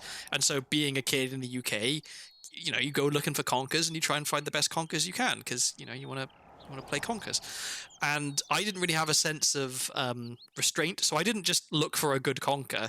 I just picked up every conker I could find on the ground, and there were a lot of trees in a park right next to the church. And so my mum was, like, talking with the other parishioners and you know, just doing the standard stuff people do after Mass. And I was filling my pockets with conkers, and she came to get me, and she was like, okay, come on, let's go. And so as I was walking towards the car past the entire congregation, who was still outside the church, the weight of the conkers caused my trousers to fall down to my ankles. And I remember it being, like, a bit embarrassing, but not, like, really embarrassing, because I was too young. But yeah, I don't know what that just pockets stuffed full of things reminded me of the time when I had so many conkers in my pocket that my trousers fell down. Just I miss playing conkers. It was fun. You hear stories about it's banned in schools now. I don't think it is actually banned in schools. Most schools probably don't care that much. I was witness to some diabolical conkers cheating. Someone had baked their conker, and you could immediately tell it was, like, iron hard and, like, slightly wizened. But they'd gone to the trouble of like taking a drill to it and drilling a hole through it so they could actually get it on a string and play conkers with it properly. No one really wanted to play conkers with them because their conker would just destroy anyone else's. But I think there was vindication that someone like they for anyone who's unfamiliar with the game of conkers, you take a horse chestnut, you thread it on a bit of string, and then you take turns hitting your chestnut against someone else's chestnut, one swing at a time. If you miss that, that's it. Your turn is forfeit. And whoever's conker breaks is the loser, and then the winner, their conker, like if your conker has won like one match of conkers, it's a oneer. If it's won like 5 matches of conkers, it's a fiver. And so the idea is you want to try and get the highest score for any given conker you can. His was at that point like an 8er or a 9er or something, because he cheated. He'd baked his conker, which you're not supposed to do. But someone was playing against him, and they took an almighty swing at his conker, and they didn't break his conker, but they did manage to like knock it off the string because the knot he tied in it wasn't quite big enough, and so they were then the victor. Also, another rule, at least when I played with conkers, was that if the person whose conker you hit, even if their conker wasn't smashed, if they dropped their conker or if it came off the string, you were allowed to stamp on it to destroy it, and that meant that you had then won because they hadn't held onto their conker string properly, or they hadn't done a good job of attaching it to the string in the first place. And so yeah, his cheated conker was not actually the champion, as it turned out, which was vindication. I can't sit here all day, much as I'd like to. Okay. Don't forget to look for Lobinor at the Krun Museum. And why don't you see if Rosso has heard anything? Okay. Anything else I can do for you while I'm out? Shopping? I didn't realize that baking would have the effect of hardening. Yes, I take think care it of depends yourself. on like how much you bake it. There's other ones I've heard, like soaking it in vinegar is one. That is apparently like a way to cheat at conkers, but I don't know like how much vinegar or for how long or whatever. Because if you soak it in vinegar for too long, you'll just dissolve your conker. Did it just give me the sewer key back? That's odd. Okay, let's go and show everyone everything again. Oh, hi. Hello, my handsome friend. Look at this gem. What do you make of this gem? Very nice, chérie. A present for your girlfriend? She's not my girlfriend. Nonsense. You and her were made for each other. Would you Does like this some white powder mean powder? anything to you? No, it doesn't. Okay. So, See you later. That's right, monsieur. where to? You will.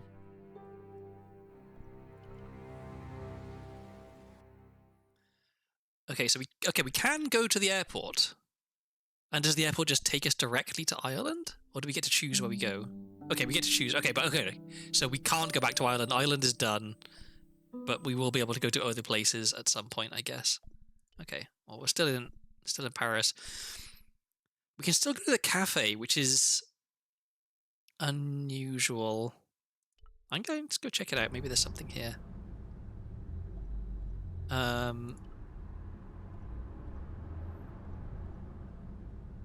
Is this guy still here?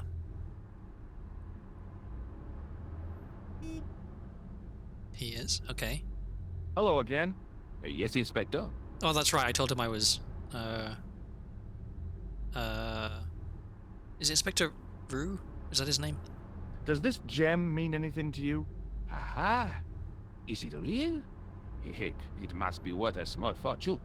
A very large fortune, I'd say. Do you know anything about it? No, monsieur. What does this powder mean to you? Nothing, monsieur. Okay. I have to be going.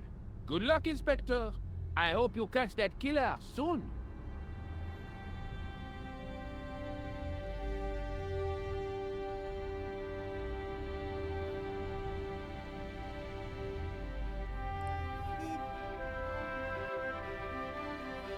Okay, this is all still boarded up. Nothing to interact with. I'm assuming there's probably nothing here, but it's weird that this is still an area I can visit.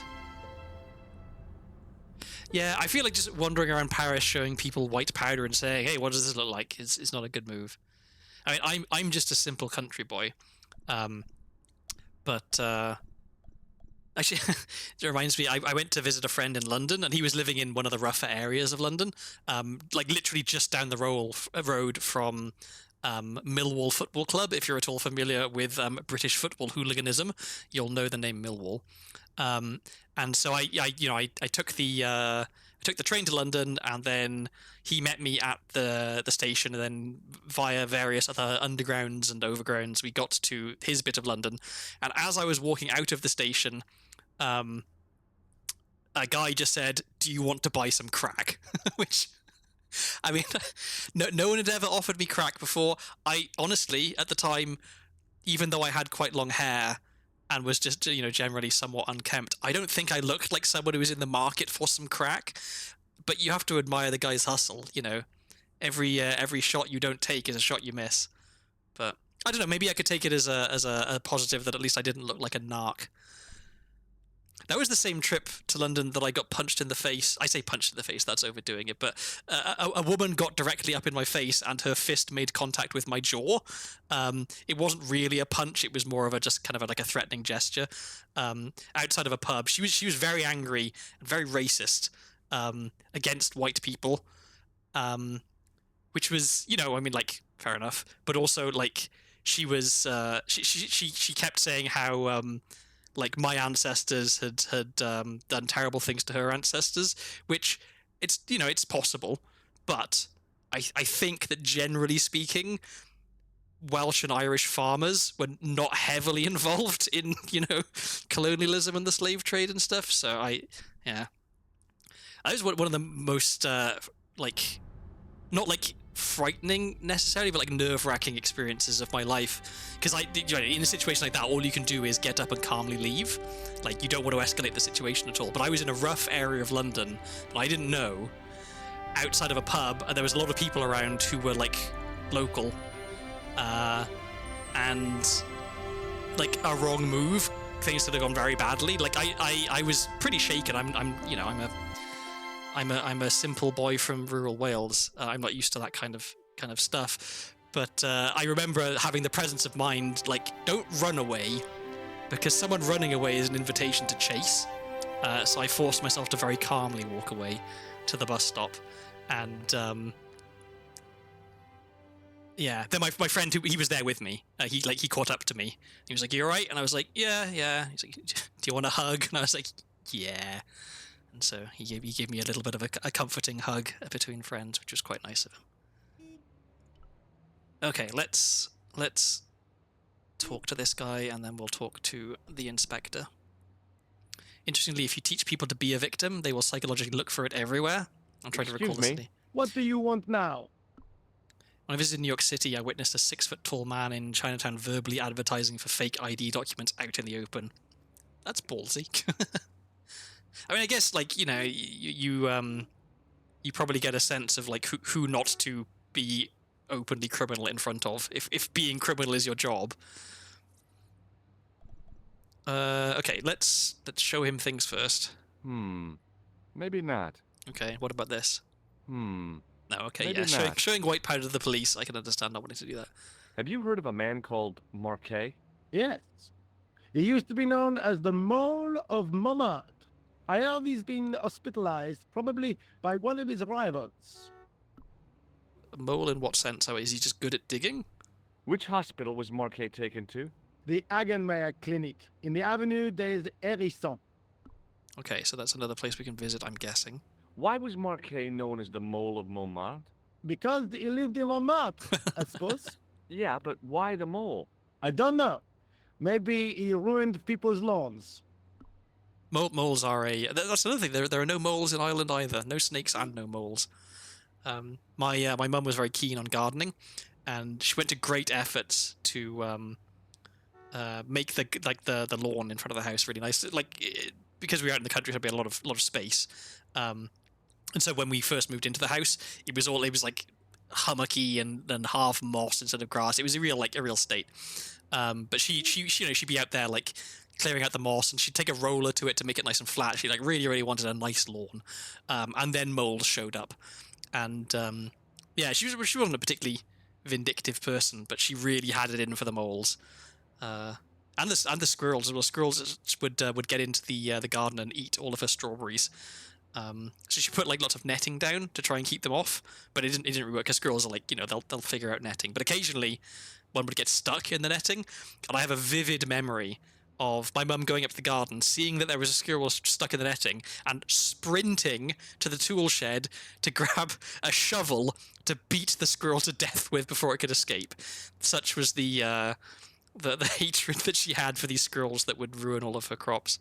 And to be fair, they were grey squirrels. They're an invasive species, and if you catch a grey squirrel, you're legally not allowed to release them in the UK, because they're considered a pest.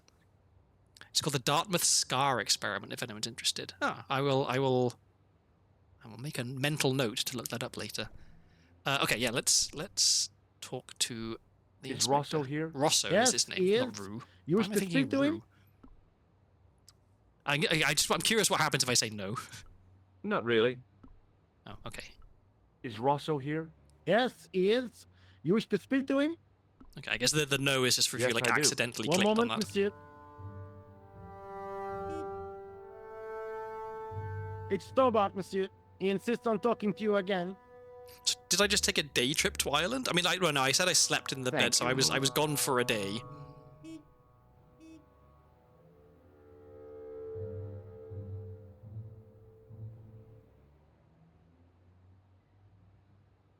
I What did now, try to show the monsieur? police officer, and George refused. But I will try and show the inspector. What do you make of this Oh, I white can show it to powder, him. Rosso? It is plaster. Say, you're good. Okay. What do you make of this, Inspector? Astounding. Where did you come by a stone like that? I was given it by a man in a bar in Ireland. Do you recognize the gem? It is unfamiliar to me. If such a jewel had been stolen, I would know it for sure. Okay, let's talk about this guy. Ever heard of a guy called Marquet? Jacques Marquet? Marquet. I know the name well. He has a record for suspected blackmail, kidnapping, arson, and art theft. An all-rounder, huh? How come he's on the loose? His bravado is matched only by the courtroom skills of his attorney. Oh, well, I'm an attorney or a lawyer. I don't know if. What is the difference between a lawyer and like? Is one a subset of another? Like, are all attorneys lawyers, but not all lawyers are attorneys? I don't know. Have you heard of Professor Pegram, the archaeologist? Molly Pegram, the second son of Lord Barclay Pegram. I don't know. I only read about him in a magazine. So much for the efficacy of rehabilitation. What has he done this time? He made an important archaeological find in Ireland. Do you know Pegram well? I have connections with the family, but I wouldn't say I knew him at all. Is his name really Molly? Of course not. That was the nickname he was given at school. I wonder why. All his friends and acquaintances know him as Molly. Okay, and that's everything here. So Well, long, we learned that Inspector. he's called Molly. I'm guessing maybe that's the only real pertinent piece of information. And that he's the mole of Montmartre, and that he's in the hospital. So, worth the visit, I guess. Okay, can we visit the hospital now? Is that a place we can go? It is. Okay, but first, let's go back here. Okay, so we probably can't go through the bushes. Can we do anything with the window? Okay, so my housemate is a big fan of There was no obvious way into the building. hidden item games, and there's puzzle elements to those sorts of games. And one thing that is without fail in every single one of them is at some point you will find a diamond, then you will use the diamond to cut some glass, and then you will throw the diamond away. And so I see some glass, and I have a gem in my inventory, and so I just automatically think, can I cut through the glass with the gem? I can't. Okay, good. Oh, but maybe I can cut through the glass of the display case for the tripod with the gem. That would be neat. Oh, who's this? Oh, it's Man. Anything new to interact with in here? I don't think so. Okay, guard. Pardon me. Oui, monsieur? What do you think of this? I found this gem at a medieval site in Ireland. That means nothing to me, monsieur. How did you manage to get this job? I had the right qualifications, a military manner, squeaky shoes, and an irrational hatred of children. Sounds like some of my teachers. Put gem in mouth. I was talking about put gem in mouth earlier. It is a classic. Like, for as much hate as the goat puzzle got for being impenetrable, put gem in mouth is significantly worse, I think. Some of I went to a boarding school in the UK, and so it kind of it attracted eccentric types. And yeah, some teachers, I mean, I guess if you've been a teacher for a while, maybe it's natural to despise children by that point, but some of them, like, yeah, military backgrounds are surprisingly common in British private schools. for whatever reason. And so, yeah, you get people who think that the way to run a boarding house is like it's basic training in the army, which I would tend to disagree. All that meant was that you train the kids to be extremely good at breaking the rules and getting away with it. Like when the rules are very, very strict, that it's almost impossible not to break them in the course of just like being a child. Then you just teach people to be good at lying and good at hiding stuff, which maybe that was what they wanted. But when I was a house prefect, my approach was a lot more. I don't care what you're doing as long as it doesn't cause problems. So like it would be kind of common that like after lights out, the boys would still be awake because it's not like you just immediately fall asleep as soon as someone turns the lights out. And if I heard them talking, I would have to go into the dorm and tell them, like, boys, you got to keep it down. Not because I care that you're awake, but because if the housemaster hears you talking, he's going to come up here and he's going to be angry at you, and then he's going to want to know why I didn't stop you from talking, why I wasn't doing my job. So like it's in everyone's interest that if you're going to talk, you just talk quietly, because I don't care. I just don't want you to make trouble for me. And so that worked pretty well. Occasionally, though, the housemaster would hear them talking and come upstairs and start shouting at people, which it turns out is not a great way to get young children to go to bed by screaming at them. Does this white powder mean bad at his anything job. to you? No, it doesn't. It's weird. So that specific housemaster, he started working at the school, and he was like 23 or 24 when he started working there, which is insane for me to think of now. Like, that's almost 20 years younger than I am. And he was working as a teacher in like a role of authority and like looking after like 30 kids. It's just nuts to think about. But of course, at the time, he seemed like, a full grown-up adult. I beg your pardon. Are you Andre Lobineau? That's me. You want my autograph? No, I was told you may be able to help me. Help? My name is George Stobart. I'd like your professional opinion.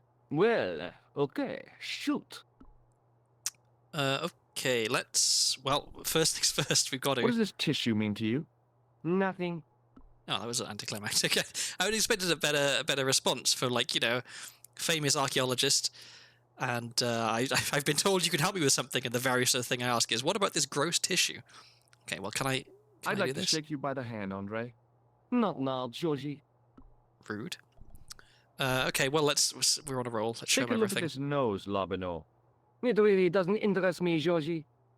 Okay, what about this? Does the guy in this photograph look familiar to you? No. I just realized I've been teaching for 20 years. Well, congratulations, 20 years is a good long time to be teaching.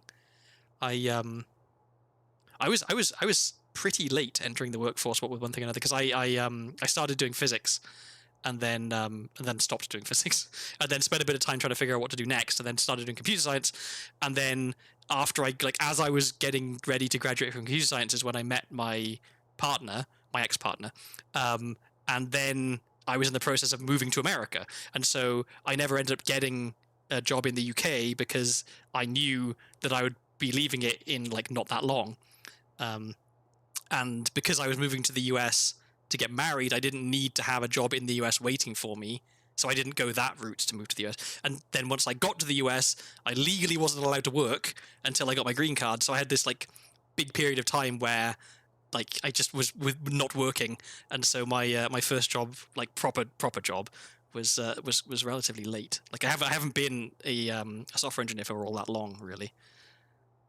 Did I ask about this? I forgot. I wasn't paying Does the attention. guy in this photograph look familiar to you? No. Okay. Does he know about this place? Does this matchbook mean anything to you? Halamut is the name of the place where the Hashashin were based. Oh. Where is it? Somewhere in what used to be called Persia. I'm not too hot on modern geography, I'm afraid. The most recent map I have shows America as an English colony. I am still in the US. I'm an American citizen now. I forget when I became an American citizen. It was a little while ago. But yeah, I still live here in the US on the West Coast. Somewhat regretting my decision a little bit given current events, I guess. I'll say it's not a fantastic time to be an immigrant in America right now. But I own a house. I'm pretty well settled in here. I have no immediate plans to move back to the UK. But I have been checking, and if I really need to, I can probably get on a flight like tomorrow. if it comes to that, if I have to flee the country, there's a direct flight from Portland to London, so I could up sticks pretty quick. If it really came to it, I have my escape plan. Like I don't even have to drive to Canada. I just have to drive to the airport, and I'm all right. Okay, so we found out that this is in where Persia used to be, which I'm pretty sure is modern day Iran, which seems like a place that an American probably wouldn't want to go with a pocket full of white powder and a large gem. Did I show this to him? What do you make of this? It's the biggest gemstone I've ever seen. Where did you get it? From Professor Pegram's messenger boy. Pegram? Professor Nigel Pegram? He's in Ireland, investigating a Templar site, isn't he? He was, until he disappeared. Did Pegram find this on his dig? Yeah, the site where this was found was a Templar castle. Do you think it could be part of the Templar treasure? No, I shouldn't think so. You're not one of those crazies who think the Templars still exist, are you? Well, I try to keep an open mind on the matter. Okay. Yeah, I'm in Portland, and it is quite fun here. It's a nice city. It's very chill. The people are cool, and fantastic food as well. Like the quality of the street food in Portland is amazing, and and the restaurants. There's a lot of really really good food places.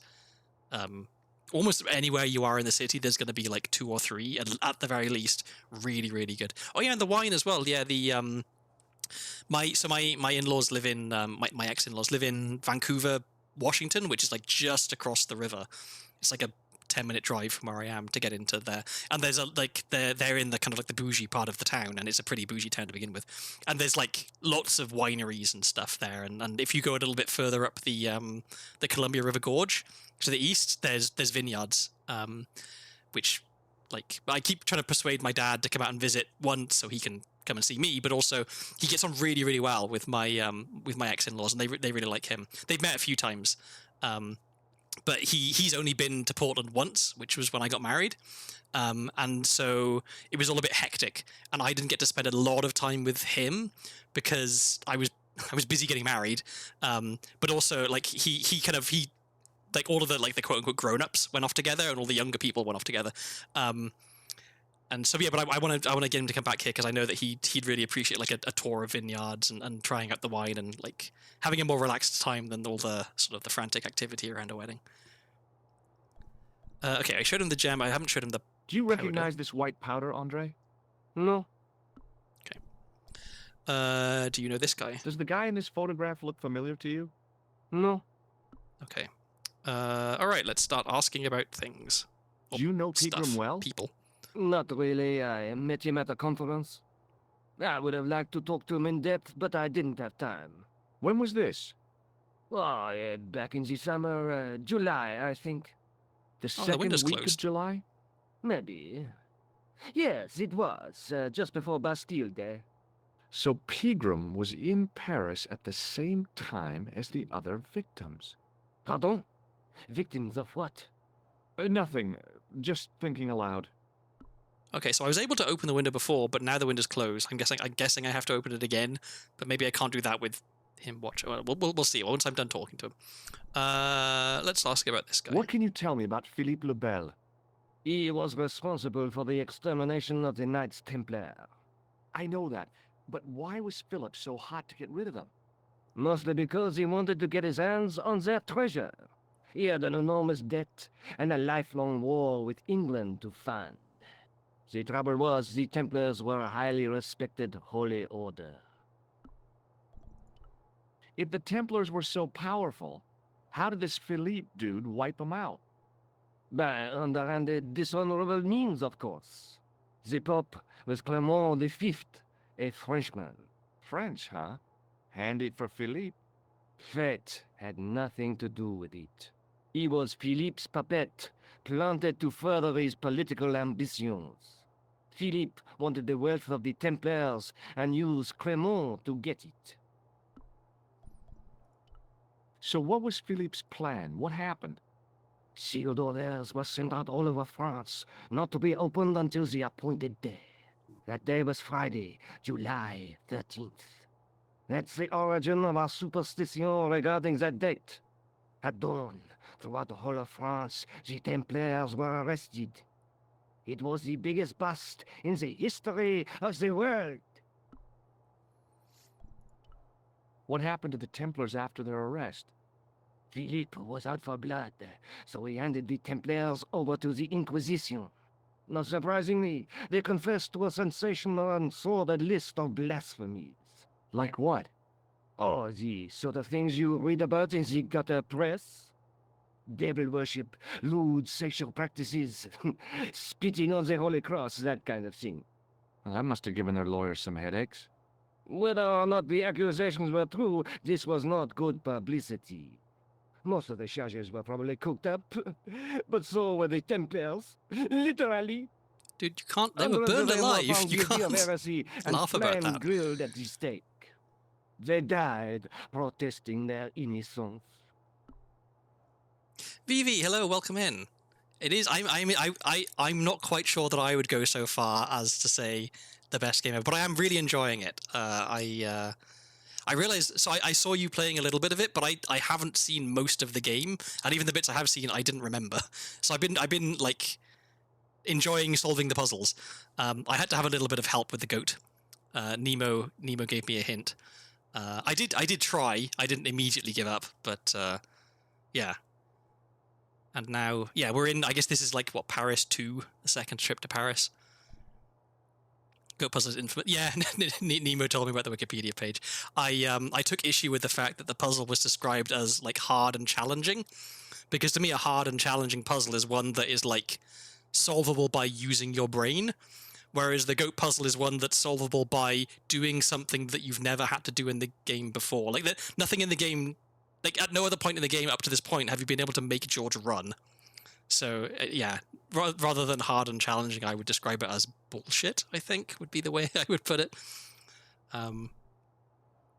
Yeah, I don't mind a difficult puzzle as long as the game has like prepared you for it. Like introducing a brand new mechanic that's not used anywhere else before and not anywhere else afterwards is bad puzzle design. They were trying to set up for the towel puzzle after, but like the towel puzzle should have come first somehow. How is... Wait, hang on. So I'm not sure I follow, because the towel puzzle, you had to get the towel wet, but that wasn't anything to... Oh, because it's... Oh, I didn't realize that the towel was time sensitive. Because I did the goat, and I got down into the basement, and then I was like, oh shit, I need water. I bet it's the towel. So then, like, it was just quick. Oh, I didn't realize. Okay, that makes a bit more sense, I guess. And I know like the in the bar there's like two timing based bits. Like you got to get the wire off the guy at the right time, and you got to get the bar, like the towel, at the right time. But it's like it not enough setup of like sometimes puzzles are time sensitive and sometimes George can run. So yeah, I'm not mad about it, but that's probably because I didn't spend an entire day trying to solve it. I had a bit of help. But yeah, let's listen to this guy laugh about people being burned alive, because who doesn't enjoy a nice joke? But surely Philippe had no proof of his charges against the Templars. A man will admit anything under torture. The Inquisition fabricated some nonsensical demon called Baphomet, and then suggested to the victims that this was what they worshipped. But they didn't have to agree. The records show a Templar coming to trial with both feet burned off.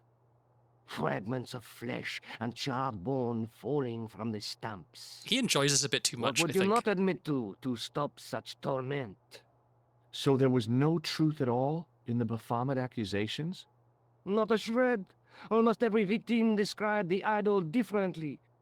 No, Baphomet never existed outside the sick minds of the Inquisitors. I've been having fun explaining various Britishisms in the game, because it's like George is American and it's taking place in Paris and an island, but there's definitely it's a British-made game. The company who made it is a British company, and so some of the dialogue is distinctly British. I feel like a lot of history people like being over dramatic. My dad was like that, so was when I was more into history. I think it's hard not to be like grandiose about historical stuff. I feel like it's a lot of the things that have survived in history have survived because they're good stories. You know, like if they were boring, no one would remember them. And so, like, if you've got, I mean, like the story of the Templars is fantastic, right? In the kind of the original sense of the word. It sounds like something someone made up. It's so crazy. So I think it makes sense. You tell the story with a bit of relish and lean into the drama of it all. So Philippe stole the Templars' riches, huh? Oh no, they weren't stupid. The king's troops marched first on the temple in Paris, then to the Templar home port at La Rochelle. There was no trace of the treasure, and the fleet of the Knights Templar had set sail. I'm definitely noticing the accents in this game are a little bit ropey. Like, some of them are better than others. I think they have a relatively limited voice cast for this, because I'm noticing like the same person voicing multiple characters. So, some of the French is pretty poor, and some of the Irish was like borderline offensive. I guess we're going to be going to other places in the world as well. Like, I mean, they mentioned Persia. I hope that if we go there, that there's not like horrifically offensive Middle Eastern accent. I assume it's probably not going to be that bad. Does the name Montfaucon mean anything to you? Sure, it was the most grisly spectacle in Paris until the Revolution. A public toilet? Montfaucon was the place of execution for many thousands. A dark temple of death, with row upon row of arches, each one framing a grim exhibit. Scores of rotting corpses swung on creaking rope, while the crows devoured their flesh. That explains the image of the hanged man. I found a reference to Montfaucon in Ireland, in a village called Lochmarn. Where was the more site of grisly Montfaucon? details that this guy's going to love The telling us about? northeast, near the Canal Saint-Martin, but there's nothing there now. The old gibbet was torn down during the Revolution. Okay, and then we can ask about this. I'd like your opinion on a medieval manuscript. Vraiment? Do you have it with you? No, it's too fragile. And besides, there are certain people who'd stop at nothing to get their hands on it. Intriguing. Do you have a copy of the text? There isn't much, only a few Latin phrases. I was kind of hoping you'd help decipher the pictures. Without seeing the manuscript, that's a tall order. Just tell me one thing. What does the image of two men riding on the same horse suggest to you? The Knights Templar. Does the Templar seal appear on this manuscript? I'd love to see that for myself. So, Nico is a photojournalist. Taking photos of things is her job. Could we not take a photo of the manuscript? The manuscript is being looked after by a friend. In Paris? Yeah. Not far from here, in fact. Well, just give me the address and I'll come round and take a look. I'm not so sure about that. Maybe I should check with her first. A female friend? Yeah, she's a woman. Maybe it was my imagination, but I noticed a predatory look in his eye. Oh, God. Suddenly, this friendly historian had turned into the big bad wolf. It's a problem all over academia. You become a professor, and then all of a sudden you're a sex pest. Well, I mean, maybe you're a sex pest to begin with, and then being a professor just allows you to express your sex pestness. This friend who has the manuscript? Oui, the anonymous girlfriend. She lives at 361 Rue Jarry. Ah, I know it well. Wait. I'll drop by. I Just didn't as realize soon that as I option can. was to tell him where she lives. I thought it was just continue the conversation. Fuck's sake. Also, like, I say this as someone who used to have a ponytail. This ponytail, this particular ponytail, is a massive red flag. Mine was long, like really long. Having it in a ponytail was a matter of just keeping it out of the way rather than a sort of a fashion choice. But like this particular hairstyle, if I see this hairstyle, I'm judging. Can you tell me anything about the Knights Templar? I sure can, Georgie. Soldiers, diplomats, mercenaries, monks, bankers, you name it, the Templars fit the bill. The greatest fighting force in Christendom, the militia of Christ. Jeez. This guy's very How did the enthusiastic. I Templars will give get him their that. name? From the building in which they set up their headquarters. The King of Jerusalem gave them part of a mosque on the Temple Mount. It was said to have been the site of the original Temple of Solomon. The order became known first as the Knights of the Temple, and later as the Knights Templar. You're a mine of information, Andre. Glad to be of help, Georgie. Maybe this is a personal thing with me. I really dislike it when people, without me telling them to, use like a nickname version of my name. It doesn't happen very often because my name isn't easily nicknameable, but I don't know, it really winds me up. So if I was called George and someone referred to me as Georgie, I would be like, please stop. I've seen those glasses recently referred to as the male manipulator glasses. This man is a walking danger siren visually. Yeah. And like I don't know, like this like necklace on top of the shirt, and like this jacket as well. At least he's not wearing sandals. Like for a I wouldn't be surprised to see an academic wearing sandals and socks. Obviously, he's not like the full package of being just reprehensible, but he's not winning any prizes so far for being a stand-up guy. How come the Templars became so wealthy? There was a constant stream of new recruits to their ranks, many from noble families. They were required to swear a sacred oath of poverty, chastity, and obedience. So, their money, goods, and lands were donated to the order.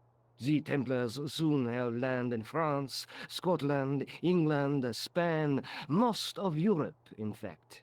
The poor Knights of Christ became the wealthiest power in Christendom. I can see how the Catholic Church would have been upset about that. People muscling in on their territory of being incredibly rich. Is it true that treasure of the Knights Templar was never found? Who knows? So little knowledge of what really happened remains. Oh, if it does, the truth has never been made public. What do you mean by that? The Templars have attained a mythological status, like the King Arthur of the Britons. There are people even now who say the Templars still exist. Do you think that's likely? No, not for a minute. Okay, I think that's everything. I mean, like, I showed him everything that is potentially relevant. I mean, like, I doubt this is gonna... What do you make of this tool? Interesting. Where did you get it? From a dig in Paris. Vraiment? I didn't realize Okay, that was there worth were it. That any was good dialogue. excavations in progress in the city. I wonder, do we get to go to the catacombs in this game? It feels like we should, right? Like that would be like an ideal location for something to happen. Take a look at this nose, Lobino. It really doesn't interest me, Georgie. Okay, and I think I showed him everything else. All right. Thanks for your help, Andre. You're welcome. So, okay, can I open the window, or are they going to get mad at me? Okay, I can. The fact that I can means that I should, I think, probably. But I don't think I'm going to be able to do anything else in here, so I think maybe it's time to go to the hospital.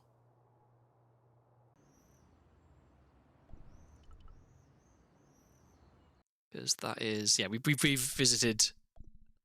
Oh, we haven't been here either. That's okay, so that's new. But let's go to the hospital first, because that was somewhere we haven't been. The old building managed to retain some of its original grandeur, but the modern additions look like a baseball cap on a statue of a medieval saint. Okay, so we have ambulance, and we have inside. Well, let's look at the ambulance. There was no sign of the crew of the ambulance. Wow, free ambulance. I felt a little guilty as I tried the door, like I was about to rob a grave. I gripped the handle with an involuntary tremble in my hand and pulled. The door was locked. Yeah, they don't leave ambulances unlocked. My housemate, well, one of my housemates, he was my lab partner actually when I was in university. His dad was a paramedic, and Yeah, he had stories about like people trying to break into the ambulance and stuff because they thought that there was drugs in there. I mean, there probably were, but not the kind that they necessarily really wanted to get. My mum's car was broken into once. She was a GP, and they stole her prescription book, and so like I don't think it was much use to them because you need a doctor's signature on it. You can't like, I mean, I guess you could fake it, but you also need to know like what the right thing to put right on is. You can't just write like 500 grams of heroin, please. But I think they had to like it had to be like reported, and then they had to like cancel all of the prescriptions on it. Like I think there was there's like a number on them or something like that. I remember there was some. It was like a hassle, and she was really annoyed at the paperwork that it had generated.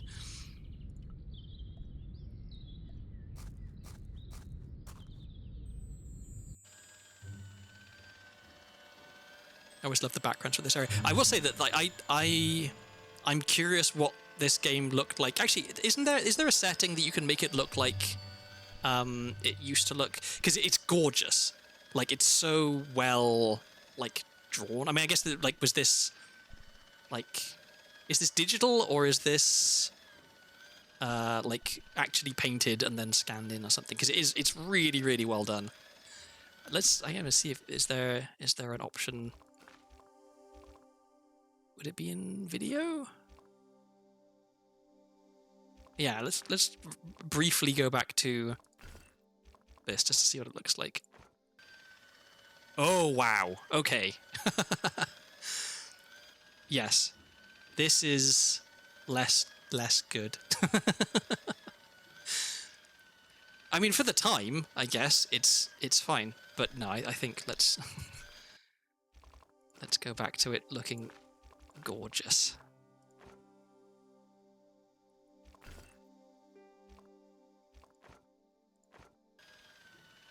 That's very true. Yes, I'm not playing it on the resolution that it was intended for.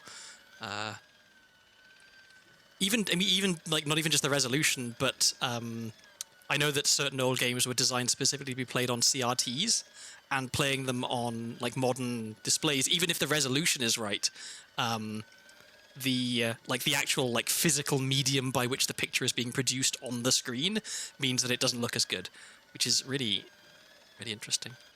Okay, this guy looks like is this someone trying to be Patch Adams? Like he looks like he wants a red nose. Those glasses are ridiculous. Okay, what do we have to interact with here? We have a doctor and a receptionist, and we can walk around a bit. Okay, well let's look at everything first. The young man's face was full of eagerness and enthusiasm. I figured he was fresh from college. Does he not have anything better to do than just The woman stand around in managed the to look entrance hall? overworked and hassled, though she didn't appear to be doing anything. What is that noise?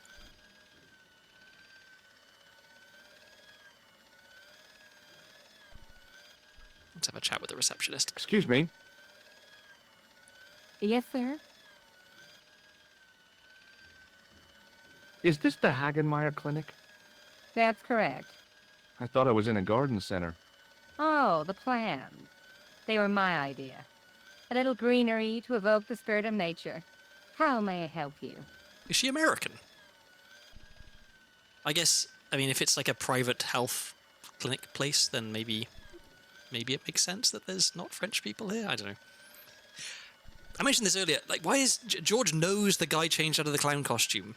We have the nose. Like, why is he still asking about a clown? Has Marquet been visited by a man in a clown costume? Oh, no. You haven't seen a man in disguise? Well, there's Theodore the bear. He comes every Thursday to entertain the children. Personally, I think he scares them half to death in that crummy old bear suit. If I was stuck on my back with tubes in every orifice, he's the last person I'd want to see. That is quite a way of putting it. Has Marquet had a visit from a pair of gangsters? I should hope not. Can you describe them? A thin guy who looks like a weasel and his friend, the gorilla. Sounds as if they escaped from the zoo. I'm here to see Jacques Marquet. Oh, yes. Are you related to our client, sir?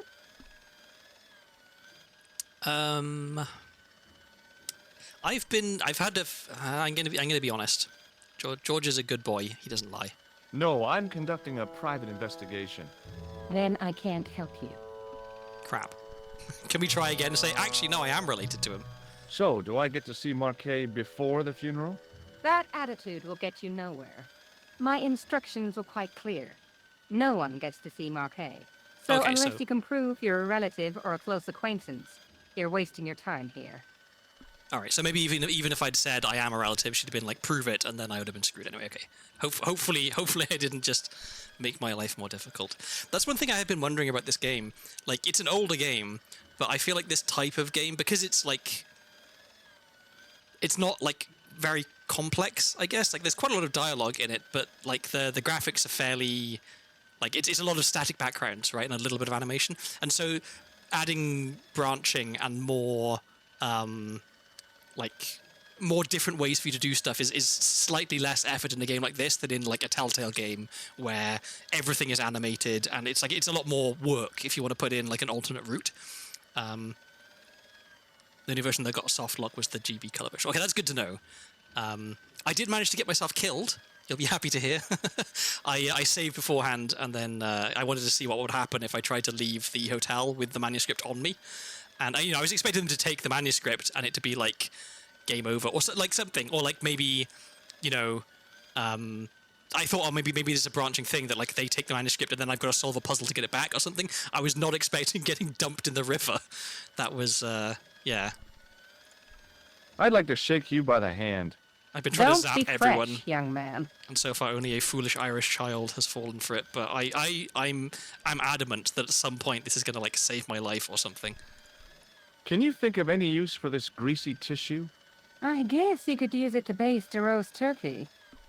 And yeah, in order of, I think I'm trying to remember the order of events here. I don't think it was the very first thing I ever saw that was related to Vivi, but it was one of the first things I ever saw was that like compilation of you showing the tissue to everybody in this game, and so in honor of that, I'm also showing the tissue to absolutely everybody. I don't remember if it pays off at any point, but some of the dialogue has been pretty amusing. Okay, so that's the two that I didn't think were going to think. This maybe is. Have actually... you seen this man here at the clinic? No, sir. And I never forget a face. Okay. Let's try What does everything. this tool suggest to you? Because you never know. Is it a crack detector? Huh? Polar explorers use them to poke about in the snow. No. Oh, I just realized something. So when I got back to Paris, I saw that this got put in my inventory, and I just realized why. It's because I forgot to pick it up when I left Ireland. I guess maybe I could. No, I couldn't have, because as soon as I went down into the crypt thing, that was it. Like, it just played a cutscene and then I was back. So I'd I guess there was no opportunity for me to ever retrieve it, so the game just did it for me. Okay, that makes sense. But yeah, I was briefly confused What does this why it showed false it going back nose into my remind you inventory. of? Oh, it's a clown's nose. That's right. Why don't you give me a break and go and play with someone else? Okay. I don't think this matchbook Have you heard of is... the Club Alamet? No. It sounds romantic, doesn't it? The kind of place where you get little umbrellas and whelks. Huh? That's romantic. Look at this ID pass. So you're Merlin. Marquet's been asking for you. Oh, For me? Yes. He was shouting your name when they brought him in here. Now, let me see. wait, I He have to was show you on my Ward white powder. D12, as I recall. Oh, he's being transferred to... Oh dear. He's on Ward J2. That's... Nurse Grendel's ward. Okay. Well, let's finish What with the does this items. gem suggest to you? I advise you not to flash that around. The hospital insurance wouldn't cover it if it was stolen. Is this plaster any use to you? I'm allergic to plaster. It's a strange thing to be allergic to. Okay, is this Nurse Grendel? What's so bad about Nurse Grendel? She runs that ward like a South American prison. Keeping a well-disciplined ward isn't a crime, is it? Well disciplined. In the discipline and punishment stakes, she'd whip the butt off the Marquis de Sade. Everything, I mean everything, is done to a strict routine. 6 o'clock, alarm call. 6:10, bowel movements, and woe-betide anyone who doesn't have a result. Those patients of hers are like Pavlova's dogs. She sounds like a real nightmare. And then some. Okay, let's learn some more. If Nurse Grendel is that bad, how come the authorities tolerate her? She's like part of the furniture. Oh, you mean she's been here a long time? No, I mean there's not a man in this clinic who hasn't sprawled out on her. I was beginning to get the picture. This woman was jealous, with a big green capital J. How do I find Nurse Grendel's ward? Down the corridor on the left, turn right at the senior consultant's washroom. Right again at the executive coffee lounge. Bear left past the administrator's sauna. And turn left at the end. That's J2. And good luck. Yeah, George not standing for any of that nonsense. Okay, this Thanks this for your guy help, just ma'am. turned up You're while I was talking welcome. to the receptionist. Who's he? Okay, we've got Doctor and Doctor. Let's talk to Doctor first, I think. The guy seemed to be practicing his air of authority. Today, he was working on his withering stare. Do they not have very many patients here? Like, there's 2 doctors just standing in reception. Hi, my name's George Stobart. Really? If you wish to make an appointment, see Okay, the so he is French. receptionist. Would you like to shake my hand? May I have the honor of shaking you by the hand? You may not. I don't encourage physical contact between my staff. I like how, like, everyone has an excuse for why they don't want to shake George's hand. What do you make of this tissue, sir? Intéressant. I thought I knew the ins and outs of the human body, but this has me beat. If I were you, I'd have this sample analyzed. I guess I could check, but I'm assuming, just from the way that people react to the tissue, that in the original game it didn't have red and blue on it. Because they talk as if it's like, you know, that it's got some like bodily excretions on it. But no one has blue coming out of them, I would hope. So yeah, it makes a bit more sense if it's maybe if it just had a white blob on it. That would maybe explain some of the reactions. Does this white powder mean anything to you? No, sir. I do not pretend to know the pharmacist's job. It's just a couple of tissues that have been used to clean up white face. Yeah. So the background noise in this area is already starting to drive me nuts. The same thing happened in the pub in Ireland with that. Like, the fiddle music that wouldn't stop wasn't too bad, but the guy sneezing constantly. I assumed that there would be a puzzle to, like, help the guy stop sneezing. But no, you just have to put up with him sneezing all the time. I don't know why they would make annoying noises that you can't get away from be a thing in a game. It's... I guess, yeah, it is. It adds a touch of realism. But, I don't know. That's not the realism I want in my video games. I don't want sneezing realism. I want other realism. Look at this, Doc. It's a genuine medieval-type gemstone. Yes, so I see. Remarkable. Okay. Does the name Thomas Merlin mean anything to you? No, it does not. Have you ever heard of the Club Alamat? No, sir, I have not. At this point, I'm just using everything on everyone because multiple times I've been like, oh well, surely it's not this, and then it turns out no, it was that. So. Do you recognize the man in this photograph? No, sir, I do not. Like you never know when it's gonna be like, hey, what do you think about this nose? And it'll be like, oh, that reminds me of this thing, and here's my access card for some reason. Like the logic is not Do you always recognize this red nose, sir? obvious. No, I do not. Okay, last one. This is a hospital, not a circus ring. We minister to the sick in body, not the sick in mind.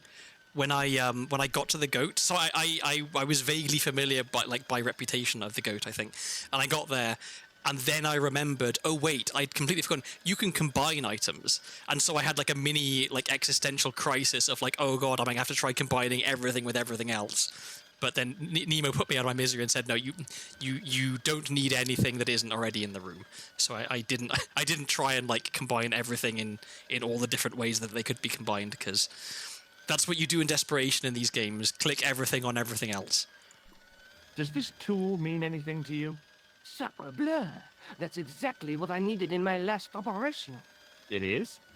I had to improvise with a knitting needle and a couple of corks. If only you'd been on hand at the time. It's My patient would have given his right arm for it. it's literally for opening sewers. I don't think you want to be using this in a surgical environment. That sounds like a really bad idea. Okay, Thanks for your help. now let's talk to this guy. Hi, my name's George Stobart. Pleased to meet you, sir. Okay, this is a Call bit me awkward. George if you like. Are you sure? Yeah, that's my name. My name's Benoit, but everyone calls me Benny. Bunny. That's right. I used to have this cute habit when I was a kid. Keep it to yourself, Benoit. He's not looking at me. I'm not looking at him. It's the world's weirdest conversation. Fantastic. Okay, do you want to shake my hand? Shake my hand, Benoit. I don't think that's a good idea, sir. How come? Dermatitis. I don't have dermatitis. I do. What does this tissue mean to you? Is that a nasal charge, sir? No, it's grease paint. What does this tool suggest to you? Isn't that used to snap the patient's ribs when exploring the abdomen? I hope not. Does this false nose mean anything to you? No, it doesn't. Do you recognize the man in this photograph? No, monsieur. I've never seen him before. Okay. Oh, we're just Have you checking ever them heard off of the list. Club Alamet? No, sir. Okay, well at least the nose Have are you quick. ever heard of a guy named Merlin? No, sir. Does this gem mean anything to you? Not me, sir. Do you know what this white powder is? No, sir. Oh, he's useless. Okay. Do you know anything about a patient named Marquet? And no, sir, I don't know much about any of the patients. Why are you I've here? never met a doctor who admits that he's only human. I'm only a trainee, sir. I'm sure I'll get the hang of things. Do you know the nurse on Ward J2? No, monsieur. This is my first day here. I can't wait to get my hands dirty. I was talking about treating my first patient, of course. I didn't mean to get my hands dirty with the nurse. Thank you for clarifying. Okay, I was See you later. expecting him to actually be relevant. Maybe he is later. Okay. Down the hall, I guess. I've forgotten the instructions of where to go. I'm assuming it doesn't actually matter whether I go there or there.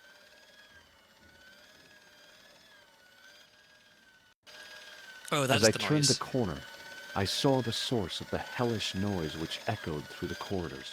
It was an industrial polishing machine with an odd-looking guy in tow.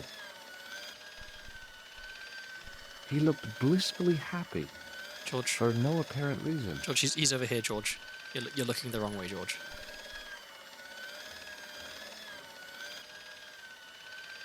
It was a classic example of functionalism, like an early Soviet spacecraft.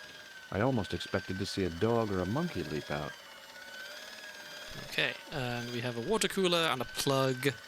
Okay, so we can unplug this, and then he'll go, I guess. Hello. What's that? I said hello. Oh, hiya. I'd like to talk to you for a minute. That's what I thought you said. Don't look so down in the mouth. No matter how bad things seem, I never let life get on top of me. Oh, yeah? What's your secret? Why, it's easy. All you have to do is smile and whistle this little tune. You know what? If you start whistling, I'll bust you in the teeth. It's a deal. I was not expecting a broad Midlands accent from a French hotel janitor, not hotel, hospital janitor. Okay. Would you like to shake my hand? Not until I've washed, if you don't mind, sir. You can pick up all kinds of things in a hospital. Like nurses, right? No, sir. Bugs and germs and Germs. fungal infections. The Birmingham accent is fantastic. It's like if someone deliberately tried to make up a silly sounding accent, but there's an entire city of people who speak like that. What does this tissue suggest to you? You have a cold. What you need is vitamin C and a side order of machine oil. Okay. Well, no one at reception Do saw you this guy, so I recognize don't the he man has. in this photograph? Who is it? That's what I'm asking you. Have you seen him before? How should I know? You haven't told me who he is. Take a look at the photo. Yeah, okay. Now, have you seen him before? No. I just See you later. I have to Take find care out. now. Can I just turn this off and then talk to him? I need the noise to stop.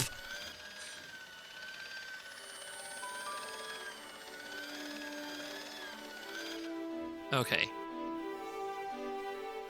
As I tugged the plug out of the socket, the polishing machine coughed, spluttered, and died. Okay, now can I continue my conversation? Mr. Shiny, what's wrong, pal? Oh no, he just leaves. Oh shit. Well, I do want to continue talking to him, so I guess I have to wait for him to plug it back in. Although I can't seem to do anything right now. So I'm not... Maybe I'm missing something. Oh, I can look at the I can do something with the statue? Oh no, okay, now I can interact with stuff. Alright, well there is a puzzle here, and I It will was a solve it. life-sized marble But I want to figure of finish a talking guy to him in first. robes. The sculptor had tried to give him a look of paternal authority and concern. To my mind, he looked just plain constipated. Is this Hippocrates? There was no way I could improve on the sculpture with the janitor watching me. Oh, I'm supposed to do something with the sculpture. Okay. Do I finally get to use my clown nose? All right, let's finish doing everything that we can with the janitor. Hello. Oh, hi. No whistling, right? Right. Okay. Show him the Would things. this tool be any use to you? No, sir. Mr. Shiny has no user-serviceable parts. Whatever that means. Take a look at this red nose. Are you a policeman? No, this is a clown's nose, not a policeman's. Policemen have noses? What? Do you recognize this I match? mean, well, obviously policemen have You noses, should but they don't have false never, ever noses. play with matches. I know that, but People get hurt when they do. sure. They end up in hospital, like the burger lady. She was so burned up, they didn't know whether to use bandages or onions. Do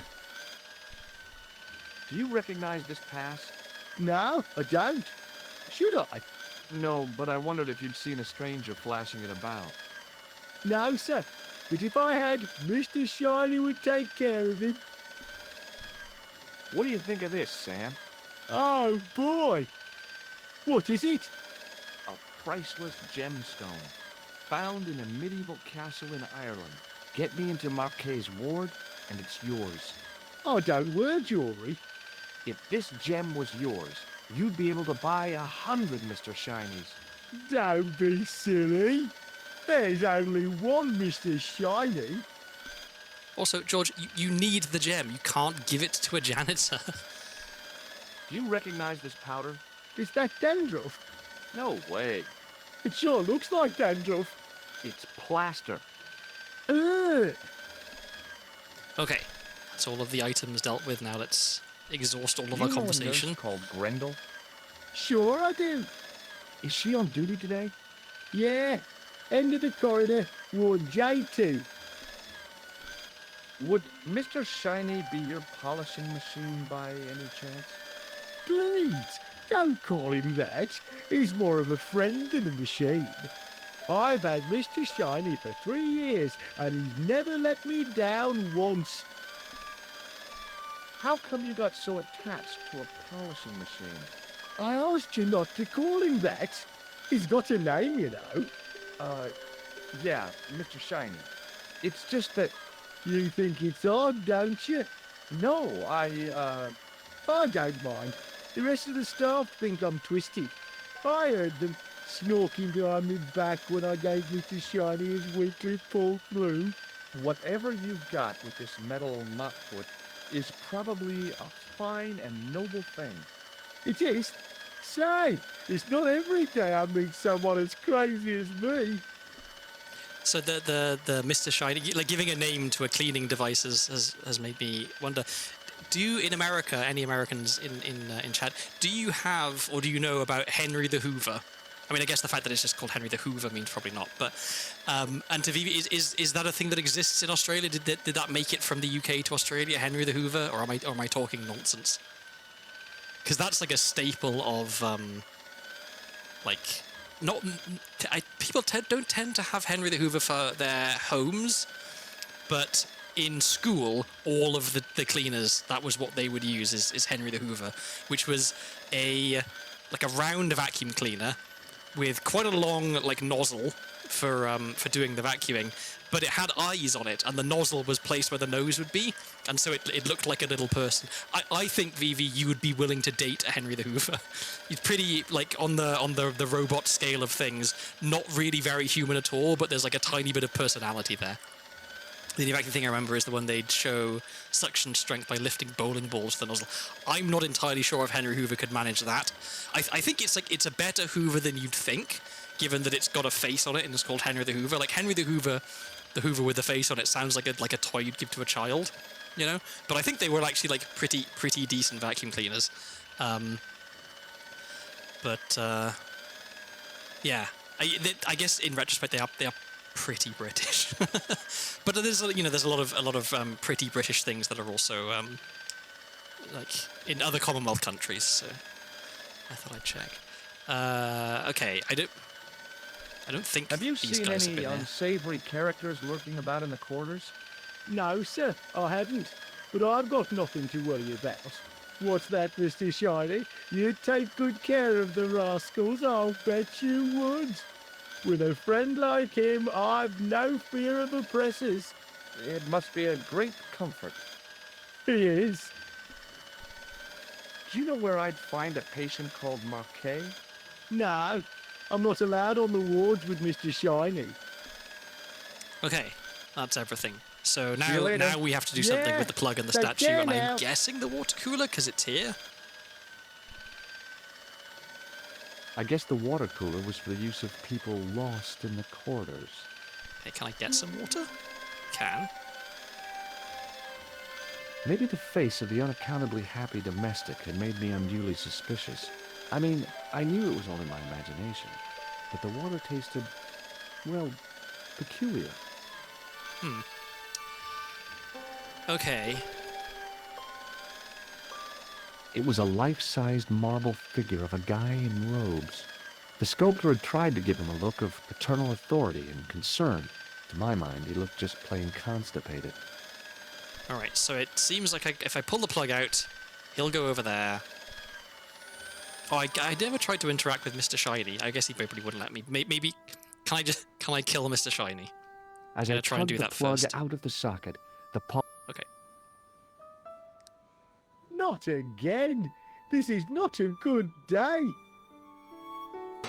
George has a lot of opinions, and he is not shy about sharing them.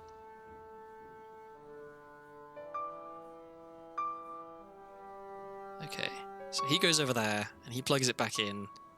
I have to wait. I can't do anything until he gets here. Okay. George has streamer brain and mouth, in my opinion. It could well be. Okay, can I do something with the statue? There was no way I could improve on the sculpture with the janitor watching me. He's not watching you, George. There was no way I could improve Okay. on the... I wasn't in the mood for shining floors. Okay, so I can't do anything with that. So what am I? Do I have to use an item on the statue? Do I have to put the clown nose on the statue? Well, no, because he said with the janitor watching, but the janitor wasn't watching. Am I missing something? As I tugged the plug... Yep.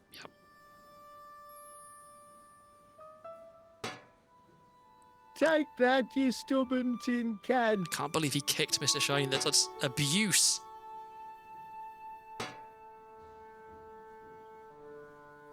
Three times he kicked him. That seems excessive.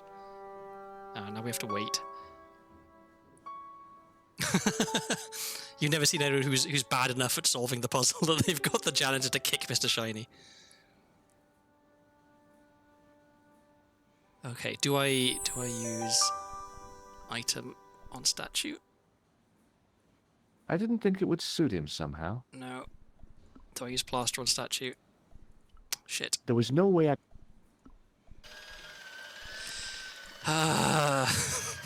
Okay, but before I do this another time, am I on the wrong track? Because I don't want to, because it takes a long time for him to walk around, it's tedious. Put me out of my misery. I am on the wrong, okay, thank you. Okay, let's go over here.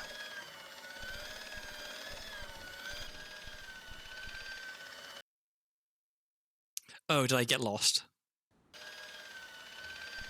Okay, let's go this way then.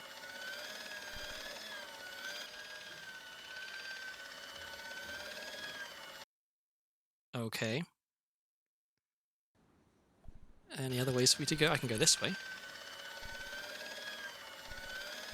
Oh, there's a door. I didn't even look at the door.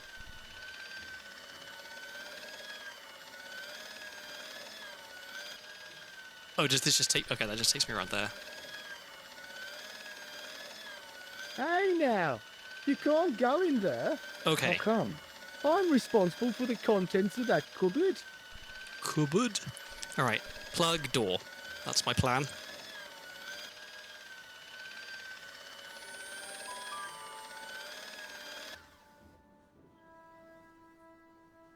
As I tug the plug...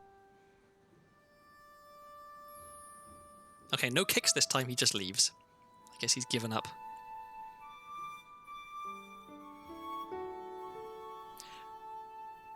I don't know if this is just me being impatient, but I feel like gamers in the 90s had a lot more patience than I did.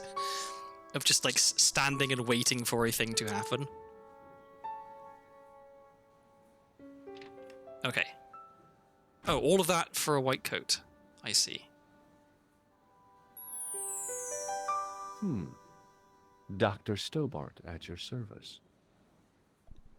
Okay, do we get anything different now? Hello. Oh, hi. No whistling, right? No, he still knows who I am. Okay. No, nothing new. Nothing really. Okay. So... where now?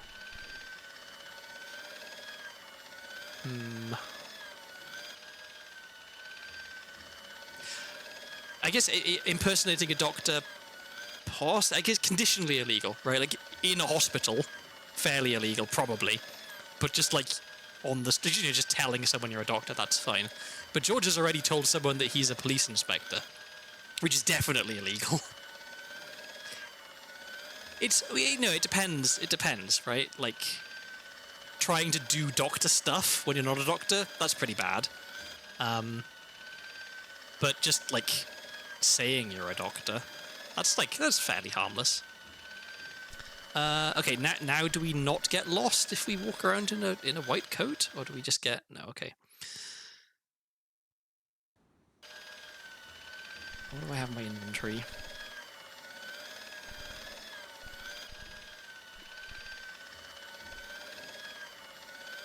I guess the water cooler... Okay. Should I just drink more water that tastes weird until it starts having an effect? George starts Maybe the tripping face of the balls? unaccountably happy domestic had made me No, unusual. say same dialogue as last I knew time. it was only... She gave you advice on how to get there. There's 2 doors on the left-hand side of the screen.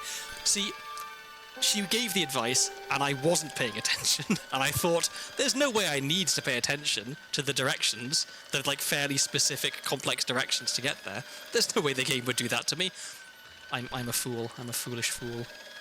Oh, okay. I didn't realize there's a small gap in between the doors where it lets you know that there's 2 ways. Okay. I thought there was just left generally. Thank you for the tip. Okay, and I guess if I didn't have the white coat, she would have been like, "Get Good off my afternoon, ward." Doctor. Oh, hi. Is this Ward J2? Yes, sir. The patients are ready for your inspection, Doctor. Thank you, nurse. Well, who's first? Monsieur Croquet in bed 2. What's his problem?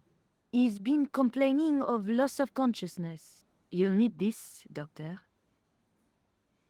And I guess they know that there's supposed to be a new doctor here today, She and so gave that's me a why she's not long, questioning the narrow fact metal that she doesn't know box. who I am. And a stunning smile.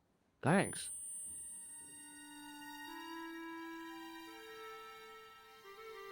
Hi, I'm Dr. Stobart. Hello, Doctor. The nurse told me you keep losing consciousness. That's right.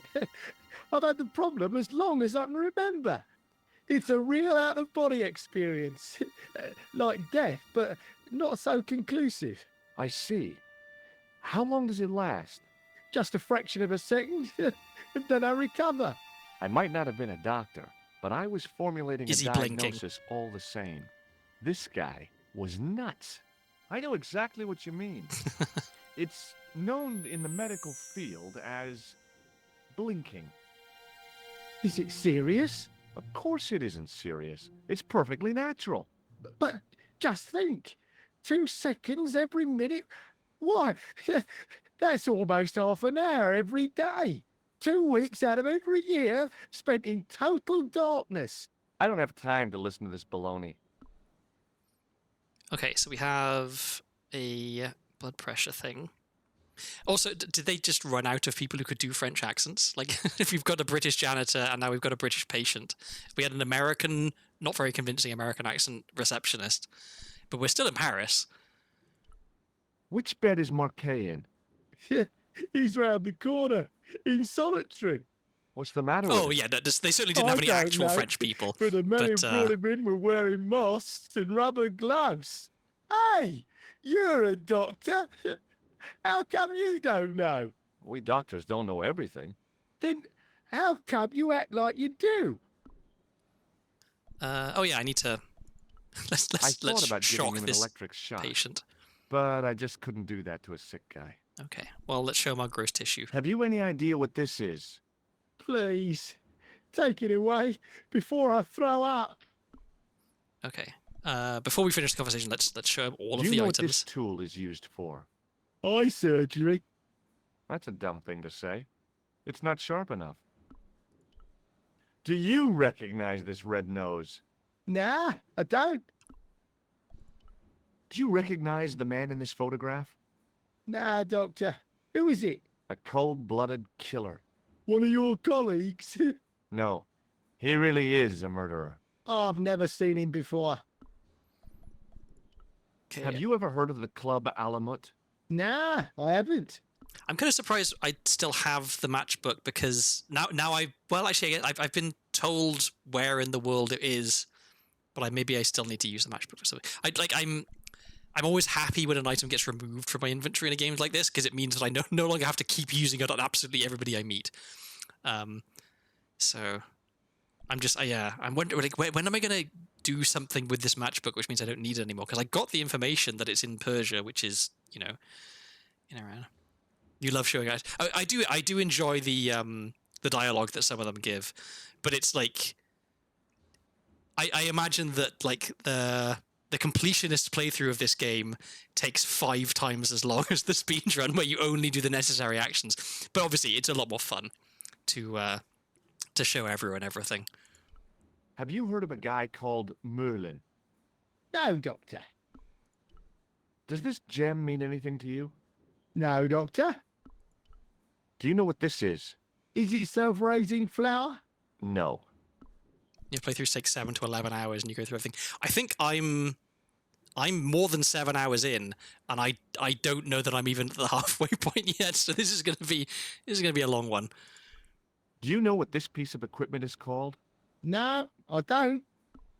I guess though I am having to if you've played through this before, you presumably remember a lot of the solutions to stuff. So you will show everyone everything, which takes some time, but there's less time spent repeatedly pulling the plug out of the floor polisher, for example, which wasted a lot of time.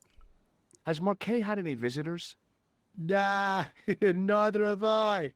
That's the worst thing about being in hospital. You feel like the rest of the world has abandoned you. Well, you know how it is. Life goes on. Thanks for those comforting words. Okay, that's everything with this guy. Well, goodbye and good luck. Thanks, Doc. All right, so we've got... Wait, did I just get something? No. Some medical charts, another patient, Nurse Grendel, we can leave. Can I go over here?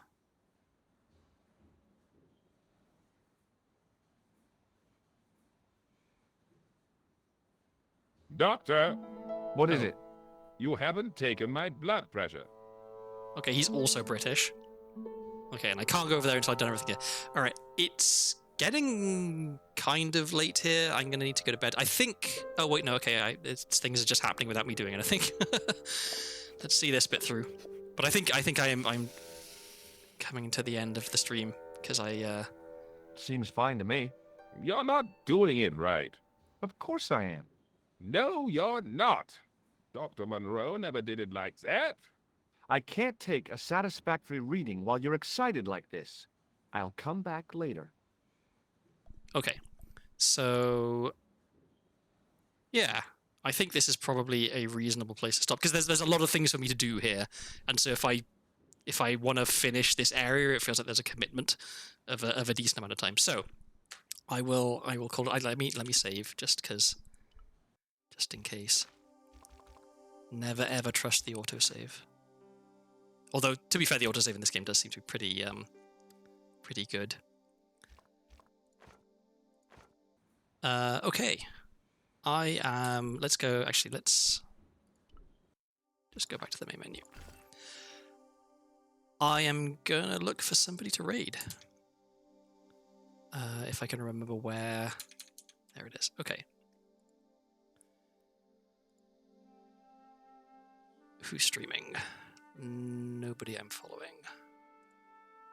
Thank you for stopping by. Thank you to everyone who stopped by. Anyone who had to leave, I fully understand. It's late here, and I'm on the West Coast, so anyone who's further east than me, it's definitely bedtime. Any suggestions for someone I can raid? There's no one that I'm currently following who is streaming. I guess I could try. I doubt that there's anyone else doing Broken Sword. Doesn't look like it. I need to follow more people, so I have more options for people to raid. Oh yeah, technically I don't have to raid anyone, but it's nice. It's nice to, I think.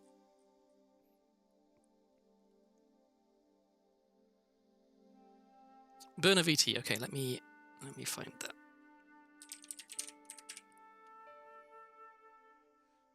Okie doke. And before I start the raid, I'm just going to think. So I have a terrible habit of starting the raid and then realizing that there's something I have to do, and then having to stop the raid and then do the thing and then start the raid again. So before I start the raid, let me actually have a little bit of a ponder. Is there anything I haven't done that I need to do? I don't think so. There's no like housekeeper or anything. No, I think that's it. Okay, I had a lot of fun this stream. It was kind of unplanned. I was supposed to have D&D today, but it got cancelled. So. I'm glad that I was able to stream. I think Sunday is probably my next stream day, unless maybe I have a like a really short day at work where I can not be exhausted. Maybe I won't have the energy, but we'll see. I have definitely been enjoying this game. It's very very easy to play. I think. Partly because half the time I was just sit here listening to the dialogue. I don't actually have to do very much. Okay, yeah. Let's start the raid.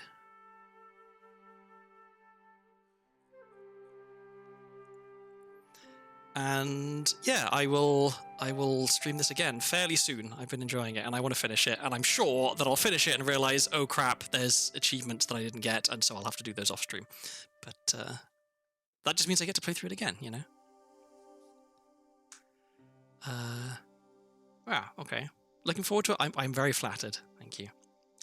Although I am under no illusions that a big part of it is the game rather than the streamer when it comes to this one. Okay. Yep, that's it. I'm really bad at ending stream. I forgot a raid message. It doesn't matter. We don't need a raid message. Let's just say hello to Burner when we go in there. I will see you around. Goodbye.